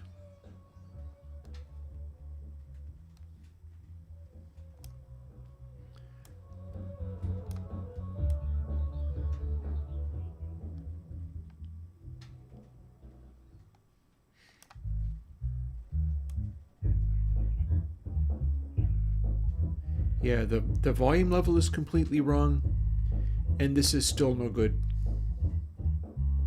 The live stays up in the channel as near as I can tell. I've never turned the live off and made it go away again. I believe you can look up all the old lives if you want.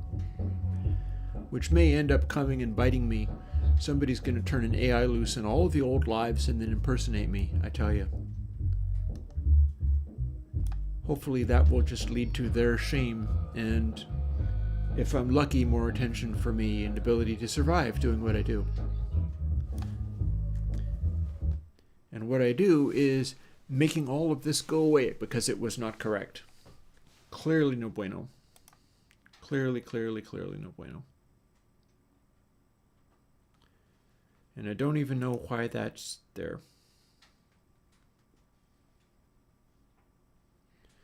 Oh, maybe it was supposed to be there.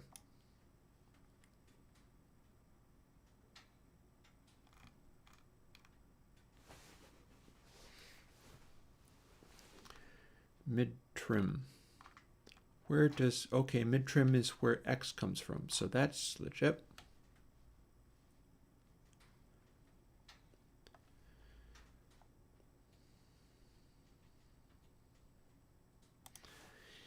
I think this is supposed to be here. I think these are not. I think these are all supposed to be here. And if we do these, we'll be able to get back to a working state. Testing that assumption now.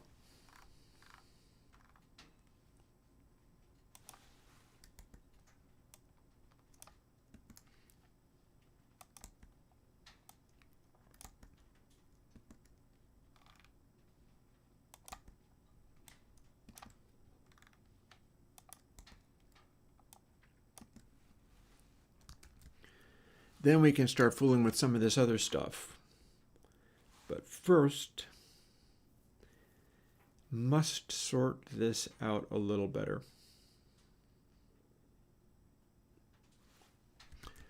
Did that work? It's fun to find out. That's an old television commercial while I was growing up, by the way. Did you know that there was a museum called the Museum of Science in Boston? I grew up in Lexington. And the Boston Museum of Science would run television advertisements. And they would say things like, it's fun to find out. It's fun to find out what makes an ocean wave wave. And then they would have a wave tank at the museum that a kid could like move a paddle and cause the waves to do things. And you'd watch and see what they did. It was a lot of fun. It was cool. So anytime I say it's fun to find out, I'm kind of echoing that old television commercial. But it was a cool commercial for a cool museum. And now let's see what happens to this hopefully cool plugin. Pat it again.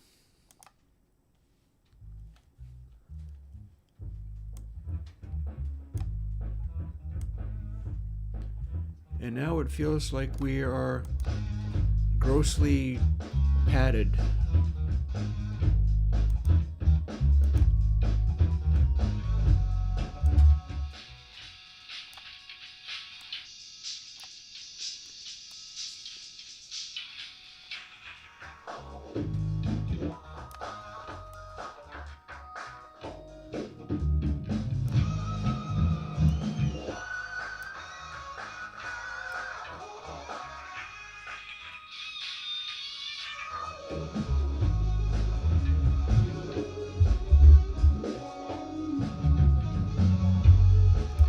Okay, there's our slight boost, slight-ish boost, and then flat.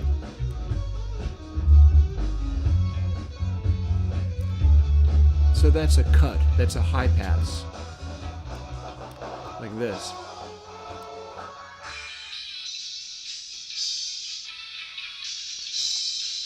It's purely highs.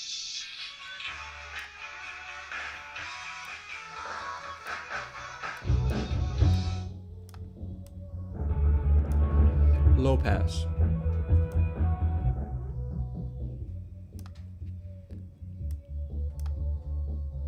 So there's a tiny hint of digitally mess there, but I don't feel it's enough to really get in the way.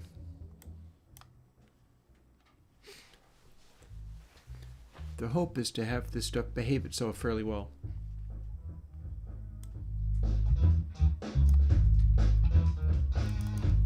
So as we return to 0.5,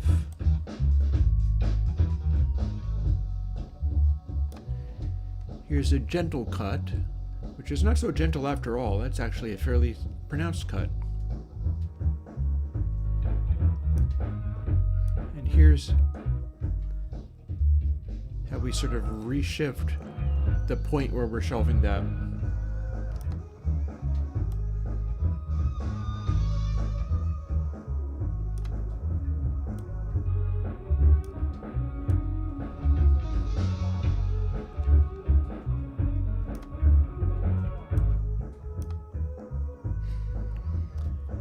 So the idea is to be able to get this into that 4-joystick format so that I can play with it on my control surface.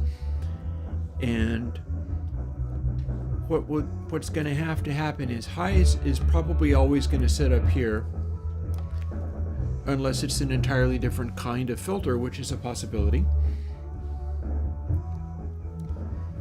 And then the other stuff, and of course there's also the possibility of trying to do it using these, I was corrected by somebody on KVR, because of course on KVR, saying that the de Toro filter is in fact still a biquad. It's not a biquad in the direct form that's usually being used in that more complicated way that people do.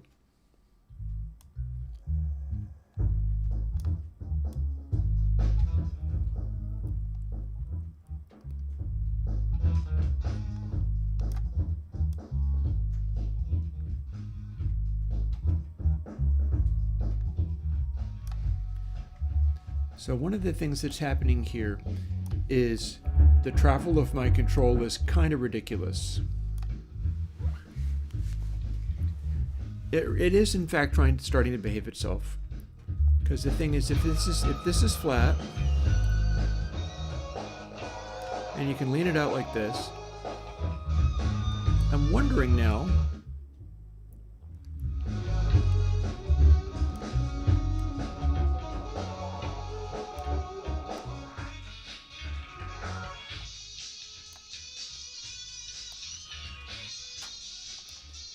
whether I might be looking for, and look at all these controls I can play with. We can do some stuff here. What if this isn't the value? What if 0.25 isn't the value? Well, guess what? We can get real frisky with that, because we can do,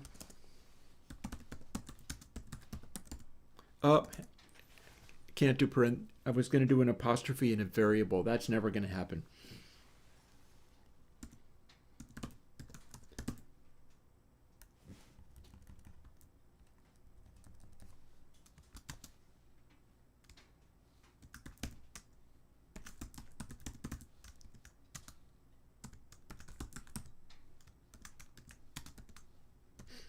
There. Now, if we set that to 0.25, it's going to match what we're doing. But here's where things get interesting. We can fool with this a little bit. We can find what the real value is.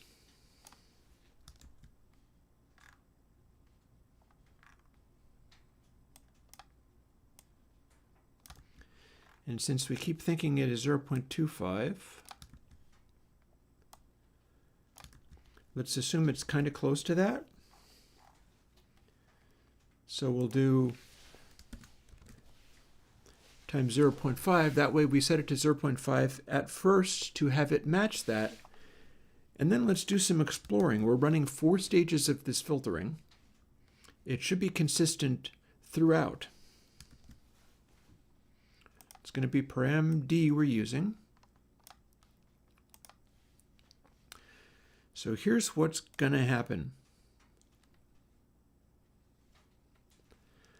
If we run it straight up, nothing's going to happen because we're no longer allowing any audio to go into the filter. Let's select this part so we have something continuously going. And let's do this, and then let us set Control D to 0.5. It should make the same sound again. Yep. And then nothing happens here. And if we do this and have this be 0.5,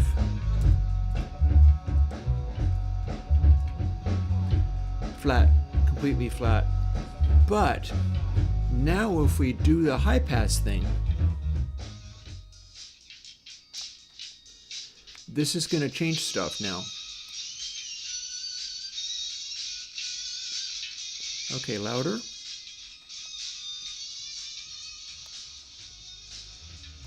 And now it ceases to cancel properly. That's interesting. And then we have no filtering. So we just discovered something cool. This is not the accurate value, is it?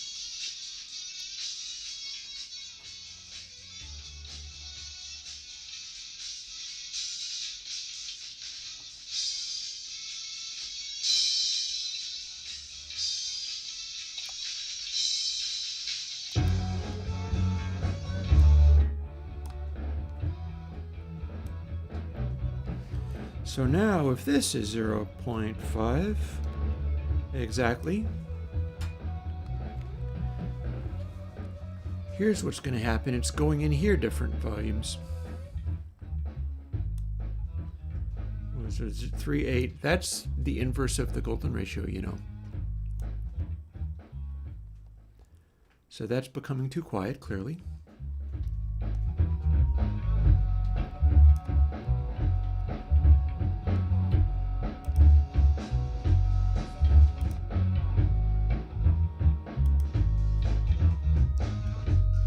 And here we're peaking at about -1, roughly. But now I feel like we're maybe peaking a little higher. So maybe this is not really meant to be 0.5, is it? And there's a way we can play with that concept. We're going to make a new file and fill it with a sign.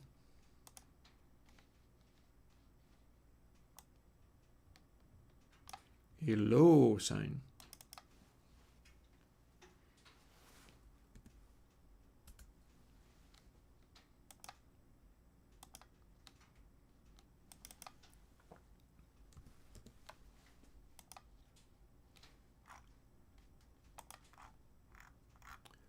Well, that looks super weird. Oh, I think I have like no samples in here. So I screwed up. No, in a harmless way. That's in samples. We need to have it be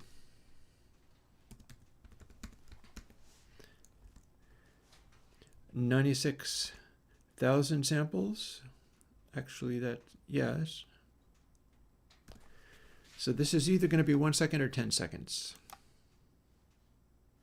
10 seconds. That's a deep noise.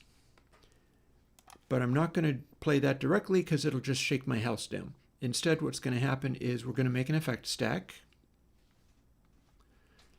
If I can, I'm fumbling. It's getting closer to taco time every second. And we're going to add our recent Bezier cue again.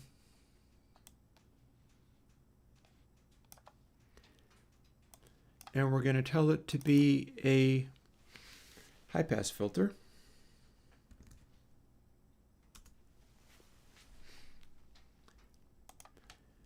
And then we're going to meter it with span. Span, which has been around forever. And we're going to run this and see what it does.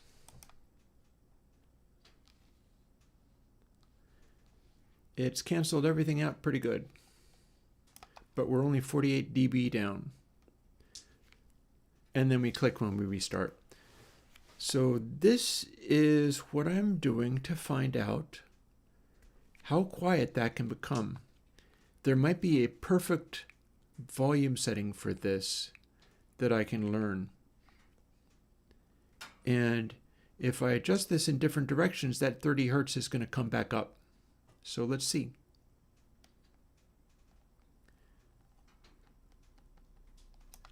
Okay, it's coming up now. Was that actually the optimal setting?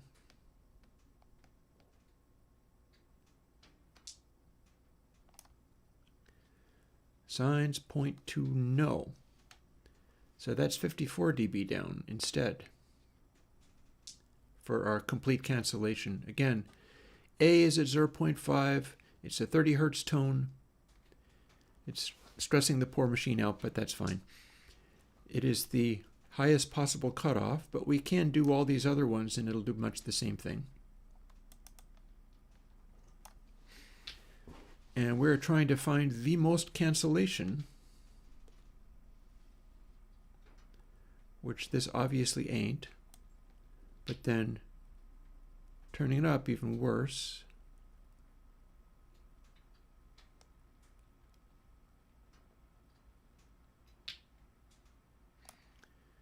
Okay, at any point does this start making it go louder again?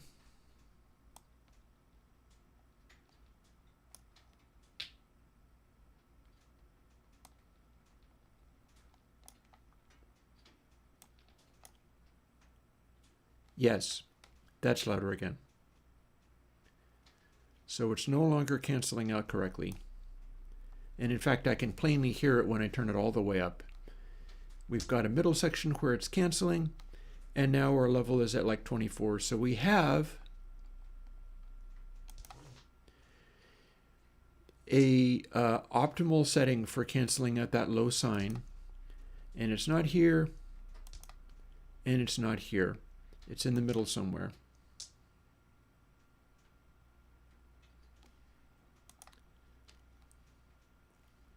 I'm going to need to fire up settings and make this work better. Maybe not that settings. Oh, edit. There we go. So range low needs to go super, super low. And high can also be pretty low. And now we can see it. There we go. So that, ignore the little click, that is what we are setting to its lowest possible setting. Could be louder, but there's going to be a place where it's at its lowest, and that is the correct setting for this particular calculation. In fact, there should be a fully canceled out point. Wouldn't it be funny as hell if there's no reason this should be the golden ratio? I promise there's no reason this should be the golden ratio.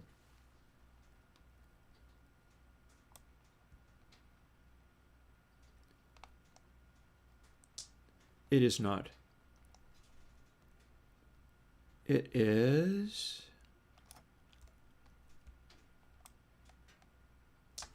Satan. Okay, well it's 2/3. It's 2/3. And it should hold up at different settings, but we'll find out. So are we still, is 2/3, we're going to call it that to be nice.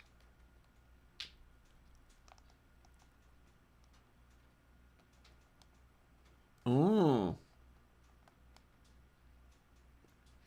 No, it's not necessarily 2/3. It varies based upon what this signal is. Interesting.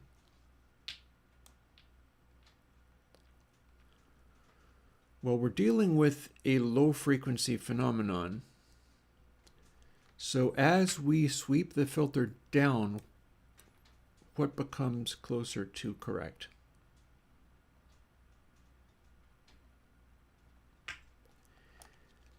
I think as we sweep the filter down, it becomes closer to 1, which is of course divided by 0.5.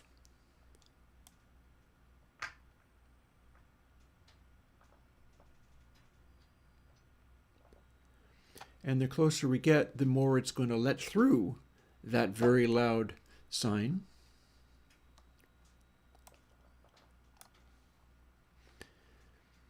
So it's 1 but gets smaller the closer that gets to up there. Okay. We're not going to save that stuff. We're going to have to close the effect stack even to be able to deal with it. Yeah. Okay, so 0.5, as that parameter gets lowered down to its lowest possible setting, that's where it cancels.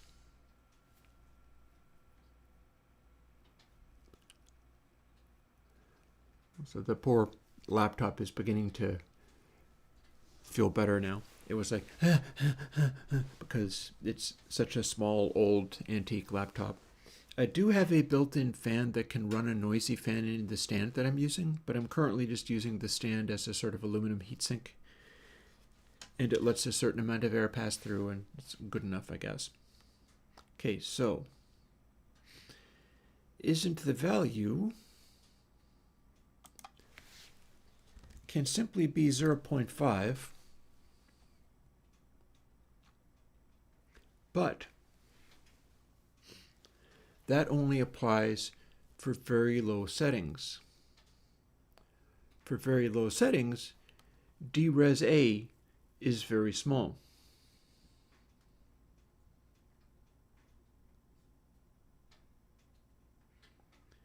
And 0.5 is, so if I can come up with something that works for this, yeah, I do, but it's being good.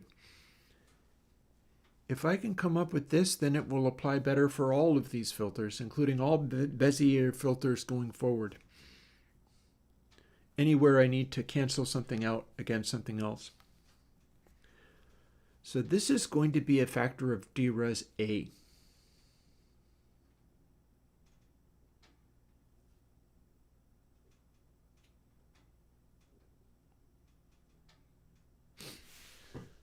Let's see what happens if we straight up 0.5 minus the dres A.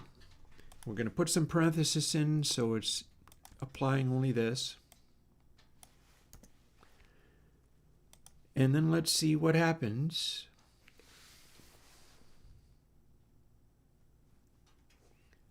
Okay, so dres A is becoming stepped. That's still the amount that we're adding each time.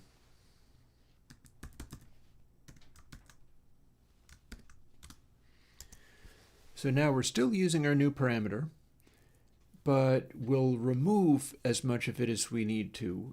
Times 1 becomes, isn't the value starts getting cranked down rapidly as we go.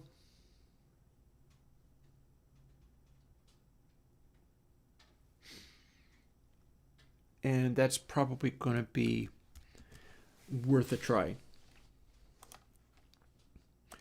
Again, the idea is this should do nice cancellation at any frequency. I should be able to, like, if we're doing a high pass, it should cancel out those low frequencies no matter where I put it. No matter where I put it. So now we've got it that if we set it to 0, it's going to do the thing where it's 0.5 no matter what. That worked for extremely low settings, but might not work for high settings. Let's see whether generate tones remembered my thing. It did.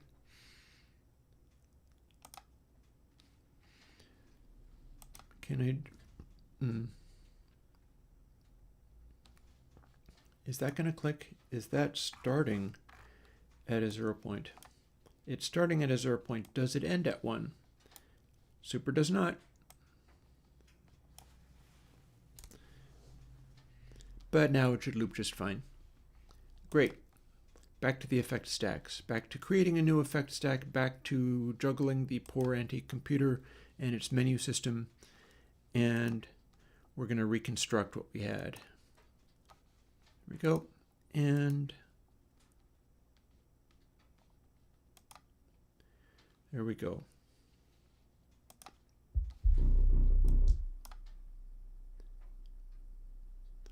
So didn't expect that, but maybe I have it set wrong. Okay, that's the best I can expect for full cancellation. Again, this will let it back.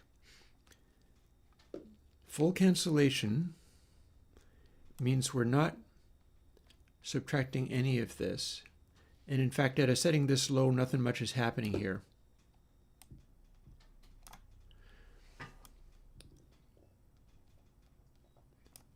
So we go down, and that's closest to that 0.5 setting. We're like 60 dB down or more.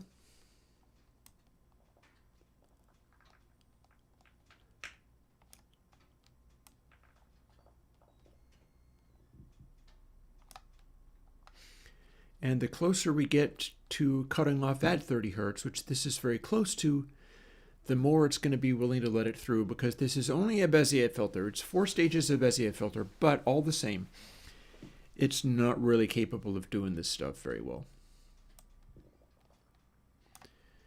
And if we have it cut off much higher, and look, we've got some unpleasantness up there, but whatever. That's a factor of what's being done with it. And again, if we increase this, we're getting closer to what canceled out perfectly at very high settings, which you'll notice that came back. So then if we sneak this in theory, this will make that go back down again. Sure does.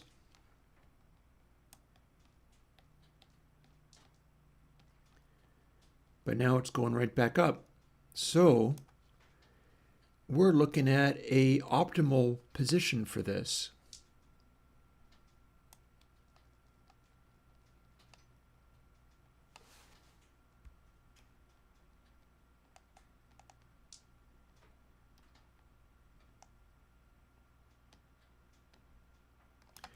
And looks like 1.666666, etc., is where that wants to go. Which makes sense, seeing as it was the 2/3, shall we say. And we're, well, actually, that doesn't make all that much sense either, but it's fine. It's cool. It's cool. We're good. We're cool. And then as we bring our other layers in, does this now also change?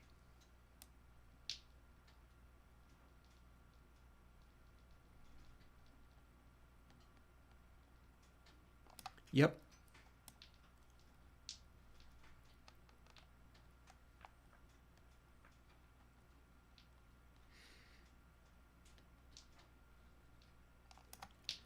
So there's our maximum cancellation here.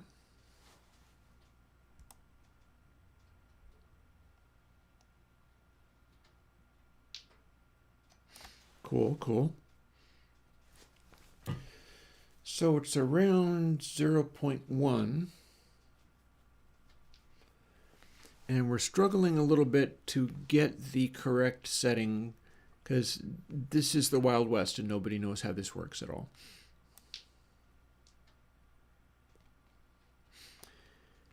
And then at our maximum available setting, this wants to be a little higher than that.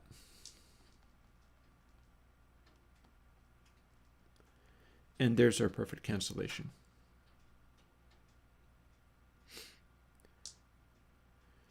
So we're subtracting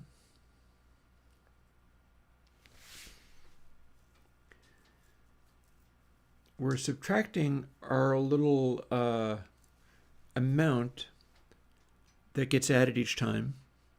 It's a stepped amount, meaning that it gets smaller as it goes. Similarly, this gets smaller as it goes, every step of the way, at which point this amount also needs to get smaller as it goes. And this is what's being subtracted. So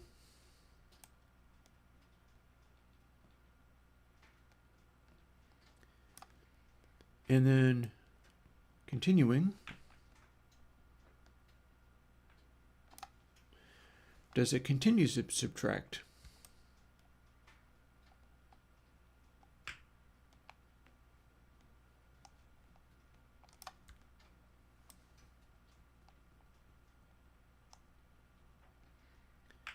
It totally does. Okay, so now we stop this craziness. I'm tempted to simply save this because I am reusing it.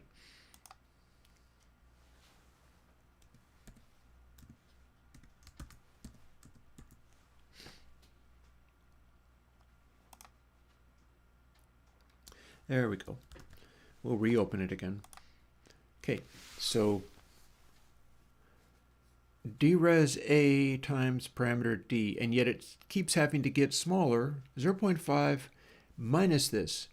So clearly the next thing to do is go dres a times get parameter d and see if that gets me any closer, because it kept needing to get smaller as we went.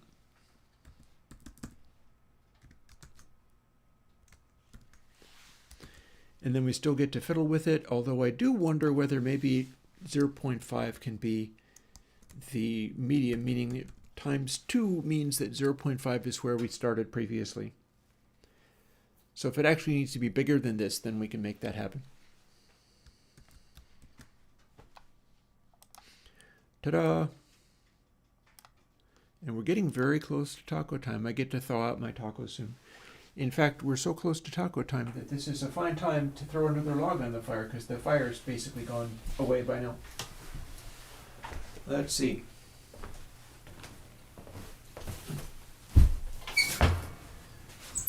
It's going to warm up soon enough, but it's going to be chilly before then.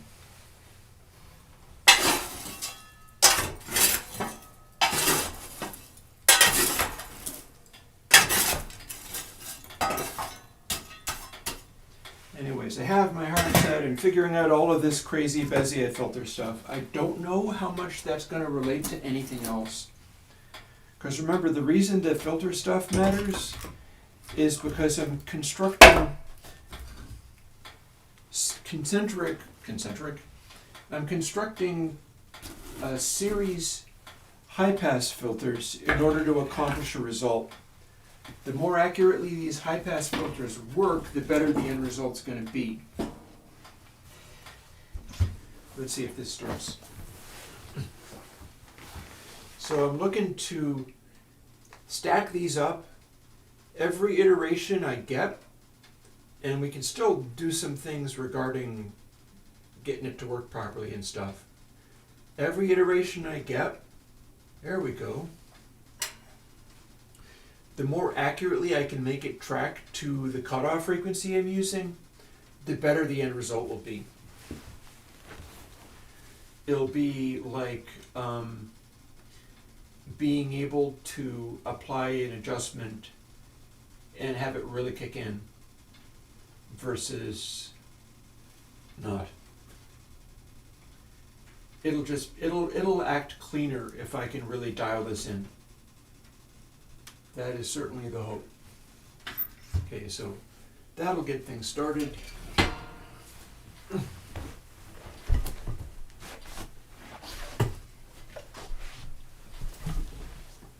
That'll get things started. Time to... I keep wanting to fiddle with the settings on this a little bit. It's my videos, I get to have a sort of color correction. I don't actually have that for the live streams, and I feel like it would be nice if I did. I'm not sure what I'd need to do in order to make that happen.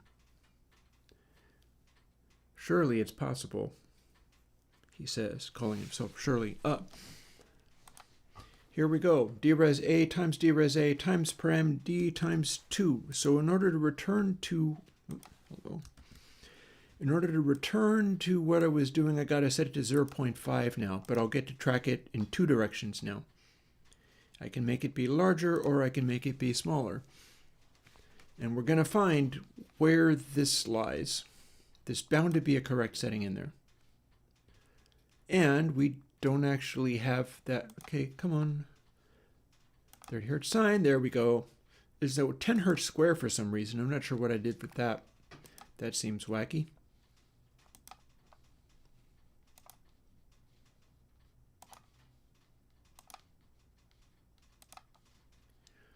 Here we go. That needs to be set to 0.5 now. And there is our fully canceled.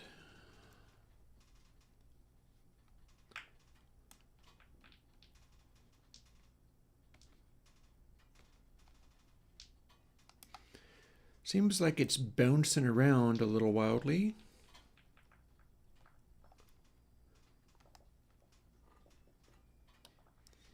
I'm loving how the frequency is sitting in the same place each time, though. Look at that.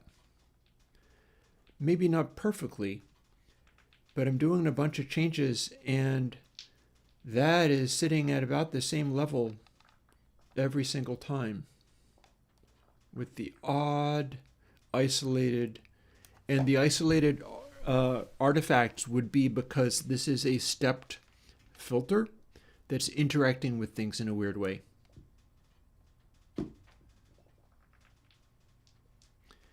And then at the top, we have another setting. So how close are we? Okay, it wants to go that way and not this way. Hello.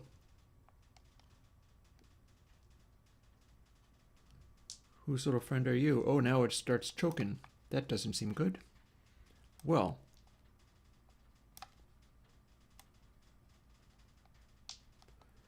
Okay, that's making it louder. This is beginning to make it softer and softer. Okay, I like that.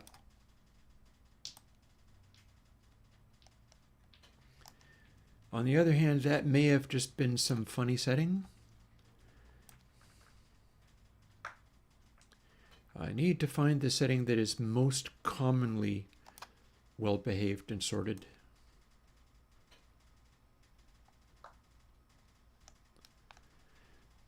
Oh, now it's not reacting at all. What?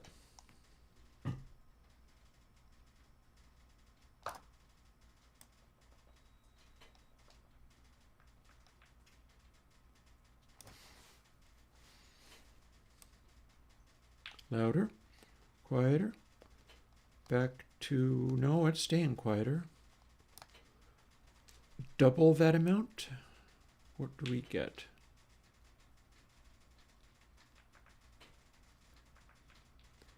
Bouncing around a little bit, and some of these louder ones, some of these higher pitched ones are more effective cancellation. That seems good. I don't know how it's going to hold up to, there we go, like that. Or that. That was clearly wrong. So what happens if we...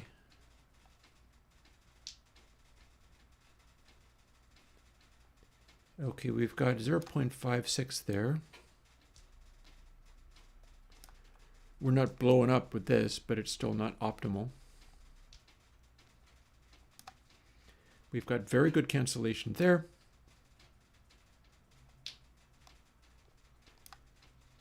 And then still fairly good here. So these are like mid-range frequencies. We're going to want that to behave pretty well.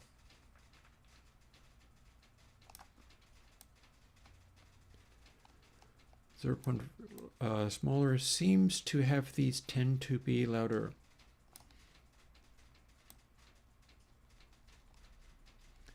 This, on the other hand, is making it be louder there, but not here. Do I have an optimum for this? Would this be the optimal place to dial in?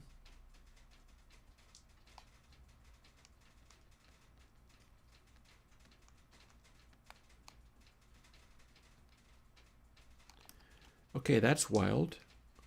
That looks like that's going to be a third.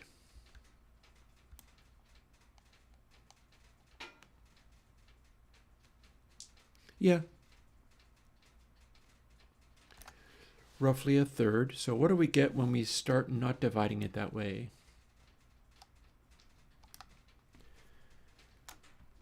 Okay, well, we're close to the 30 hertz there. And then it's staying fairly well behaved and then gradually getting louder. So this is all about 70 dB down from a full-scale sine wave. I think this might be as close as I'm going to get. I think this might be as close as I'm going to get. It's canceling pretty good, but some of my other divides are maybe not optimal. But yeah, my max filtering seems to be there. And then these are all balancing out about the same.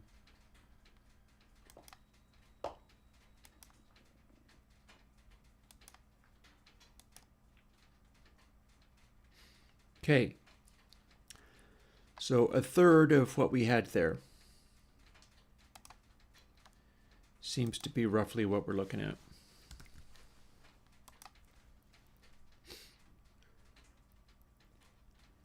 That means we're back to the divisor of the beast, aren't we?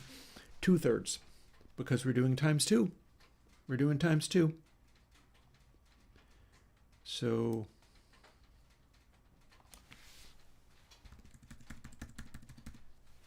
two-thirds.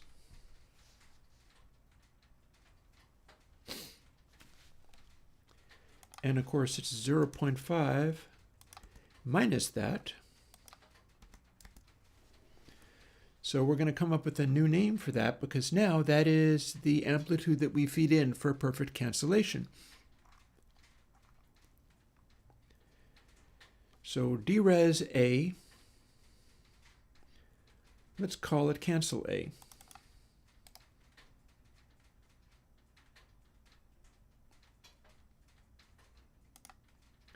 We could also call it mid cancel.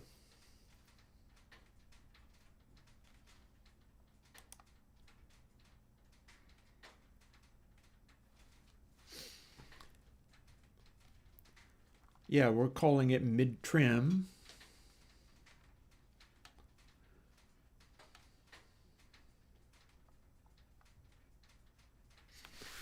I do wonder, however, whether I want to just name these with letters or something.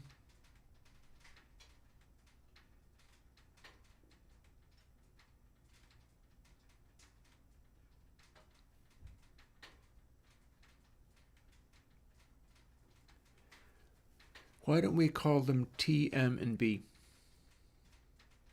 T is the upper crossover, M is the middle crossover, B is the lower crossover, would be the idea there.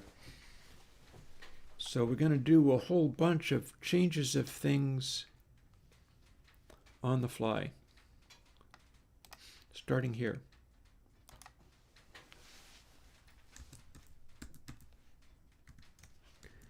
Dres T everywhere it appears.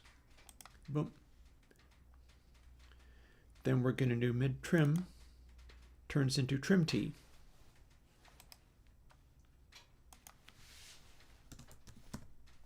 Not rim tim.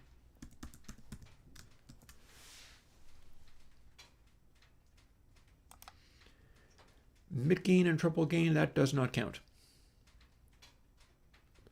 But this does.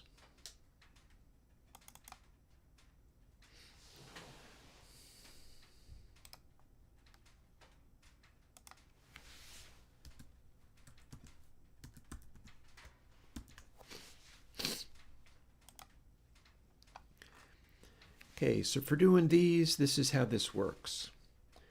Dres T is how much of input sample we put in. It is a stepped control. Cancel T is how loud the value goes in so that we can get nice cancellation out of it. And then we're doing 4 bands of this, so one thing that I might try doing is running 3 bands of it, because we're going to do 3 layers of these. Oh, also, I have to take a moment and get my taco stuff ready, so spare me for a moment. I'm going to go and do that.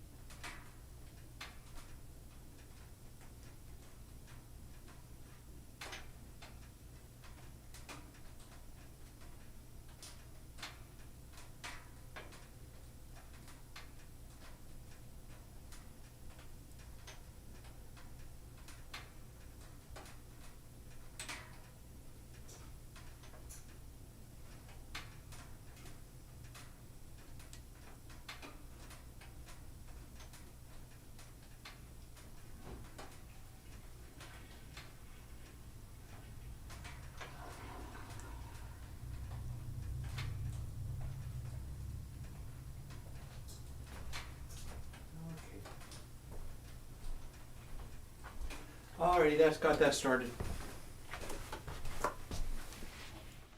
Boom. Hey, let's do the final stretch. It looks like this is all going to be on the filter, but on the bright side, this is some decent progress on the filter. I didn't have any of this before today, so this is an interesting jump. So next question. Every stage of this has to be run from inside here.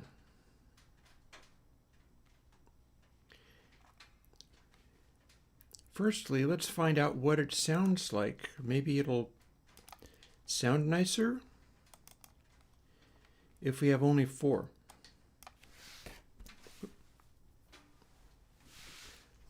Maybe this is going to sound nicer.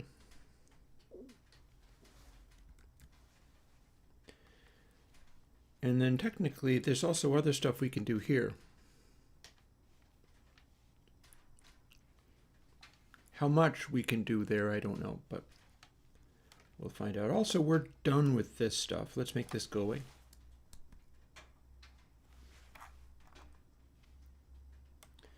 We got this working without latency this time. So we're going to run with that. I'm much happier tracking into a console system that uses this but doesn't run latency. That's way better. Very unhappy about the idea of having to do it with a bunch of latency built in. Yeah, that worked. This is nice and simple.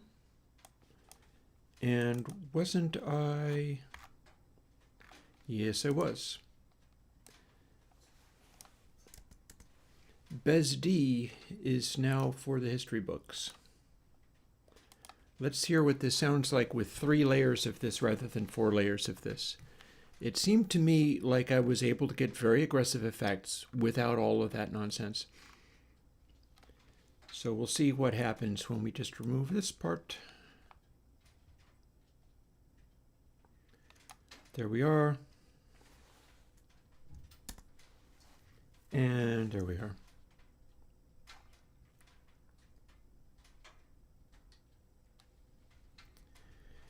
And then we're going to end up having this before controls, meaning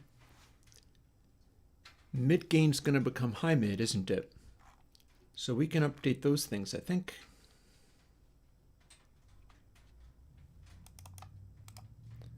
Edit all in scope.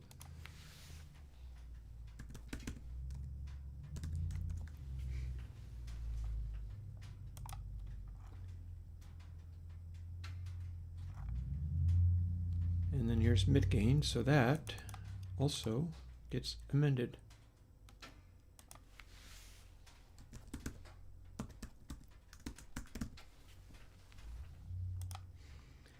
In fact, something else, this can move up to next to where this one was.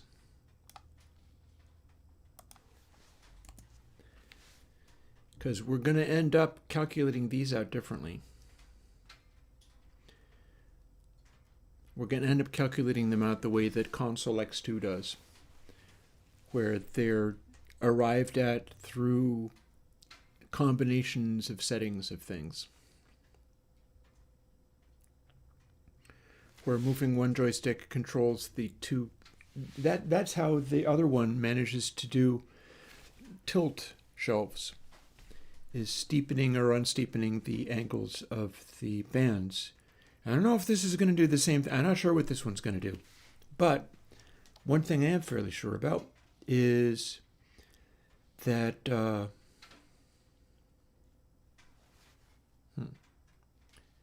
okay, do I need this to be this way, or am I going to be changing it later? Oh, and we're not going to use mid delay, are we? Mid delay is not referred to anywhere else in here. That is up here. So let's just change it to stepped, shall we?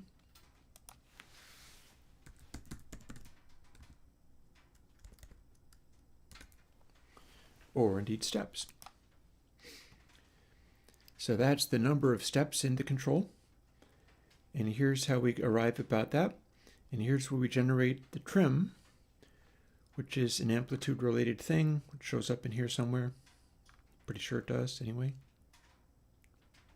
Well, now come on, do you show up in here? What's up with that? Why is it not showing up? That seems weird.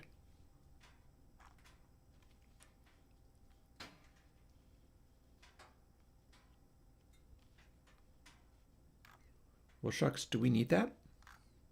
Yes, we do, because this is what it is. So that works.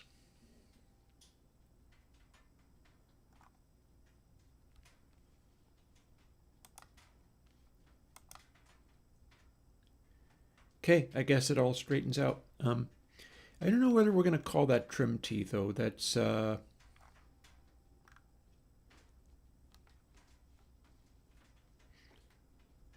maybe.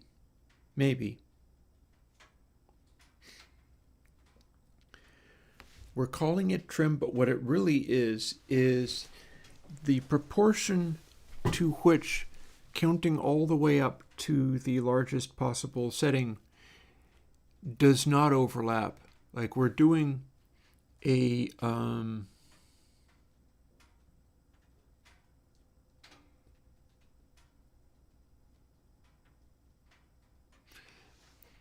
X is scaling all of this, but we're counting through to 1. And so it's being adjusted so that we don't have repeated Bezier samples at the beginning and the end of the cycle, because that produces a little bitty artifact, and we're avoiding that.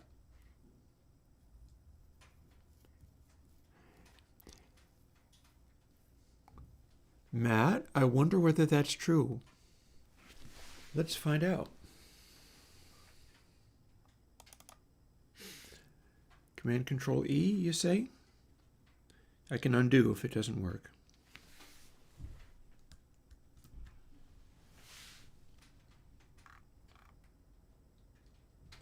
Nope, that's a different version of Xcode. No worries, though. Let's build it and fool with it a little bit and see what it sounds like now that we've done some subtle changes. Because we've not yet optimized it as much as I might. And we're in the final hour of stream. Done a good 6-hour stream today. Also, I can close this Bernstein polynomial business because some of it was nonsense. In fact, I think I can discard the bits that were nonsense, because they simply did not work.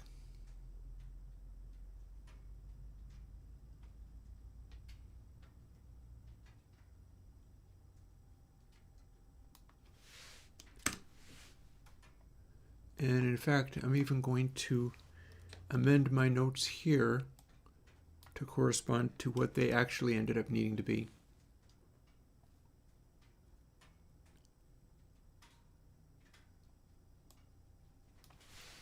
Don't mind me, you can't see what I'm doing, but I'm editing a file that I refer to sometimes. I got rid of the ones that didn't work. That seems legit. Okay, back into Twisted Wave with the new version of Bezier Q3, currently one filter version. And I will see what we get. In fact, maybe I can do the multiple stages in a different way too. Maybe I can, maybe I can't. We'll find out.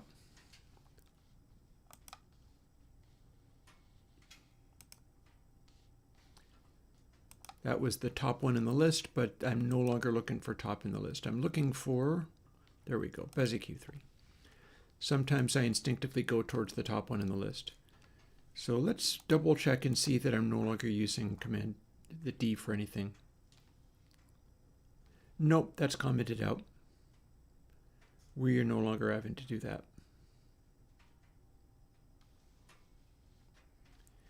It's all straightforward now.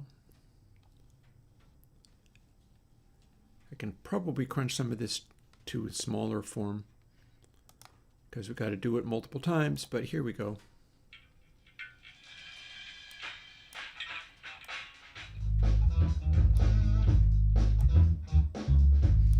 Here's our filter.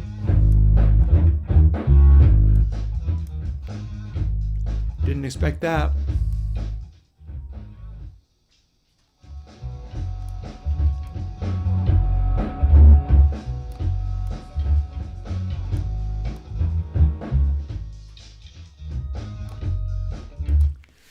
Do we have some sort of crazy reversing thing going on here? What? Okay. First of all, let's bail the heck out of there. The last thing I did was remove one of the filters. And it made it go crazy bonkers, go nutso, where it no longer works remotely acceptably. So maybe I need only 2 layers of filters?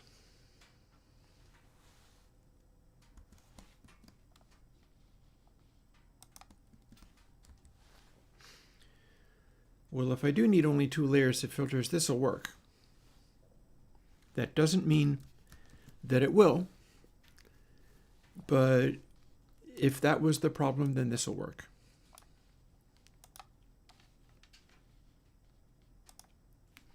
Failing that, I'll put the 4th layer back. That's not so difficult. And then we'll see what happens. Okay. Now we have only 2 layers of filters. Was it doing a thing where it's in opposite land, and if you have even numbers of filters, the control level is reversed?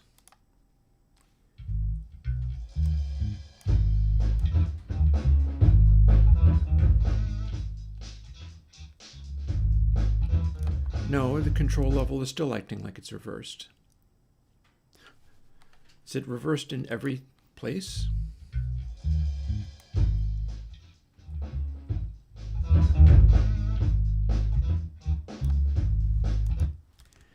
Okay, it's gone crazy. I did something wrong.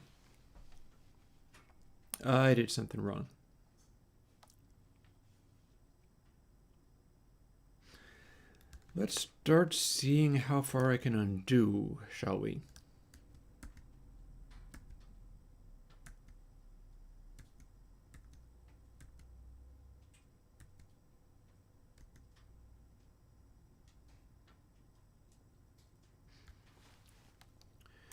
Okay, we'll leave that alone. That should get us back to where it was actually behaving itself, or not. And then this is pretty straightforward.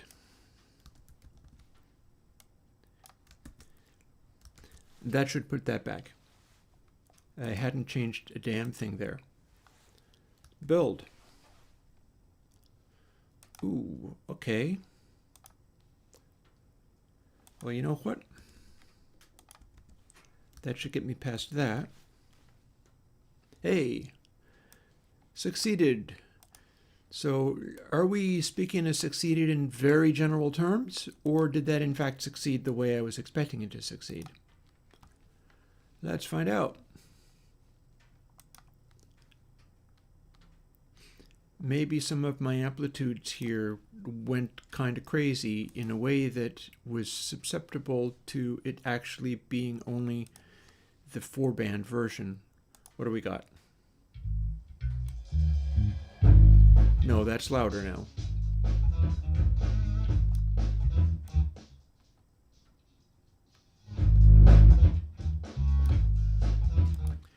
Other changes have been made that are doing nobody any good. So that stuff is probably legit. Something's gone on in here that has gone horribly wrong. Maybe it's just a factor of me trying to get 30 Hertz to cancel out in that way.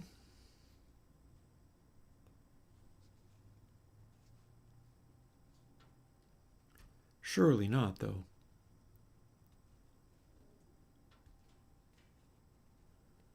Surely not. So the gains should be behaving themselves.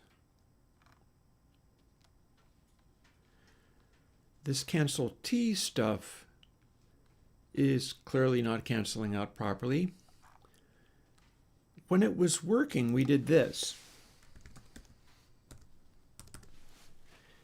Can we put it back to working state simply by doing that? because the canceling out at 30 hertz clearly is nobody's friend.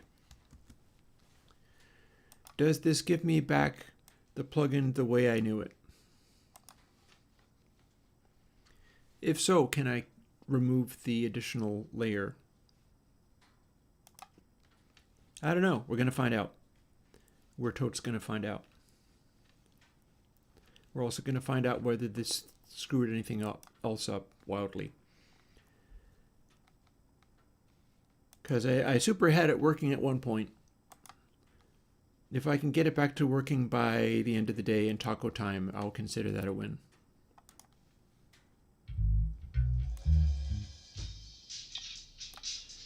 There you are.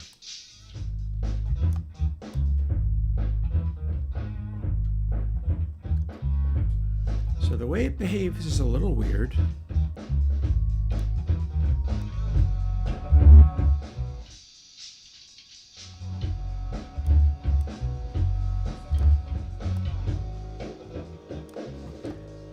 Here's her high pass. There's her sound.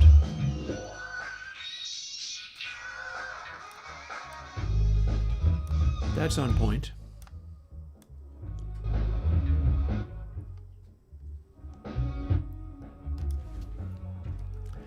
Okay, we got it back, but it was acting weird around this.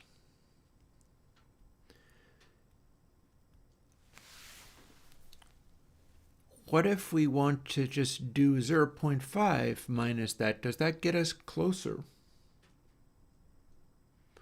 Is it even a Derez T factor at all? Because that's what we were doing when we were dialing it in at exactly 0.5. That's not close to the correct answer, but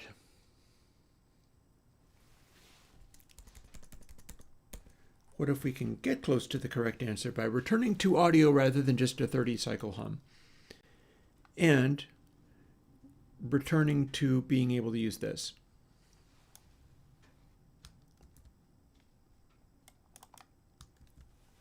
There. So now we're applying Derez T. We're scaling it the way that it was before. But if it's set to 0, then we're back to safety. We're back to it acting the way it should normally act. So we can guarantee that we get it back to normalcy.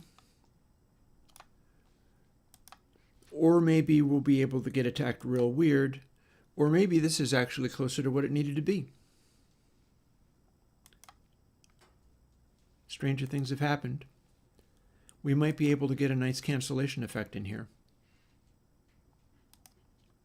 So 0, this is where we left off.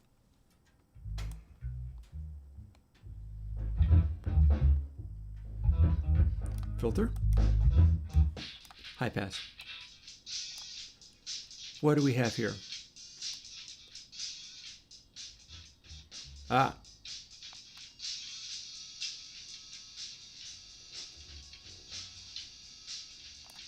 So that's interesting.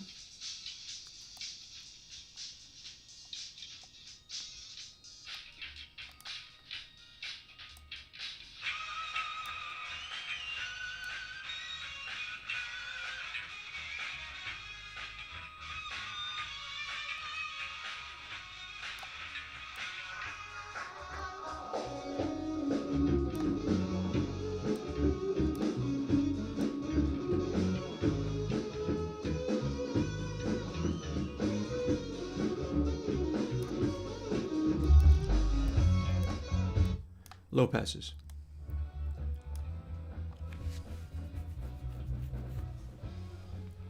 We should be able to dial this in so that it cancels properly.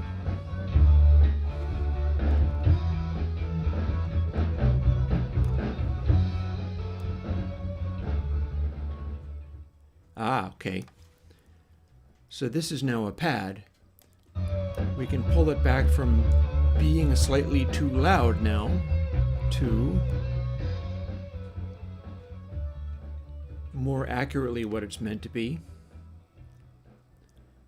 and see where that stands.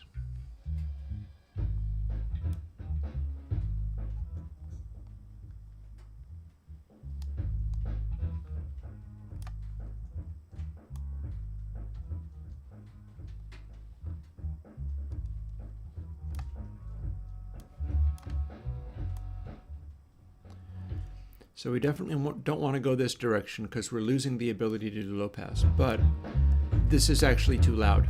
It's very slightly too loud. So back to the high pass.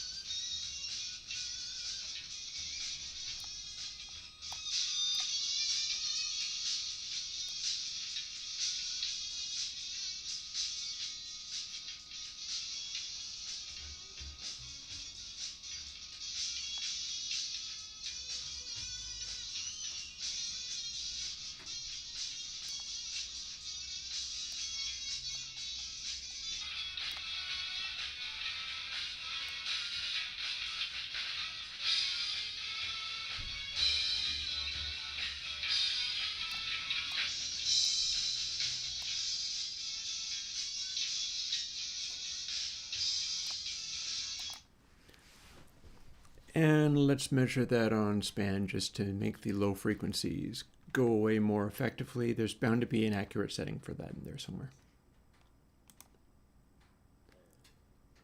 Honestly, this might be a fine time to load up that sine again. And do my effect stack routine.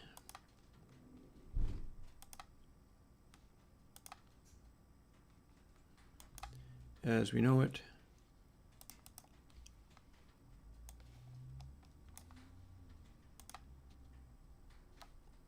Okay.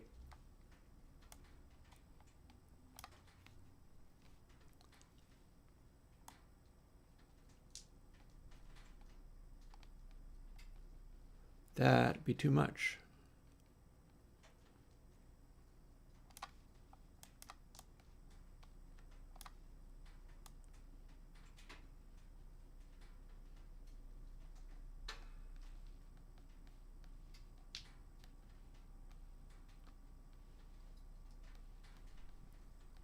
I feel like it's refusing to line up quite right. Can't say as I'm entirely thrilled with this behavior. So there you are. You're at about 40 dB down. That's as much cancellation as I get. But as I increase this, it kind of keeps going up. And that's not really what I was looking to see. So with this open, I can open the other one up again and see what it do. Let's see what it do.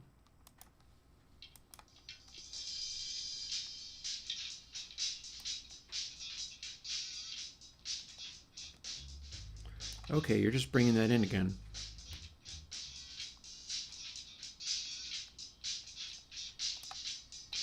Yeah, that's my maximum cancellation right there. I do not know why it wants that exactly.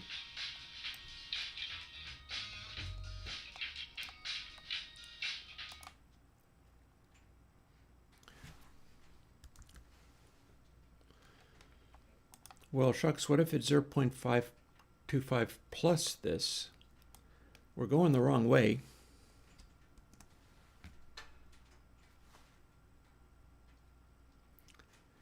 And dres-t will continue getting smaller as we ramp it up, so we're converging on the right setting. So what then?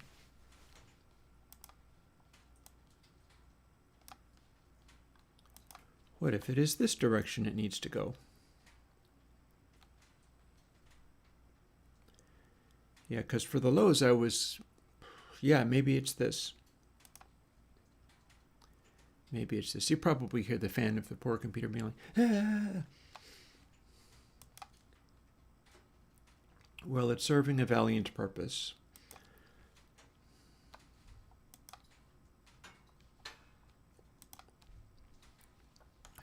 It would be more kind to do this on the Mac Studio, but no. No. We're doing it the hard way.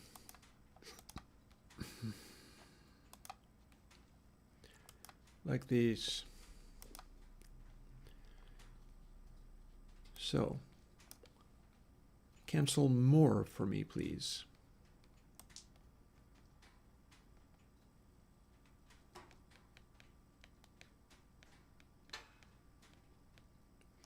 And then let's see if that is remotely correct.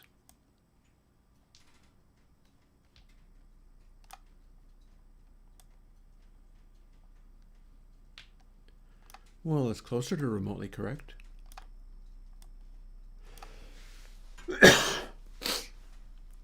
Excuse me. All coughing and stuff all up in here.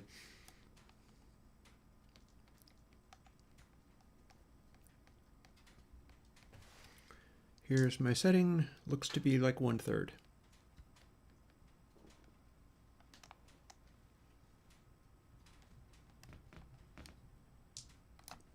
Yeah, 1/3. So now if we apply that, which didn't work before, but we were applying it backwards before, on this,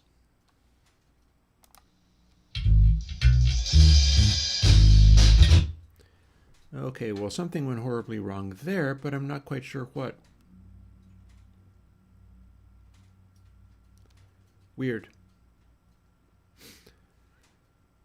Well, that was the right direction to make it work for a 30 hertz high pass.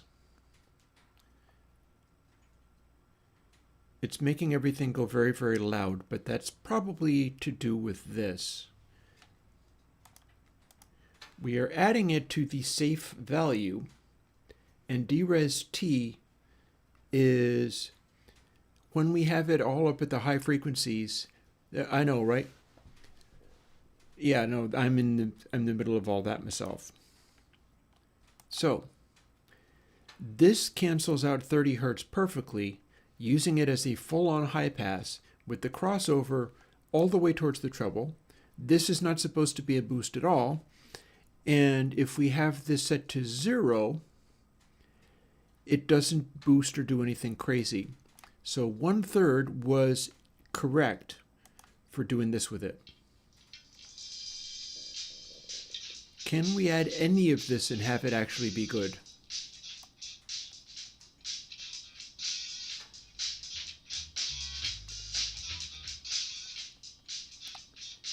Signs point to no. No, we can't. What about now?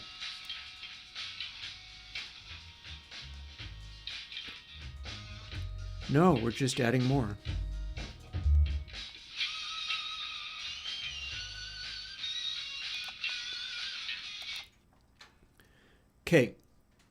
Okay.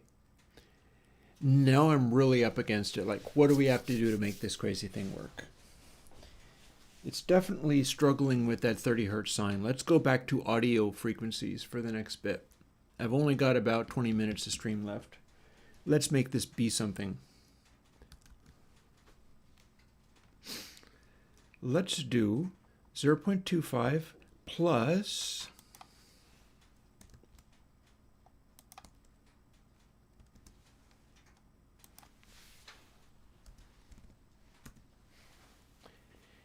now we can take it in either direction. That ought to do nicely. That ought to do very nicely. In fact, I'm going to go even harder, and we're going to return it to just dres T. Here's our safe middle setting for this. Let's see whether there's any adjustments that cleans things up across the range of the control, whether they be positive or negative. We'll sweep it around and see what it does. Build. Yeah, because trying to dial this in using the 30 hertz tone was just a world of hurt. That was all kinds of no bueno.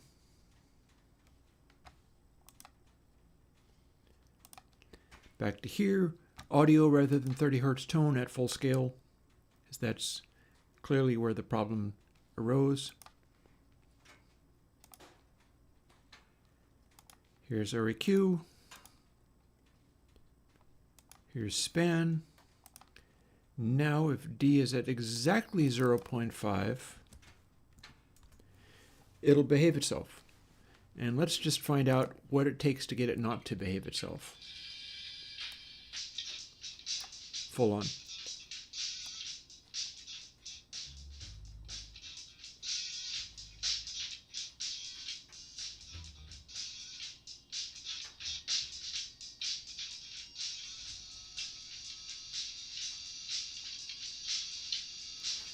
Okay, is it just a hair off of 5?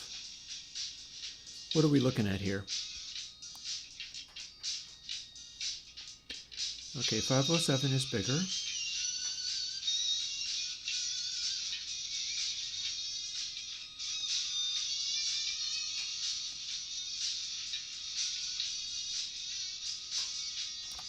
Well, how about another? There we go. Now what are we looking at? Oh, interesting. We have a definite preferred direction.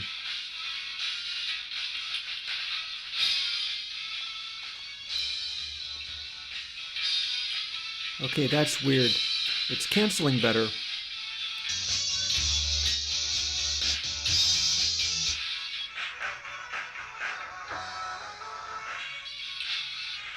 Okay, so next, let's cut the volume down quite a bit and see what happens now.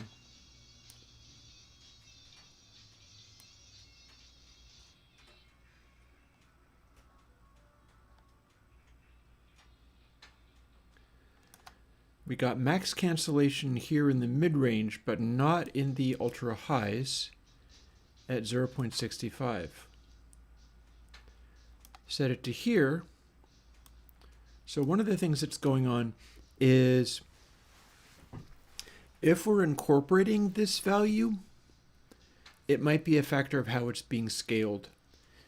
We want to have it continue to cancel no matter what the setting is. And we've got it canceling at max. But then the next thing you know, look, that's not canceling as well. But it's more or less fine as we sweep it down into the extreme lows.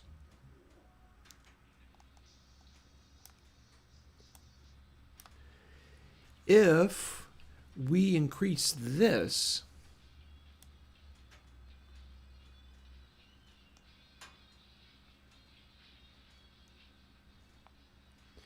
we have a new optimal cancel point.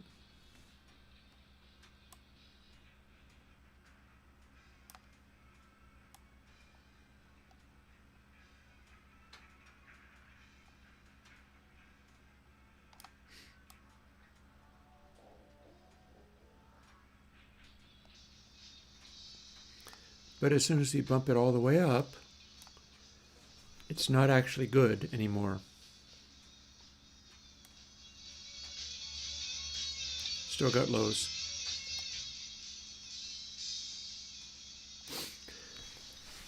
Maybe it plays a role of canceling a certain way, but only to a point. Like this 1.0 point is too big.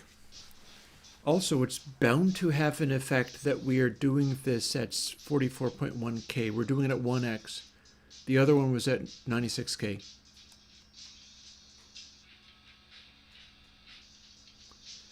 So this is our best canceling here.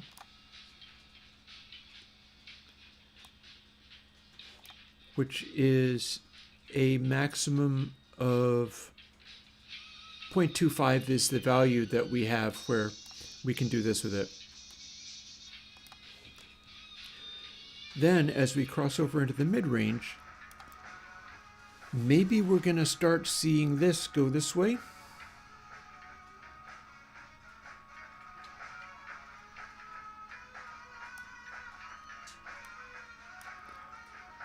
Or maybe, because I see the lows are not predominating as much here.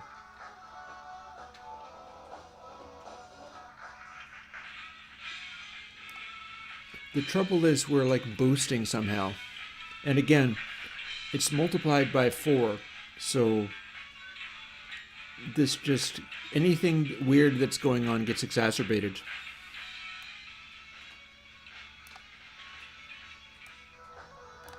It's like we can find a set, like here,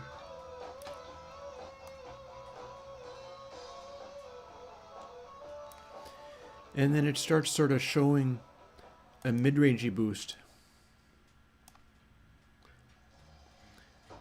Also, if we're down in the mids like this, that has a more mid-rangey tone to it.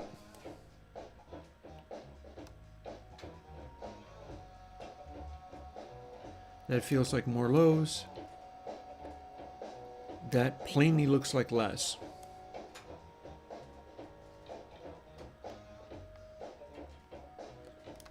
Almost like we shouldn't even be using DRes for this at all, but that doesn't make any sense at all.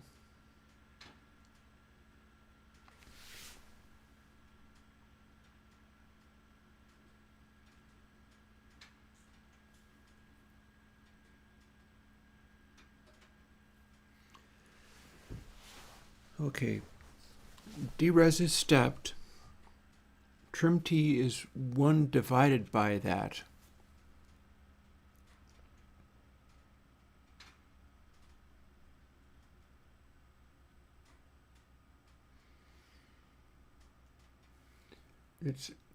I'm just trying to doctor this in such a way that it cancels out over a wider range of settings in my last 15 minutes before stream ends.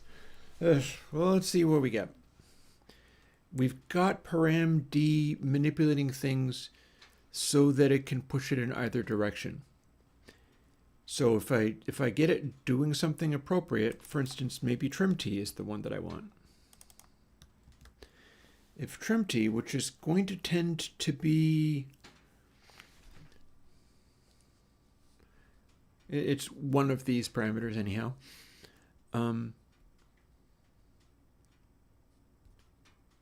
Well, we can't but try. 0.25 is the one for canceling out best at full high frequency settings, which is going to be exacerbated on the piece of music that's at 44.1K because that's running DRes T as high as it'll go. Full stop. Like that's as far as it will go. You can't do the Bezier filter thing more aggressively than that. It's like at 1 or whatever it is you're going to call it. I think it will be literally 1. So let's hit save. Let's see what trim T does. Maybe we want 1 minus trim T for this, which would also give us another calculation for that technically. Build. My fire went out again.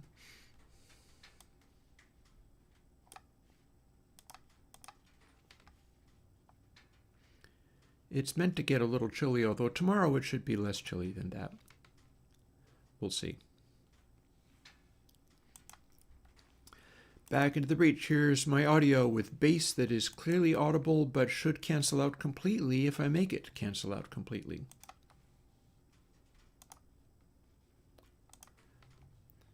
Here's our filter. Here's our span, which should show us what it's doing. And at 0 or 0.5, nothing should happen.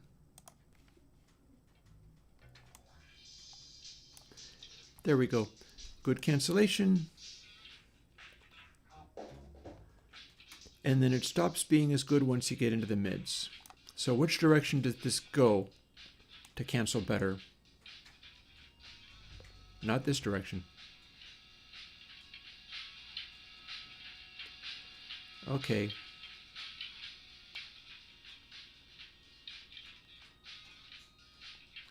There we go, that away. But do we stop getting the cancellation here? Hello? That's not behaving as badly as it was before.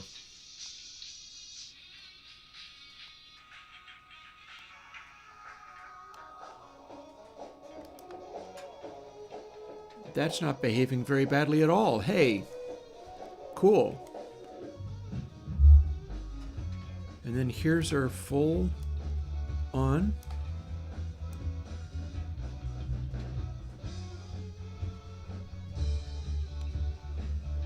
Looks like we have a pretty full range of adjustment here, and it's still fine. Low mids. Here's the safe position. And we're starting to get into that boosty zone where it's kind of making it louder, although it is canceling the lows better.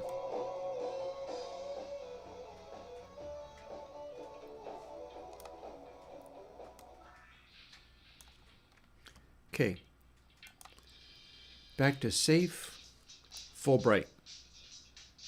What happens as we start pushing it harder?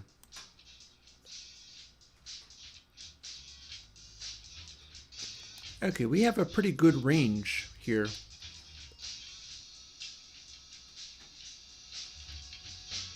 Like, we can push it hard there.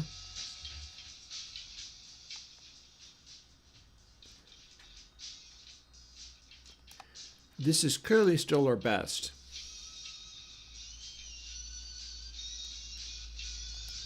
But if we scooch it here, okay, now we have better cancellation in the mid-ranges. This is good. This is the idea. That should help.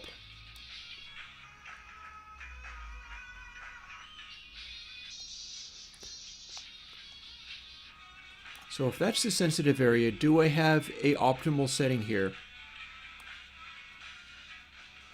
It's clearly not this. Clearly not this. Okay.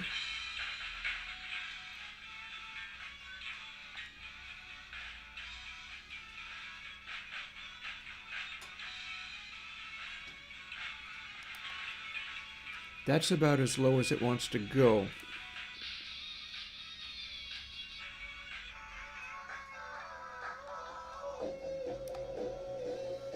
Great, we're still doing a high pass. We're still doing the steepest possible high pass. By now, it's acting like it's actually behaving itself fairly well, though, and I love that. I love that for it. Again, since this is a high pass, any resonant quality that it has is kind of its own affair, I guess.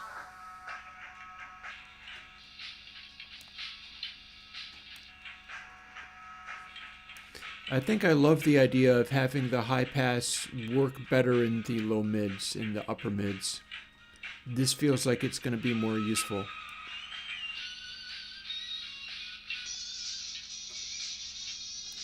And as we go up here, we're starting to see it leak through again. But this is closer to what I had in mind. How about this next to highest one?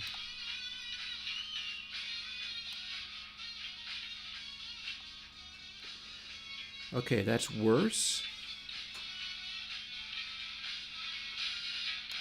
That's worse.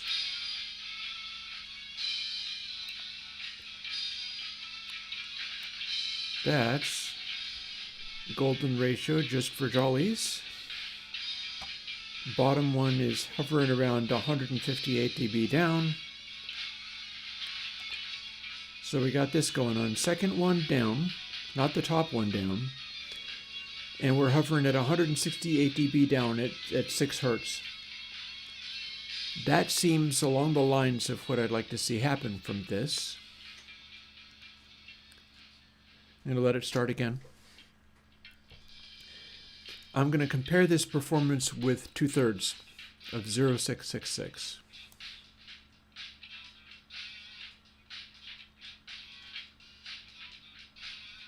Hey, already I can tell that's not better. That's letting more through.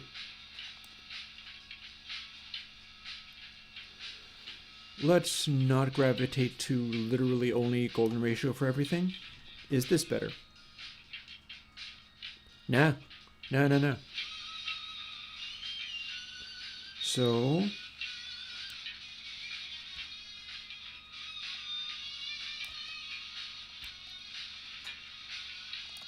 Airwindows memory strikes again. 0.618 golden ratio. That is giving me the most cancellation in this mid-range frequency.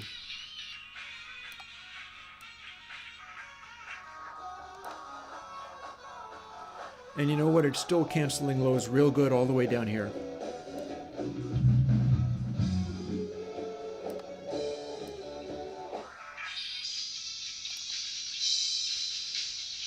Yeah.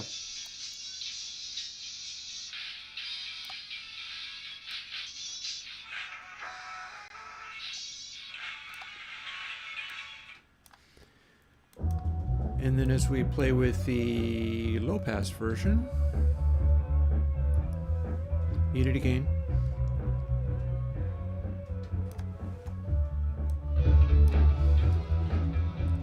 And I'll let it play through again.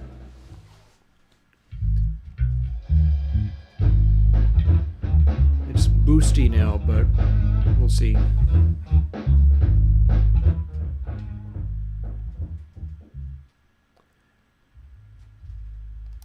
Okay, that's curious. I'm not sure quite what it thinks it's doing.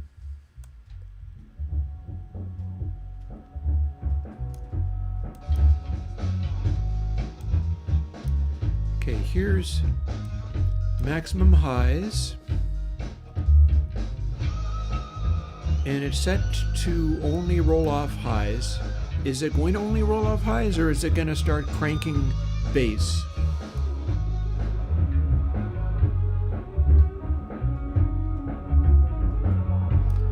Cranking bass a little.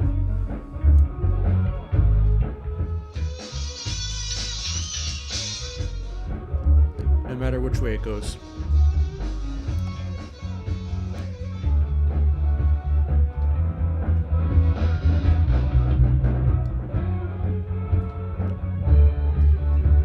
Yeah, we've got quite a big boost doing this.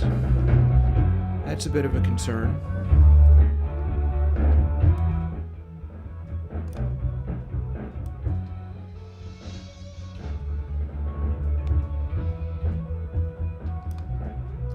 On the other hand, the tone seems okay.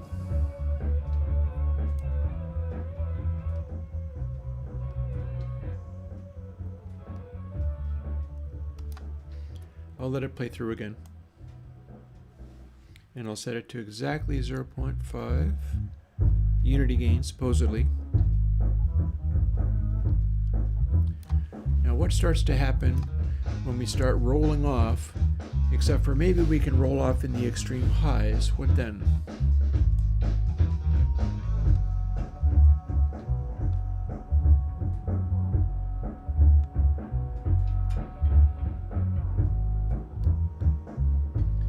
Well, we've got a maximum roll-off zone, which is about 0.1.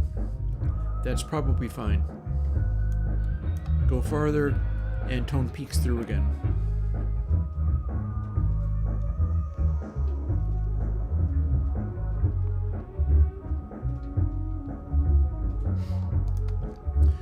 Our shape is kind of sketchy, but this particular form of roll-off, look, we've got a cut node 120 dB down at about 4K. So in a sense, this works very nicely for rolling stuff off. It's just weird. It's just weird.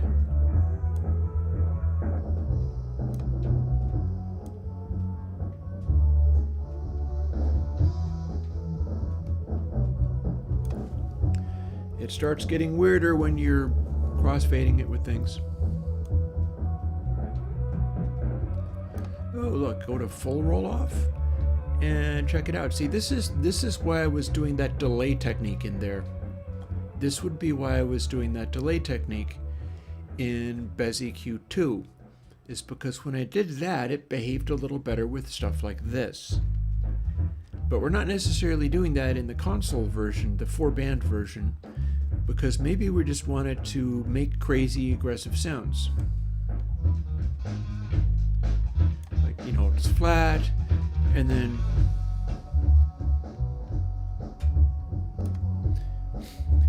we want to take 3K, since we've set it to 3K, down a whole bunch.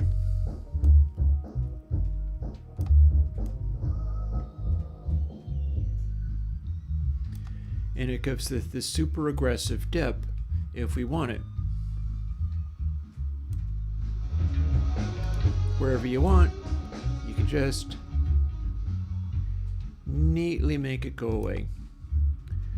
Only thing is, then if you go beyond there, it goes kind of crazy pants. Or at least you can do this, but then you start including the raw sound again, and things start getting a little frisky. Maybe not as frisky as I thought. That's actually fairly well behaved.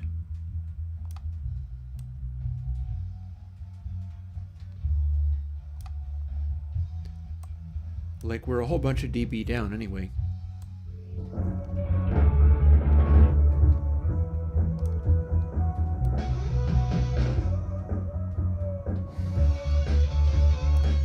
And again, the idea is we're pretty much consistently at 35, 40 dB. But we just cut the highs up here by 100 dB just by moving it that far. And we can go farther, but it's got a lot of control on tap.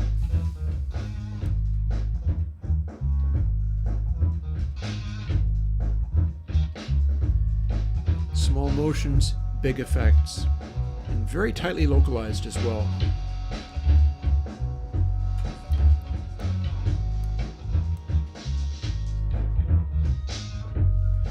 See, big effects, small moves.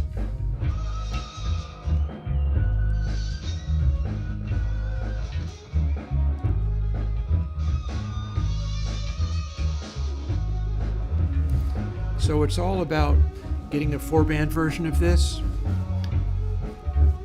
in such a way that I'm able to sweep these around as well as get big effects from small motions.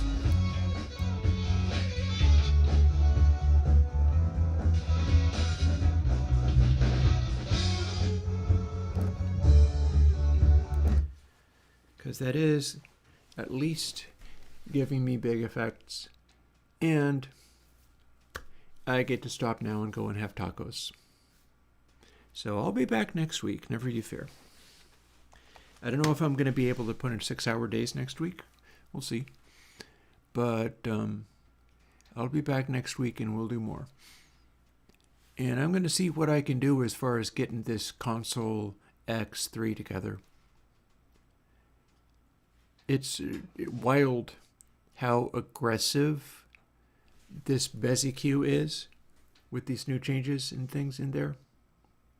Very interesting. Also very interesting that apparently the golden ratio jumps in here yet again. It wouldn't be a golden ratio, it would be golden ratio except for that 0.5 is 0. So that made it all weird. But no matter. No matter. Or 0.618 minus 0.5 is what that would be technically. And on that note, I'll talk to you later. And we're going to put out Clip Only 3 this weekend. So your Loud Nation situation is going to improve if that is the sort of thing that you do. If not, hey, more power to you.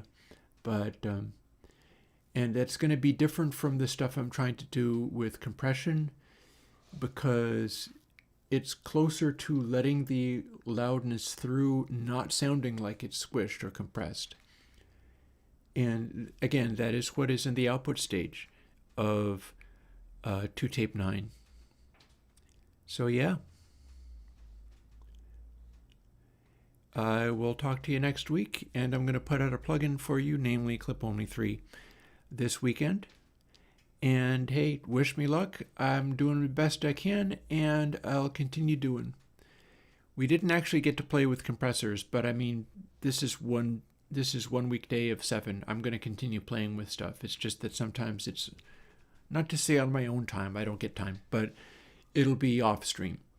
But I'm going to be playing with all these things, and I'm honestly quite happy with the work on the EQ today.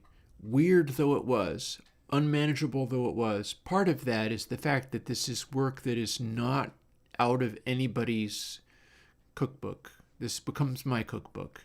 and I'm going to see what I can make happen with it. See you this weekend. Bye-bye.